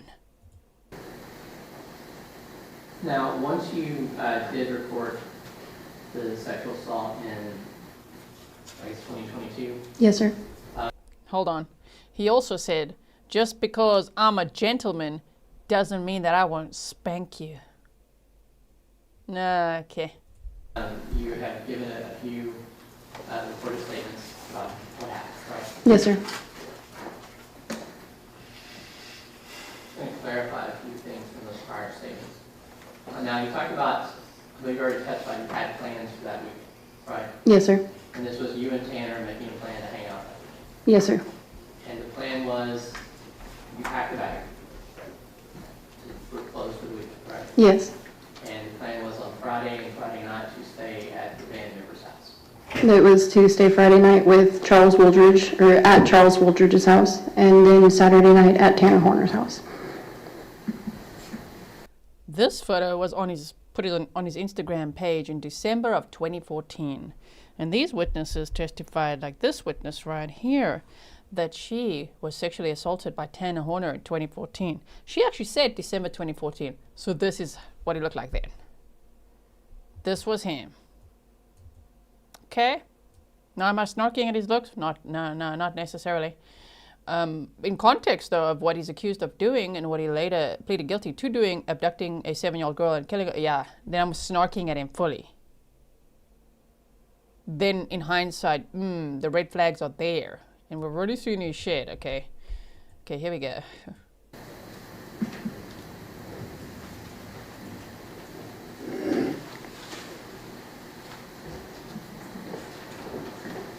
Now, to clarify, when you we were talking earlier about what had happened that night.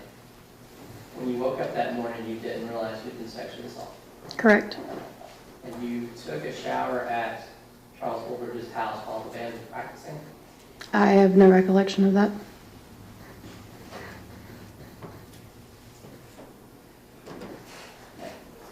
If I told you that in your original interview with Investigator Lowe and Deputy Ratliff, at the 47:39-minute mark, you said, yeah, I showered there. And then at the 49:01-minute mark, you said, from what I can recall, he was dressed when I got up. Then I remember showering while they were doing their band practice.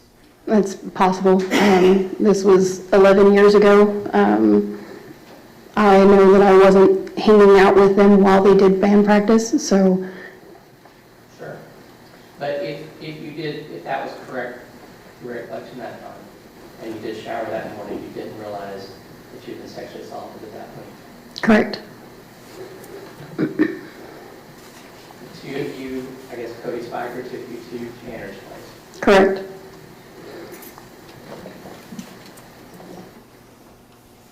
You dropped acid and hung out. Yes, sir. Conversations, watched television, all that sort of thing. Yes, sir. And then it was when you testified that when you were coming down from the acid, and I guess he touched your leg or side, that you remembered these two images, two moments in time. Yes, sir. He was trailing his hand up and down my body, and I started to have flashbacks from the night before. And that would have been early morning on Sunday the 7th. Yes, sir.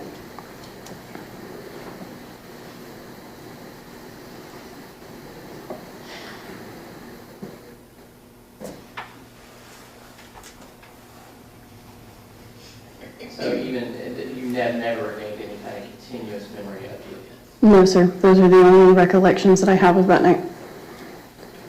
I just want to clarify, and I think I understand what you're saying, and I know it's been a while. But you talked about Tanner got up and was pacing the shed. Yes. And he was talking to you about what's wrong, that sort of thing. Yes. And you were able to get someone who's going to come and pick you up. Yes, sir. And at that point, he was between you and the door that you're still at. Yes. And then he continues to pace around and you leave. Yes.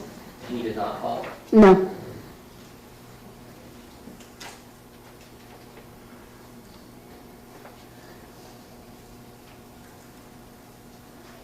I don't think you ever stated that you thought that he was intentionally blocking you, he was just in your way. He was standing in front of the door, and when I asked for the address, he told me that he wouldn't give it to me until I talked to him. So I would classify that as trying to prevent me from leaving, yes. That you were able to walk out and he didn't follow. Yes, sir.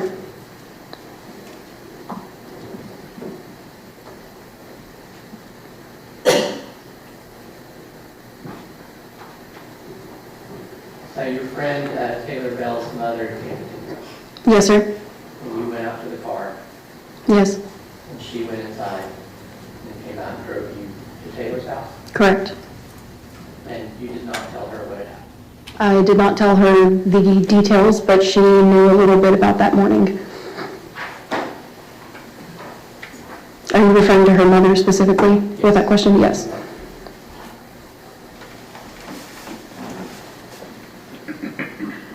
So whatever you told her mother that morning, she didn't follow. Correct.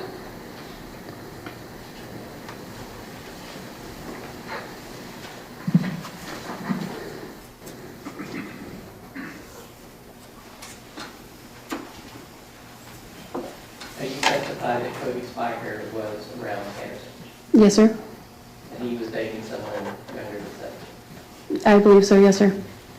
And also stated before that Taylor Bell's boyfriend was someone that's too old for her too.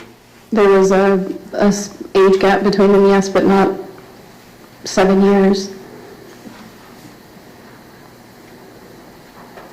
And I believe you had stated before that there was another young lady named Woodard who was dating grown men too. Yes, sir. And this is all in this little friend group. I wouldn't say that my friend Taylor was friends with them per se, but yes, there were other other teenage girls that were hanging around with Cody and Tanner. I want to talk a little bit about Tanner and his communication back then. You have previously stated that he would say just off the wall. Yeah. And that he wouldn't recognize when a conversation was making people uncomfortable. Yes. And he had kind of an erratic energy. I would say that, yes. Didn't understand social cues. Speculation, but yeah. Well, I don't want you to speculate. I mean, your experience with him and seeing him in a group social setting, did you ever notice him get trouble picking him on social cues? I would say that he was weird, but as far as being able to pick up on social cues, specifics, we only had a handful of interactions with other people, so I would say yes, but I have limited experience with that. What about his appropriateness in conversation? I mean, he was having conversations with me about his rape fantasies when I was 16, so I would say that he was very inappropriate in his conversations. I would agree. He was very inappropriate. Biggie W. Bowen. This defense attorney that sits so far back from the mic. Okay, let me try it. Sits so far back from the mic. Huh? This is how it is. We'd ask questions from over here. Okay. And then the witness is like right there by the mic. It's very difficult to control the sound because you could hear her pretty well, not him. So I'm trying my best here, but like, damn, defense attorney, damn. You said the bulk of your conversations you had with him were centered around music and Doctor Who and things like that. That was how he began our interactions, yes, was by talking about Doctor Who and music.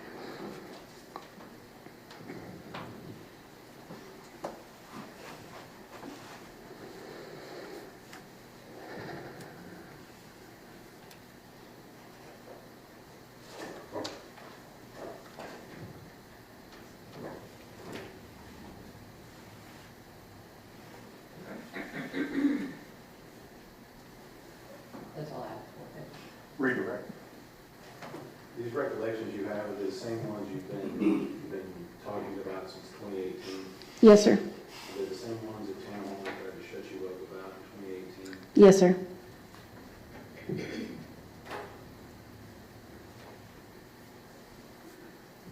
After this happened, and up until today, how is this event, how has what Tam Horner did to you affected you? I lost my sense of self for years. I became very erratic in my behaviors while also losing all sense of voice for myself. I was angry. I was angry at everybody and at everything. I ended up getting into an abusive relationship that lasted 4 years. Let's keep it question and answer.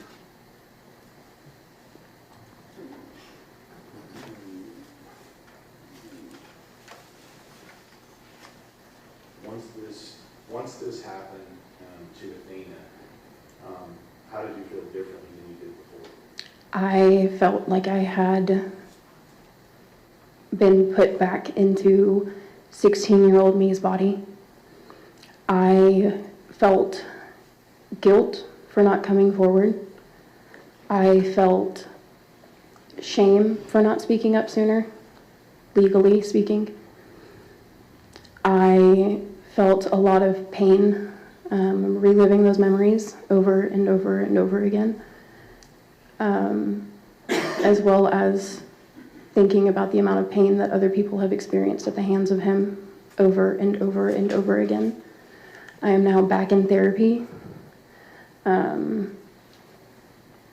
I've struggled with opening up to people, communicating effectively, because I don't feel like I will be heard, because I go back to that 16-year-old version of me.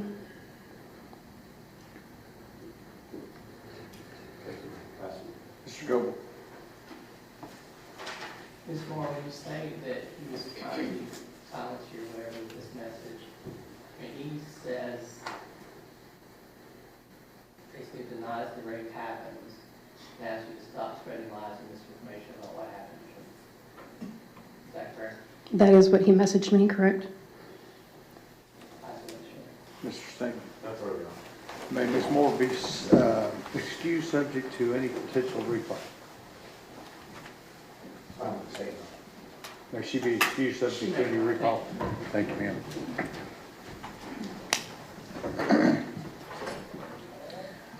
Our next witness will be testifying remotely, so it's going to take... Okay, next witness testifying remotely. Emin Mom said, thank you, I hope you received my PayPal gift yesterday. I'm having a look, I don't know what your name is on PayPal, but thank you for the PayPal gift. I'm yet to reply individually to the PayPals I received yesterday. Thank you so much. I really appreciate it. Let me see this one quickly. Yeah, see, I don't know which one of those that I'm looking at you are, but I really appreciate your support.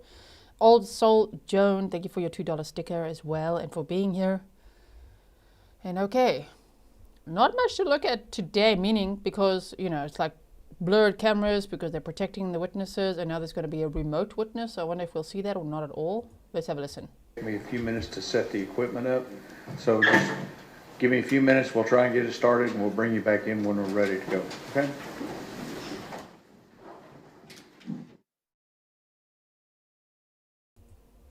Dee Dee Dishman, thank you so much.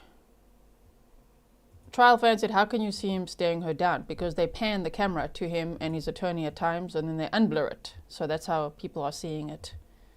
All right, so we were a few minutes behind, about 5 minutes or so.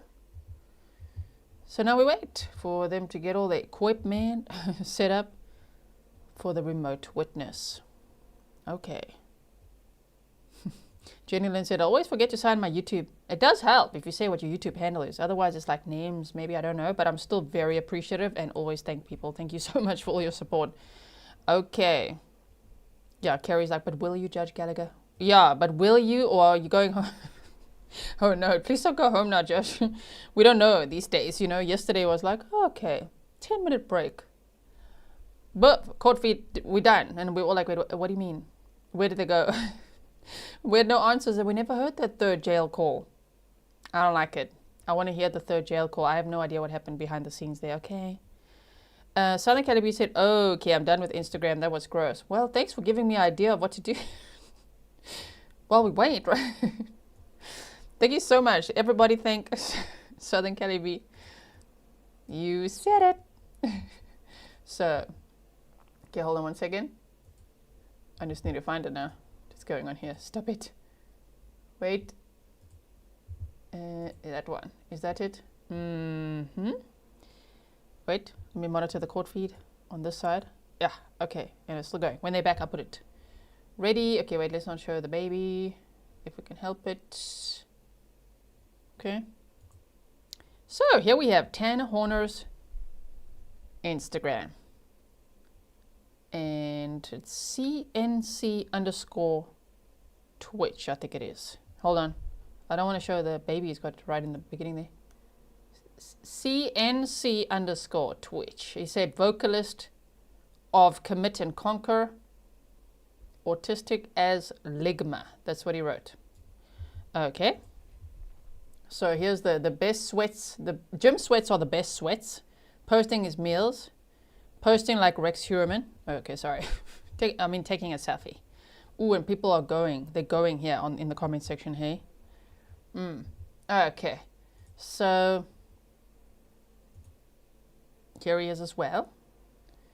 Okay. Of course, this will all be him. Uh-huh.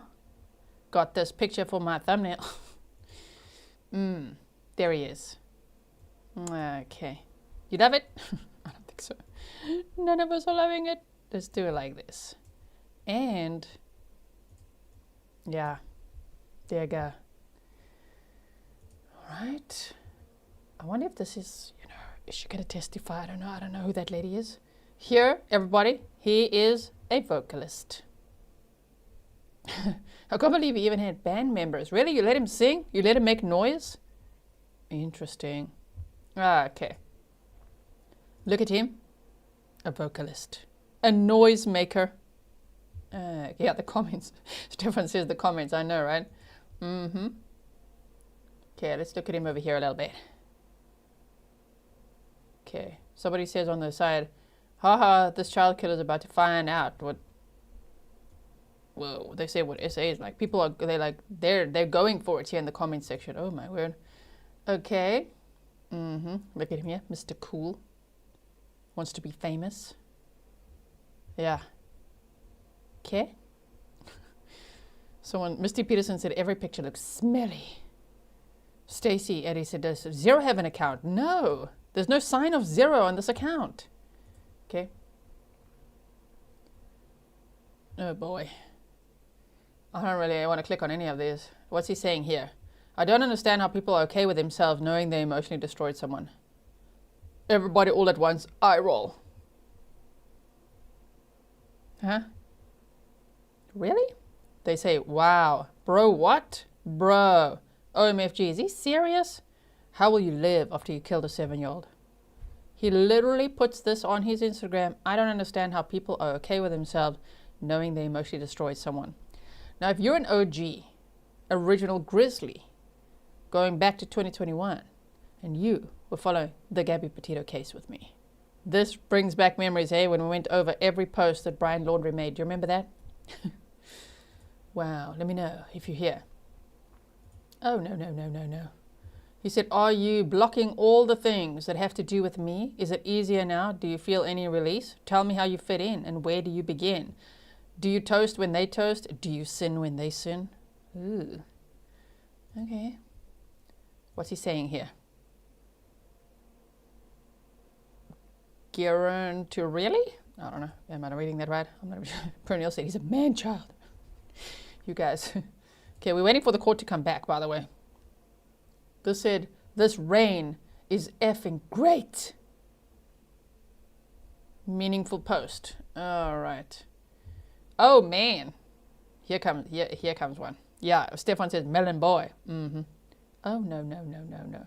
He said, at the gym, burning those effing calories. Someone comments, you'll be burning soon. And they say, you are reporting all right. Wow. Okay. Sure. It's quite something, hey? What is this? You get a dab. Everybody gets a dab. Okay. This is what I read to you earlier. Keep calm and listen to daddy, baby girl. And he said, because it's more fun that way. Hashtag kinky. Hashtag BDSM. Hashtag spank. And people are like, monster, effing gross, dude. Okay. And the next one. Just because I'm a gentleman doesn't mean that I won't spank ya. Well, it did say yeah. I just want to say yeah. You. Sorry about that. Stefan's like, no more sweat.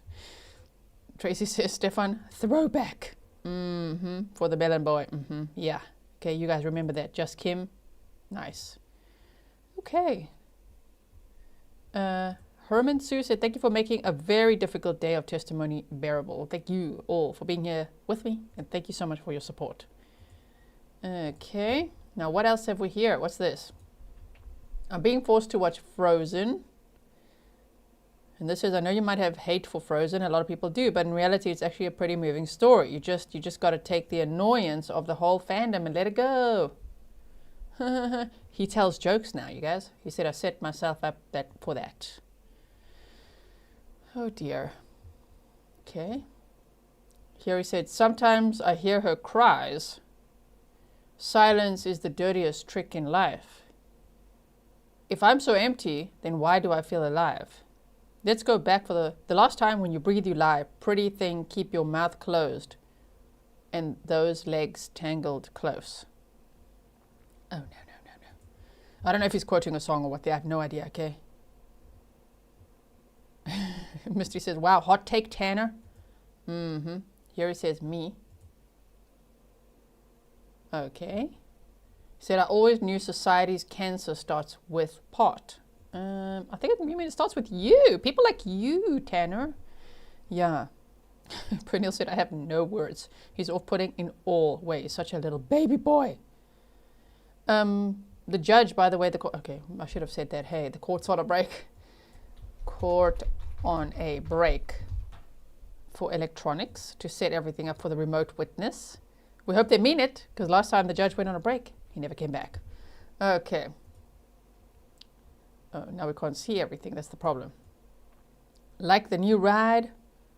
My name, okay. He said the only thing you're going to ride in from now on is cop cars and prison buses. That's what that commenter said. Oh my goodness. Okay. So the court's on a break. Just if anyone asks, let them know. He said, I dig, you dig, we dig, he dig, she dig, they dig. It's not a beautiful poem, but it's very deep. And this said, I dig what's going to happen to you in prison. Oh my word. Okay, I can't see the reply. All right. Oh my word.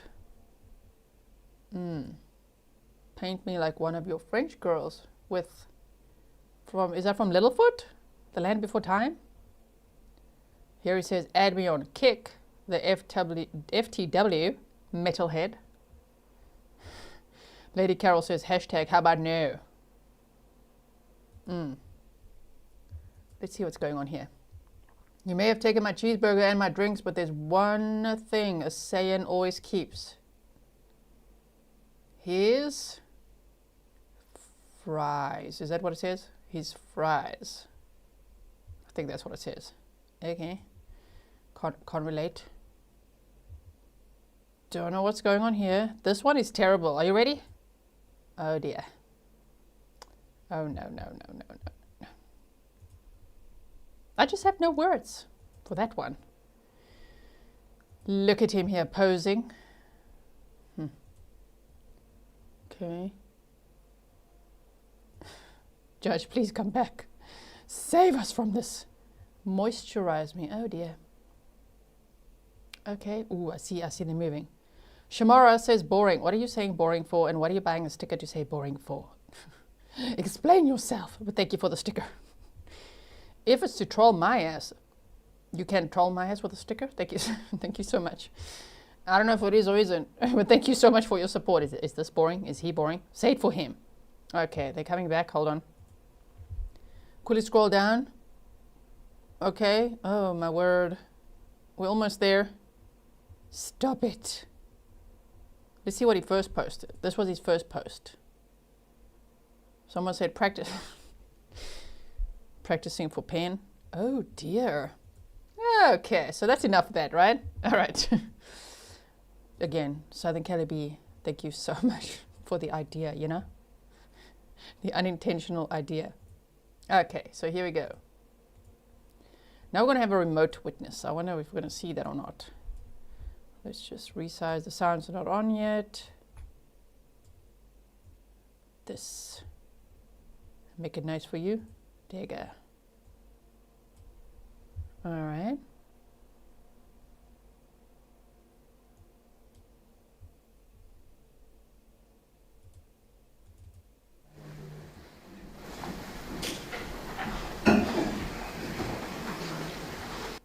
Sojourner's Life says, why are you showing this garbage? Because it's more interesting than staring at the wall.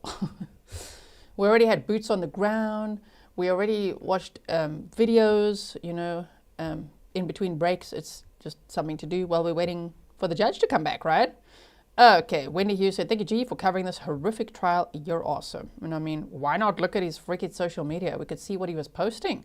Why? Because they just mentioned it in the testimony. They mentioned his Facebook and his Instagram, right? And his Kick account, yeah. Southern Academy said, disclaimer, this was not my idea. This was your idea. You said you were done with Instagram. You gave me an idea.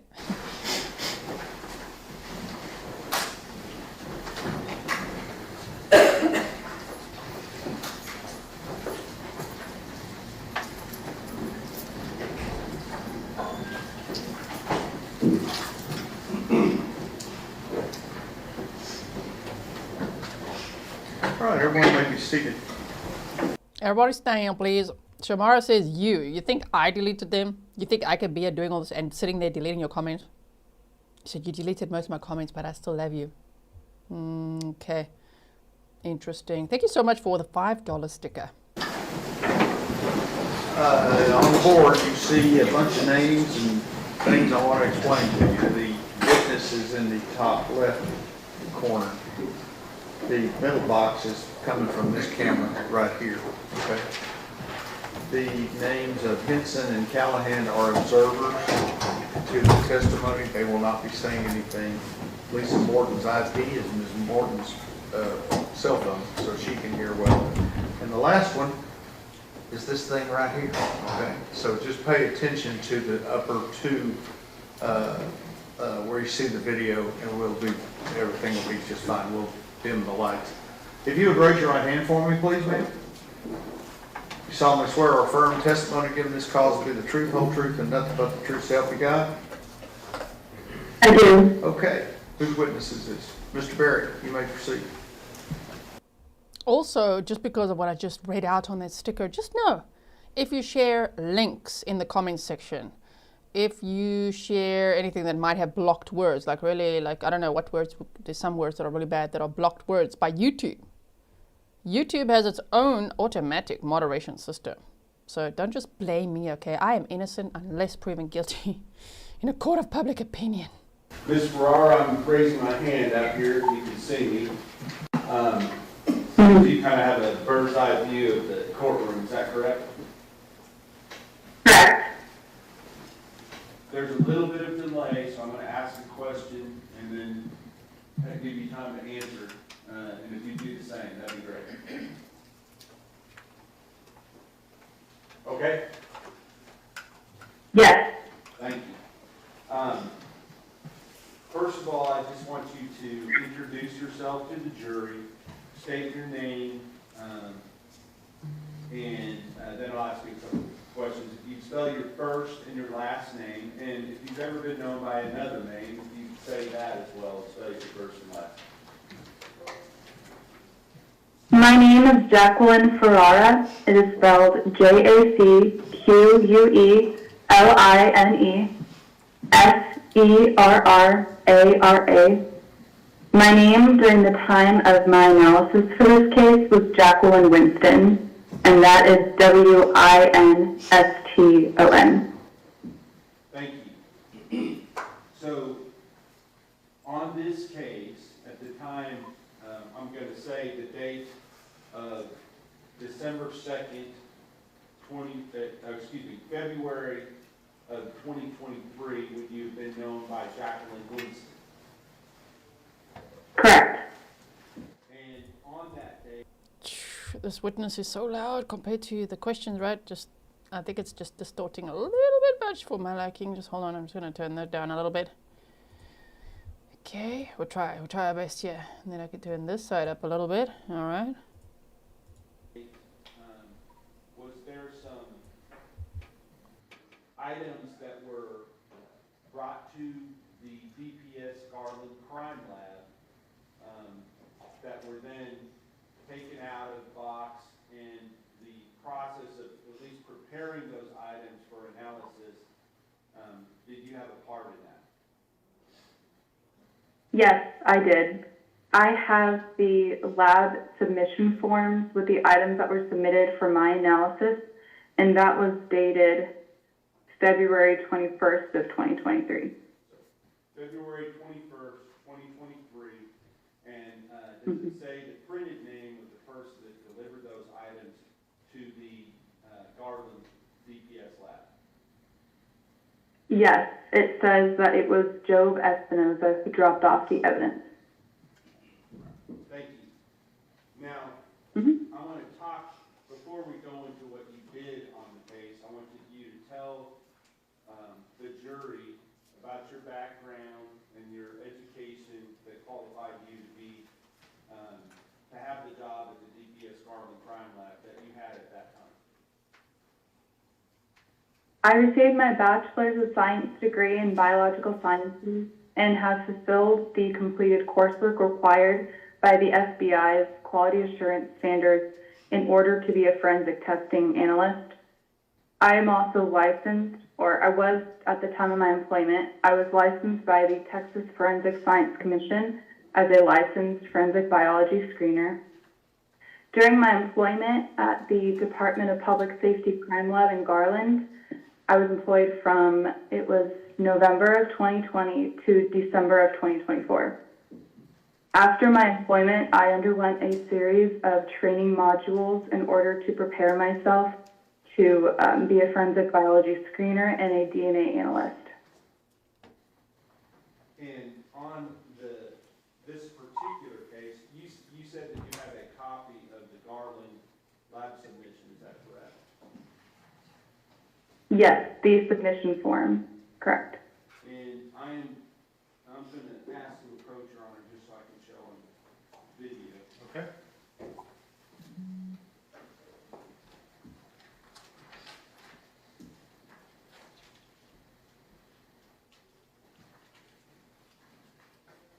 Ms. Ferrara, I'm showing you what's been marked for identification purpose now as State's Exhibit number 297. That is a 1, 2, 3,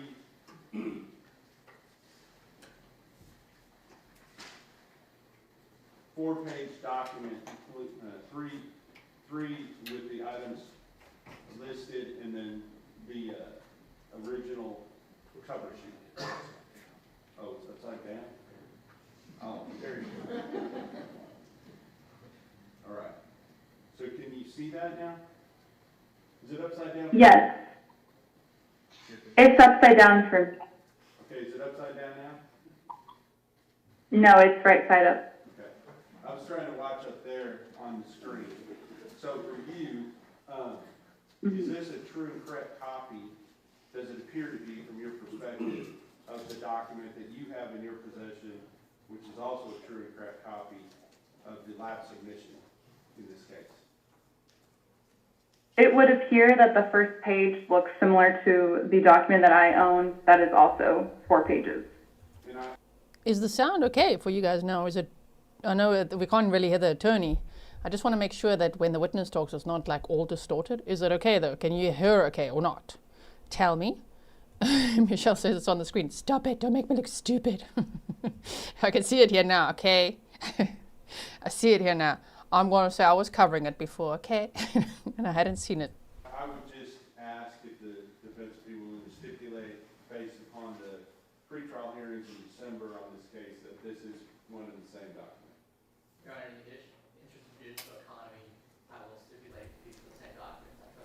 Okay, because the attorneys are so quiet, I will try to just slightly boost it, slightly. Okay, I know the witness said he's much louder, but otherwise we can't hear anything the attorneys say either, so hold on. Okay, let's try this. Thank you, Mr. Scoville, appreciate that. Now, with regard to this case, before I sit down, I want to identify a couple of more documents. First of all, you issued 2 lab reports related to this case, is that correct? Correct. And the first one, I believe, was issued on March the 16th of 2023, and entitled the DNA Male Screening Laboratory Report. Is that right? Correct. And I'm going to show you what's now been marked as State's Exhibit number 298, and asking, at least as far as the front page, if that appears to be that same document. It does. And then next, I'm going to show you another lab report that was issued on June the 14th of 2023, entitled Biology Laboratory Report. I'll show you that's now been marked as State's Exhibit number 300. Can you see that? Yes. Does that appear to be the same as the one that you issued in this case as well? Yes, it does.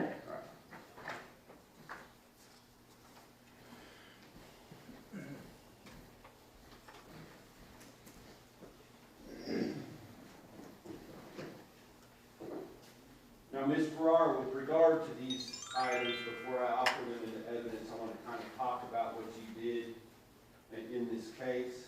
Can you give just a brief, I'm going to let you talk as much as I can, to just tell us sort of the progression of the things that you did in this case. Let's just start with the first thing that you did in this case, once you were assigned to do your first lab report.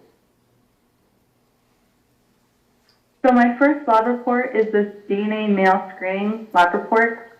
When I was first assigned to this case, I had retrieved the evidence that was stored inside of the locked and secured DNA vault. The first thing I had to do was to enter into the larger package of evidence, which is itemized as Exhibit 01, which is a large ground box. Inside of this box, I had to retrieve the right buccal swabs and left buccal swabs from Tanner Lynn Horner in order to cut and retain those to be used as references. And did you After... Sorry, go ahead. Keep going. No, you're fine. Keep going. Okay. After I had cut Exhibit 01AA, which is right buccal swab 1 from Tanner Lynn Horner, I retained the right buccal swab 2, left buccal swab 1, and left buccal swab 2, as well as Exhibit 0112AA, which was the blood card from the victim. I cut a portion of the blood card for DNA analysis to be used as a reference for the victim, and I retained the remainder of that blood card. After those known samples were cut and retained, I then was able to enter into the sexual assault kit from Athena Strand and start my analysis for this male screening procedure. And what is entailed with doing the male screening procedure with regard to those items? So the male screening procedure is a procedure that I believe now is phased out of the lab, so DPS does not do this analysis anymore. But it is a rough estimate of how much total human DNA and male DNA is present on items of evidence from a sexual assault kit. So it allows us to very quickly get an estimate and a determination of which swabs, specifically inside a sexual assault kit, would be eligible and beneficial for further DNA testing. And with regard to the sexual assault kit from the body of Athena Strand, did you do that analysis? Yes, I did. And explain how that analysis was conducted, please. So upon opening the sexual assault kit, I itemized the 3 swabs that were present inside, or the 3 sets of swabs. There were vaginal swabs, which are itemized as Exhibit 0201. Exhibit 0202 are anal swabs from Athena Strand, and Exhibit 0203 are the oral swabs from Athena Strand. So in order to start the analysis for this DNA male screening procedure, I opened up each swab box that was labeled properly with the case number for the case, my initials, and the date of examination, and a small portion from the tips of the swabs were cut and placed into a labeled tube that would then be placed on a barcoded plate and used for the lab analytical side of the DNA male screening procedure. May I ask you a follow-up question on that? Yes. I want to talk about the swabs from the defendant, the blood card, and then these 3 swabs from the sexual assault kit. When you cut those, do you cut the entire item up, or is there part of it that's still retained for further testing if needed? When a swab is cut, so a buccal swab from the suspect, when that is cut, only half of one swab is used for that DNA analysis. That leaves the remainder of that one swab for any future testing, as well as the other 3 buccal swabs from the defendant. Okay.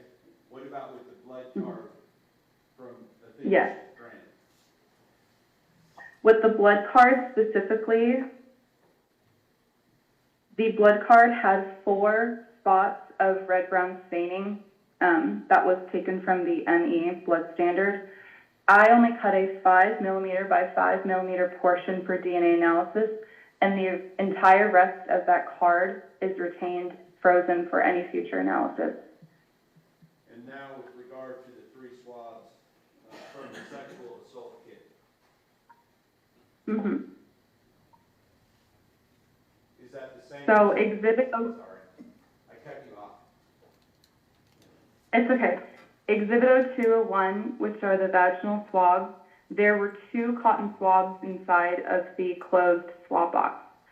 So from those 2 cotton swabs, the swab tips were cut and placed into a tube for male screening. That is the same for Exhibit 0202, the anal swabs, and Exhibit 0203, the oral swabs. So I would estimate about 80% of these swabs are left for any future testing. We only take maybe a 15 to 20% of the swab from the very tip of the cotton swab for male screening. Understood. So go forward from that point. Now you've cut the tips of the swabs. Tell us what you do next. So after the swab tips are cut, they are placed into a labeled tube and put on a labeled plate as well. Another analyst can then take this plate with the samples inside, and they will add the different chemicals needed during this male screening procedure.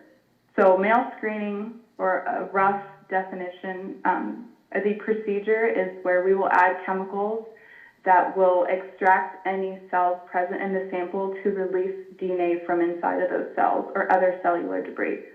Once the DNA is in solution, more chemicals are added to those samples and moved to other instruments to start what is called this quantification process. And that is where we will get the data for male screening for my report as well, where it will let us know how much total human DNA is present in the sample, as well as how much male DNA in along with it. It will also let us know if there are any quality indicators associated with the data, or if there is anything that needs to be looked into further. For this report, there was no quality indication errors associated with the data, and I had normal results for all 3 of these swabs. So with regard to the results themselves, are those listed on your lab report that we previously identified as State's Exhibit number 298? Yes. Now, before I offer that in evidence, I want to talk to you about State's Exhibit 297, the lab submission.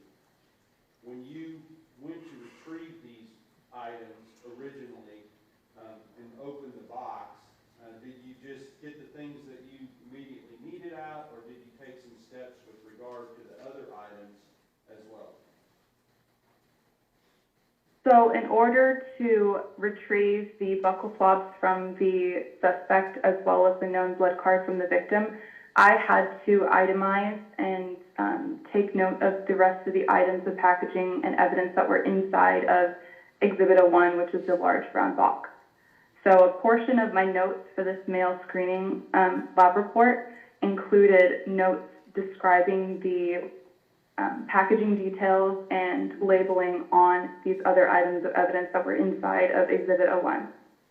And for those items, other than the ones that we've already talked about, what did you list with regard to those items?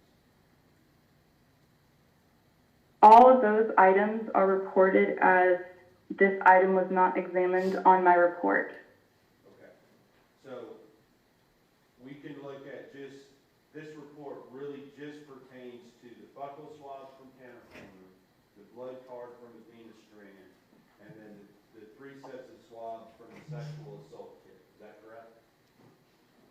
Correct. All right. So now I'm going to ask it, when you itemize those reports, or those itemize those items, including the ones that said this item not examined, was that from the items that were listed on the lab report that you previously identified as State's Exhibit number 297?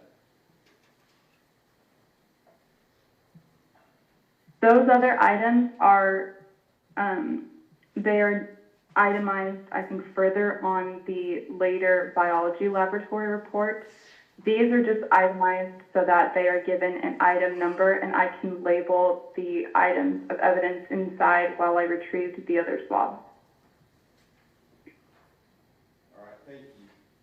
Now, let's talk, I'm going to go ahead and offer into evidence, Your Honor, at this time, State's Exhibit number 297, which is the lab submission report, and State's Exhibit number 298, which is the DNA male screening laboratory report.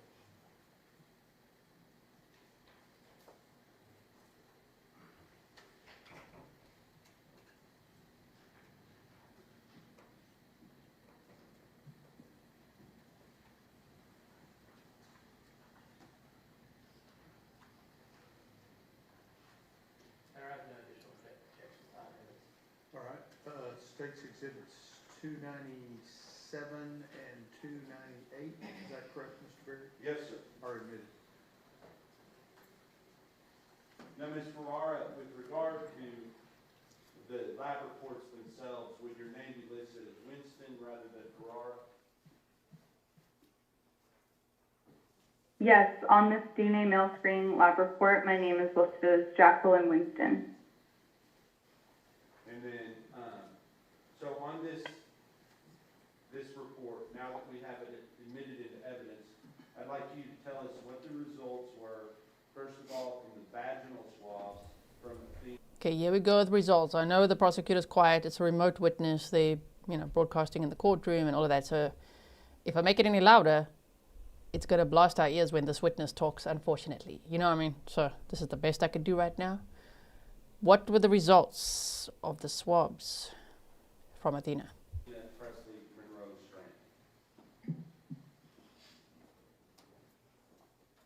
Exhibit 0201, vaginal swabs from Athena Monroe Strand. The report indicates that male DNA was detected on this item utilizing the Plexer HY quantification system. This item was collected and retained.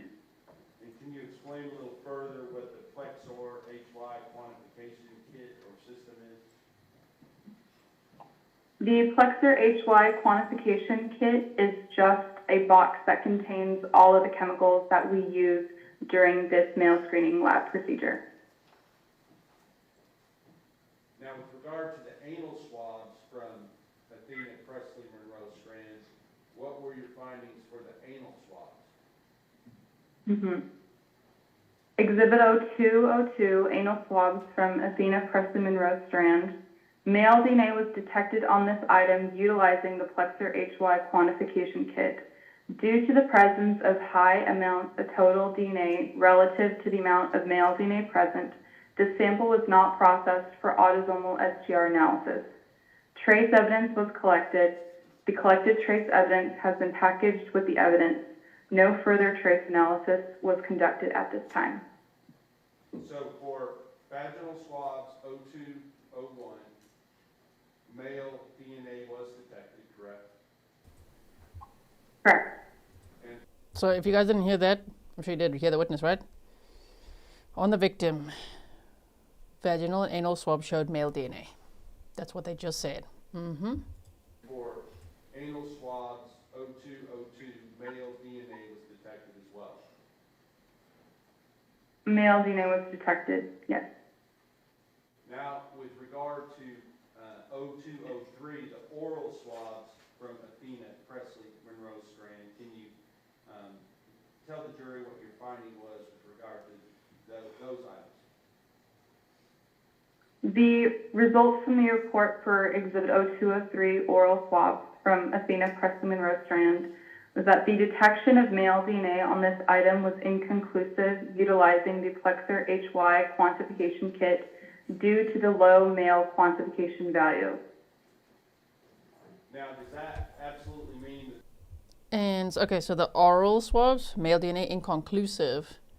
You know what's really scary is that they did find male DNA, which they got the buccal swabs from Tanner, right? So you could say Tanner's DNA, but male DNA on the victim's vaginal and anal swabs. But she was in the water. He put her in the water naked, probably to try to destroy DNA evidence, but it was still there. And he put her in the water in the evening of November 30th of 2022, and her body was only recovered on December 2nd in the evening of 2022. Right? So it's not a long time. I'm just saying it's fairly long for the DNA to still be in those areas. Do you know what I'm saying? Oh my word. That's so scary. Those items cannot be further tested. No. Any items that are positive for male DNA or are inconclusive, like the oral swabs, they are retained, frozen, and can be definitely used for further DNA testing downstream. Now, that didn't and wouldn't have involved you in that process, correct? Correct. I did not proceed along with the DNA analysis for those samples. That was another analyst who performed that work. Now let's talk about the itemization of these other things that were taken out. Is that documented in what has been marked and referred to so far as State's Exhibit number 300, the biology lab report issued on June 14th, 2023?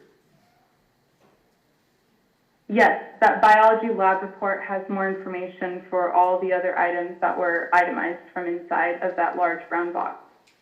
And when you itemize these, do you also not only say what they are, but where they were recovered from, if possible? In the names for some of these items, I will use the information that was provided to the lab via the lab submission form.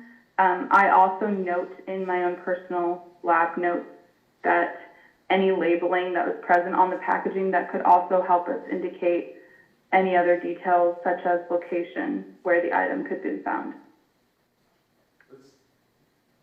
Your Honor, at this time, I will offer into evidence State Exhibit number 300, the biology laboratory report.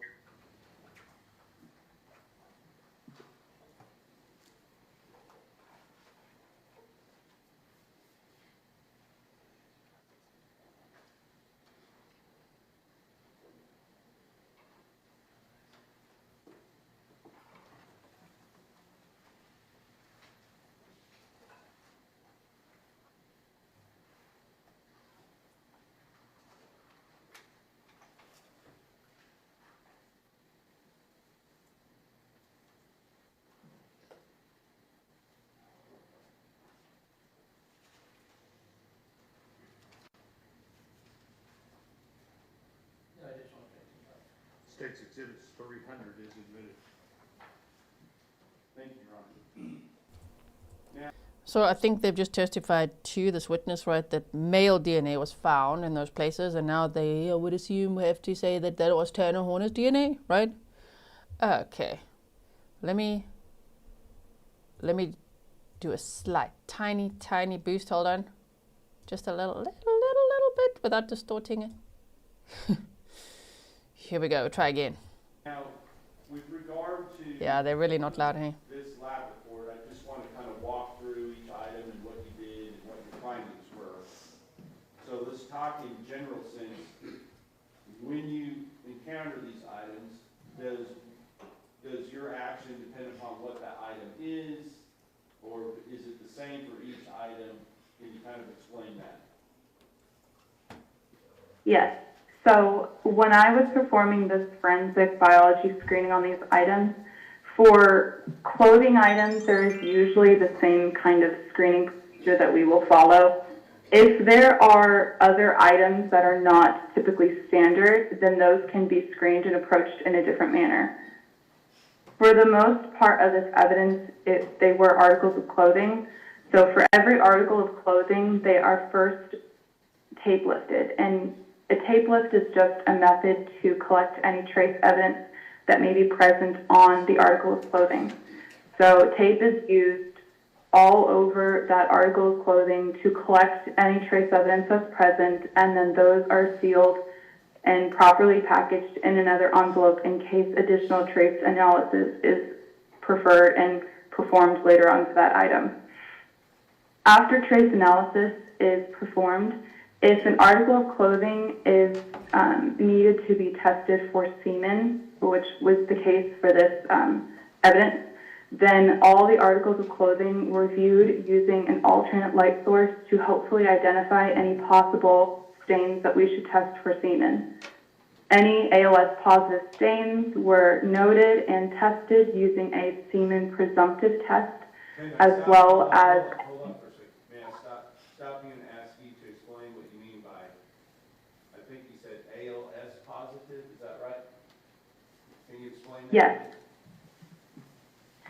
So ALS positive refers to an alternate light source. So we use an alternate light source. The wavelength, I believe, at the lab is 455 nanometers.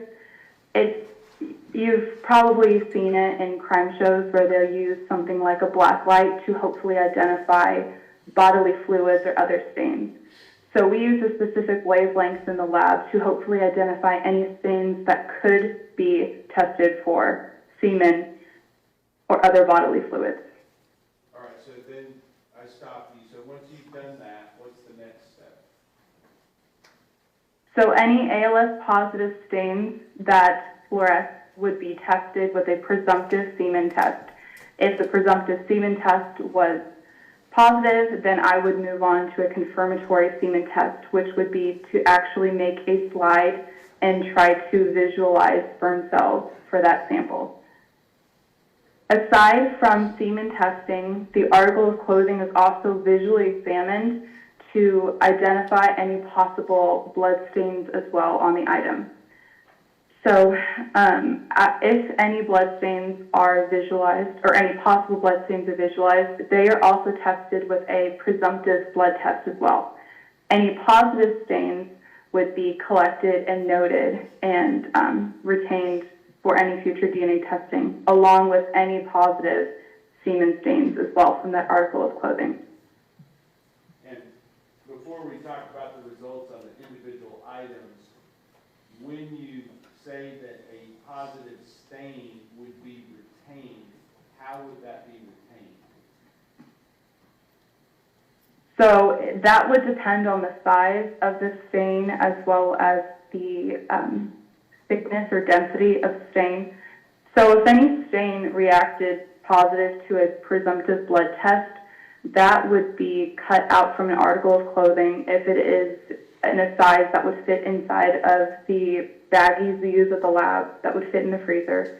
It would be cut. If the stain is too large, then a portion of that stain would be cut out from the article of clothing and then the remainder of the stain would remain on that item of evidence, which would still be secured in the locked vault after testing was performed. So let's talk about your findings. So item 01, you said was what? It is a large brown box that was submitted to the lab. And what is item 0102? Exhibit 102 is itemized as the FedEx Polo from suspect's property. And was the presumptive testing done on this? Yes, presumptive testing for the presence of blood was performed, as well as testing for semen that included presumptive testing as well as an actual sperm search. And can you explain the findings? Presumptive testing for the presence of blood was positive. Semen was detected. Trace evidence was detected or collected, The collected trace evidence has been packaged with the evidence. No further trace analysis was conducted at this time. And then I reported that samples were collected and retained for possible DNA analysis. With regard to this, On his FedEx shirt, remember when they arrested him on December 2nd of 2022? Yeah, I think he'd been wearing that FedEx shirt and the jeans and the underwear we had to unfortunately look at the other day for days. Oh, the presence of blood, presence of semen. They said trace evidence. Oh my word, okay. semen, I mean, that could just be him being dirty. Okay, but it's a red flag, hey? if it had just been a presumptive positive, but actual semen had not been located, how would it have been notated in your report? It would have been notated similarly to the presumptive blood result. It would have said that presumptive testing for the presence of semen was positive, but no spermatozoa was detected. But in this case, what did it list regarding the semen? It said that semen was detected. Now let's talk about 0103. What was that? Exhibit 0103 is itemized as the gray sweatshirt from suspect's property. And let's just talk about, without regard to the trace evidence or whether you kind of generally told us what would happen with all the samples based upon what you found. So let's just talk about the findings related to blood and findings related to semen on these items as we go through them. So 0103, the gray sweatshirt from the suspect's property. Presumptive testing for the presence of blood was negative. Semen was detected. 0104, a multicolored sock from the suspect's property. No stains having the appearance of blood were observed. Presumptive testing for the presence of semen was negative. There is an additional reporting statement on here too. It says that swabs were collected from this item and retained for potential DNA analysis. That is another type of analysis that we can perform on clothing in addition to the presumptive test that I have noted on previously. I collected swabs from this article of clothing, this multicolored sock, to hopefully collect any potential skin cells that could indicate who that sock possibly belonged to. So in this case, in addition to tape lifting the sock, looking for any positive ALS stains to test for semen and presumptive blood tests, that item was also swabbed and the swabs were retained for any potential further DNA analysis. All right, next, the 0105, the white and green Hanes underwear from the suspects, found on the suspect's property. Presumptive testing for the presence of blood was negative. Presumptive testing for the presence of semen was negative. And swabs were collected from this item and retained for potential DNA analysis. So if you missed the testimony the other day where they showed us where Tanner Horner lived and they showed us his FedEx shirt, the gray hoodie, thank you Ginger snapped, the sock, the multicolored sock is Athena's sock. And then the underwear, Athena's, that was just on like a pile of trash outside. His FedEx polo shirt or whatever and the grey sweatshirt was on his bed. So far the FedEx shirt has the presence of blood and semen, and the grey hoodie has the presence of semen. The sock and underwear that belonging to Athena doesn't have the presence of blood or semen. Okay? All right. Now, 0106, is that one item or multiple items? 0106 is one item. It is a medium brown paper bag, but inside of that brown paper bag, there were 2 items inside. The first one is listed as 0106-AA, is that correct? Correct. And what was that? That is itemized as blue jeans from suspect's property. And what was the findings on that? Presumptive testing for the presence of blood was positive. Presumptive testing for the presence of semen was negative. Samples were collected and retained for possible DNA analysis. And 0106. So those blue jeans, I don't know now if those are his blue jeans or the blue pants that are also jeans that they found of Athena's. Okay, I would think that that's his blue jeans. And did I write this wrong now? They found blood but not semen. Okay. AD, the second item from 0106. It is itemized as a multicolored sock from suspect's property. No stains having the appearance of blood were observed. Presumptive testing for the presence of semen was negative. Swabs were collected from this item and retained for potential DNA analysis. And I think I'm going to just go over the rest, any items where you have positive findings, other than to just name them what they are. So the next item, 0107, the FedEx polo from Tanner Lynn Horner, were there any findings positive related to that? No.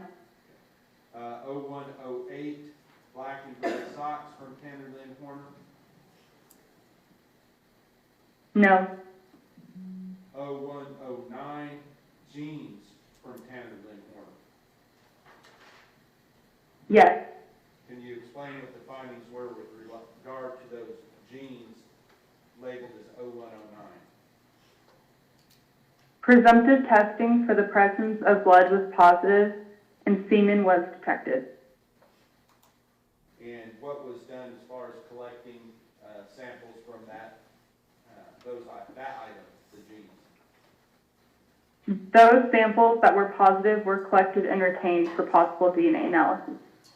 And is it, are there multiple samples that can be collected from the same item, potentially? Yes. Explain that, please. So according to the Department of Public Safety Crime Lab's policy regarding death penalty cases and capital murder cases, every positive sample that can be used for further DNA testing has to be collected and retained. In other cases, not every single positive stain would maybe be retained and sent for DNA analysis, but DPS has a specific and different policy for these types of cases. So every single positive sample and positive stain that was identified and collected from these items of evidence were stored frozen, and I believe, you would have to confirm with the DNA analyst, but I believe they were all additionally sent forward for DNA testing. All right, thank you. Now let's talk about item number 01-10. What was that, and what was the result? Exhibit 0110 were black Hanes underwear from Tanner Lynn Horner. Presumptive testing for the presence of blood was negative. Semen was detected. Samples were collected and retained for possible DNA analysis. All right, let's go on to 0112 AB and AC. What were those? 0112 AB were right hand fingernail clippings and clipper from Athena Presley Monroe Strand, and Exhibit 0112AC were the left hand fingernail clippings from Athena Presley Monroe Strand. And were swabs collected and retained for DNA analysis on both of those items? Correct. Those swabs were also presumptively tested for the presence of blood. And was one of them positive for the presence of blood? Yes. Exhibit 0112AB, the right hand fingernail clippings and clipper, were presumptively tested and they were positive for the presence of blood. What about the other swab? I mean, the other hand? Exhibit 0112AC from the left hand, the presumptive testing for the presence of blood was negative. But as you said, the swabs were still collected and retained and sent forward. Is that right? Correct. So these were fingernail clippings from the ME's office. So they were sent the actual clippings from the victim. So these clippings themselves were retained, frozen, and stored, and the actual swabbings that I personally took inside the lab from these clippings were also retained, frozen, and stored. Let's talk about 0113. I believe that's green bungee cords from a truck. Is that right? Yes. And we don't have this in front of us right now, but in your lab notes, do you often take pictures and show the items where if you collect swabs, where you collected the swabs from? Yes, I do. And are there sometimes different swabs that are collected, say, from the end of the set of bungee cords versus the middle of the set of bungee cords? Yes. It sometimes depends on the case and the suspected way in which the evidence could have been used. But yes, in this case, I took photos and detailed notes to describe where and why I had swabbed that specific item differently. Now, what was the findings as far as the presumptive test for that item, 0113? Presumptive testing for the presence of blood was negative, and swabs were collected from the item and retained for potential DNA analysis. What about 01? When they say bungee cords, they showed it to us when they showed everything that was inside the FedEx van. They got the abduction van and the arrest van. Remember that? There's two of them. Because Tanner Horner drove the one FedEx van that he abducted Athena in and murdered her in on November 30th of 2022, and that same van, the abduction van, on December 1st. On this December 2nd, he got a different van and he was arrested. Well, taken in for questioning, right? Oh, he was arrested then. We saw that body cam. So there's the abduction van, the arrest van, and inside the abduction van there was like bungee cords. So yeah, they tested that, collected the DNA, but there was no presence of blood, is what they said. Okay. 114, the black bungee cords from the truck. No stains having the appearance of blood were observed. Were swabs nonetheless collected? Yes. And let's go on to 0115. 0115, I believe, has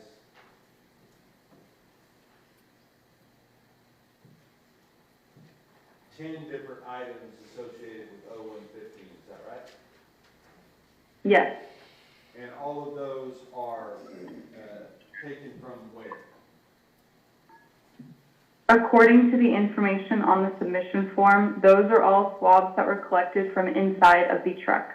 Okay. And does it state, I'm not going to have you read it, but does it state for each of those swabs where those swabs came from within the truck?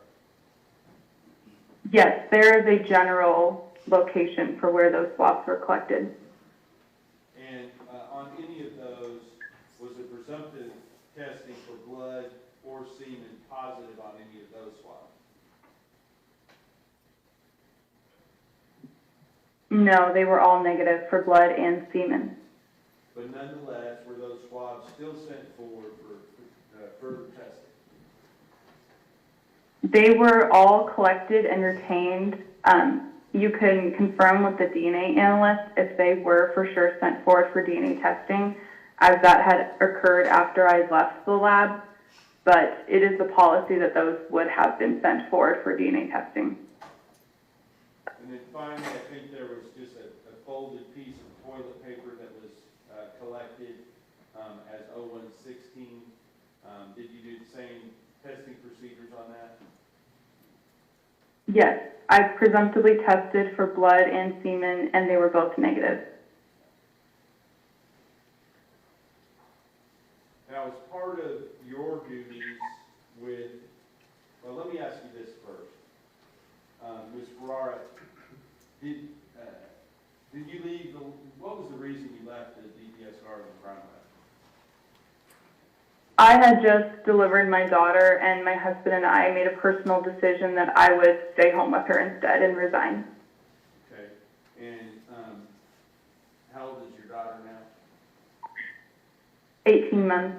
And do y'all live in Texas, or do you live in a different state? We relocated to Kansas. And is that why you're testifying by Zoom today? Yes, that's part of the reason. Okay. Now, with regard to your further duties on this case, were you asked to put together or involved in putting together a list of items that might potentially be depleted with further testing? Yes, I did. And what was the purpose of that? At the end of my biological testing, I had put together a list for the agents working on the case of any items that had positive samples that could be used for DNA analysis, and of those samples, which samples would potentially be depleted during said DNA analysis. This was so that the agents in charge could potentially get a court order for any DNA testing where samples would be depleted, as that is required by DPS policy. And so, because of this policy with DPS, the court has to issue a specific order to further test those items. Is that right? Yes. And part of the reason why death penalty cases take longer is to comply with this requirement so that you can get agreements from the parties if possible, or at least have the court look over and determine where that testing should take place, correct? Correct. Sustained. Jerry will disregard the last answer. Ms. Ferrara, I want to thank you for your time and your work on this case, and I will pass the witness from Cross-examination.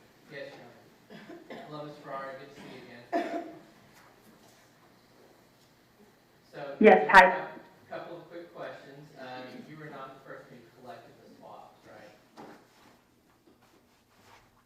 Are you referring to the swabs from the truck? Well, any of these, you weren't out doing the collecting. These came to you, right? Correct. Any evidence that was submitted to the lab that were swabs, I did not collect it. I had taken swabs from certain items of evidence as part of my own testing, and those were collected by me and retained frozen. Yes, and some of these things were stains and things like that. You don't have any way of knowing how old the stain is, right? I'm sorry, could you repeat that last bit? I said you wouldn't have any way of knowing how old the stain is on the items you received. Correct. I cannot determine the age of a stain. And it's the same for any DNA on that item. You would have no way of knowing when it was deposited on the item. Correct.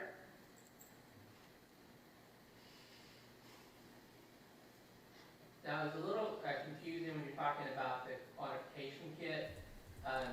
Okay, pause. It's even softer now, obviously, with the defense attorney never using a mic. So the question the defense is asking, so you wouldn't know how long the stain has been on the clothing, let's say. So Tanner Horner's FedEx clothing and his jeans had semen on it. Yeah, so, well, one might not know, well, how long has that been there? It's terrible either way. Like, yeah, no, doesn't help him at all in this case. You know what I mean? Especially if the victim, 7-year-old Athena, had male DNA. As the state said, where it really should never be on a 7-year-old girl. Who's been in the water for 2 days. So, yeah, even if it was, I don't know, it doesn't matter if it was a month old, 6 months old, a year, 2 days. Ew. Tanner Horner had semen on his clothing. Right. And I just typed in the other DNA results they talked about. I just summarized like this. That's not to calculate how much DNA is present, is it? So the Plexer HY quantification kit that I mentioned for the DNA male screening lab report, that estimates a total human DNA, so autosomal DNA, as well as total male DNA present in those swabs from the sexual assault kit.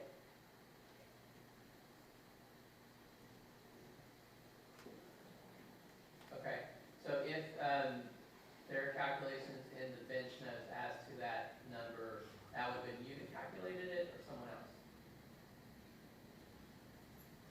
The number that we get for the quantification values for the male screening lab report, that is calculated through a software that we use in combination with the Plexer HY quantification chemicals for that process. So it is an estimate. It is not an exact, precise calculation, but it is a very close, rough estimate of how much total human DNA is present in that sample and how much male DNA is present as well. It's just to give us a good guide on which samples would be beneficial for any further future DNA testing. Okay, and can you clarify when you're talking about the presumptive testing for semen, and you also mentioned viewing under a microscope for spermatozoa. That's, you have your presumptive testing, but then to actually follow up on that, you have to do the microscopic viewing, correct? Yes, the DPS policy for testing for semen and sperm cells are to go ahead and perform what's called a sperm search using a slide with a portion of the sample. So that is only performed on samples that are positive, presumptively positive for semen. That would be the next step in that case to confirm whether that stain is actually semen or not. And is that step done at the stage you were working on, or was that farther down the process? That was part of my procedure in the lab.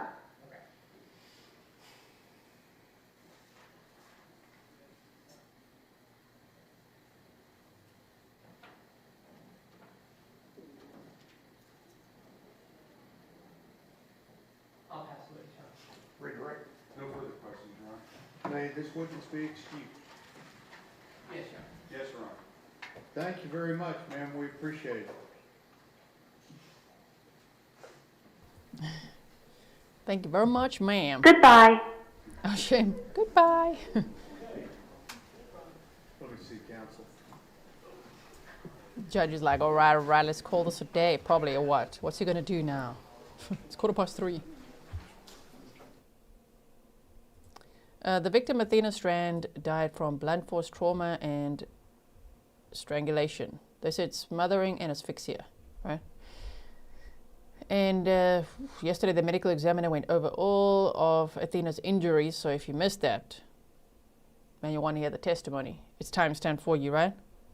It's just for, I saw someone asking if, you know, what was the cause of death? Was she put in the water alive or not?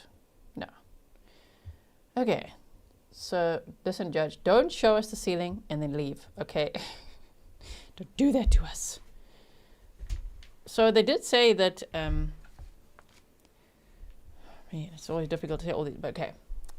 Let's just be like technical like they were. On the victims, the vaginal swabs and anal swabs, right? They just said male DNA. Did I understand that right as well? They didn't specify what type of male DNA, but male DNA is what they said. That is why the state said in the opening statements that should never have been found there. See, they are doing it. I knew it. This is what the judge does, I'm telling you now. I'm not even joking. Listen, judge, listen. What? Why does he do that? They're probably going to end the day, aren't they? Let's see quickly. Are they saying anything? Anywhere else? Every time. Stefan said, is the ceiling the new seal? It looks like it. But I mean, from everything that I heard today, it was really upsetting to hear, of course, that Athena had blood under her right fingernail. She fought for her life. Combine that with what we heard from the medical examiner, the male DNA found where it shouldn't have been found after her body had been in the water for 2 days. And then semen on Tana Horner's jeans, hoodie, and FedEx jacket. Oh, ew, you know? Yeah, Stefan said the judge is ghosting us again. I mean, that means the end, doesn't it? That's what it means. Listen here. I can't believe he does this to us every day. You know what, Judge? I like you. I believe they're bringing the... Yeah, literally. They just ended the feed. But I like this judge. I quite like that he ends the days a little bit earlier. It's quite nice, you know, especially for me in my time zone. I like it a little bit, but like, Judge, could we please hear you do that? Every day is like, surprise, court feed's over. Not that it matters for, you know, the public watching that sus, but it's nice when we know, okay, what time, what's happening? Are they coming back tomorrow? What time? Probably 9 a.m. Is the state resting? What are they going to do? I'm sure. We heard yesterday that the New York Post was wrong when they said on Friday that they had already played the FedEx recording for them, which is an hour long, showing Athena in the van, and then Tana Horner covers the camera, and then there's about 40 minutes or so of audio that was recorded. They had not heard that yet. The New York Post and some other local news had reported that, yes, the jury had heard it, and it was just so gruesome, or whatever the headline said, that they had to cut the feed. No. Apparently, they still have to hear that. So I think the state's going to leave it till last. Ooh, can you imagine the impact of that? Can you imagine, right? The impact of hearing that last after hearing all this. I mean, no matter when they hear it, the impact of that is devastating. But wow. So local time in Fort Worth, Texas is 3:20. Judge has said goodbye, clearly. So we're going to also now go to the next stream. Hold on 1 second. I just want to make sure that I give you the link and everything. Of course, you could just go to my channel and you could find it under the live stream section. But here we go. Let me put it here for you in chat. Day 7 next. Okay, I'm putting it in chat for you. You can click there and go there now if you want, or you could just wait for me to... They end so quickly. Normally I want to do this later, but just set up the teleport, you know. Then you can watch the outro if your autoplay is toggled on. And then you'll be automatically redirected there. Stand by. There we go. Okay. Are we ready to teleport to day 7? I will definitely see you there. And yeah, I hope that whatever time it is for you, that you could do something relaxing now. Look after your mental health. This case is very heavy. Very, very sad. I'm just glad that there will be justice for Athena, whether it's life without parole for Tana Horner or the death penalty, because those are the only options he's facing. And then he's also got the sexual assault charges to deal with too. Grizzly Cat says thank you, Grizzly Cat, thank you mods, I really, really appreciate it. And I will see you tomorrow. Okay, bye everyone. Let's play the outro for you. Bye.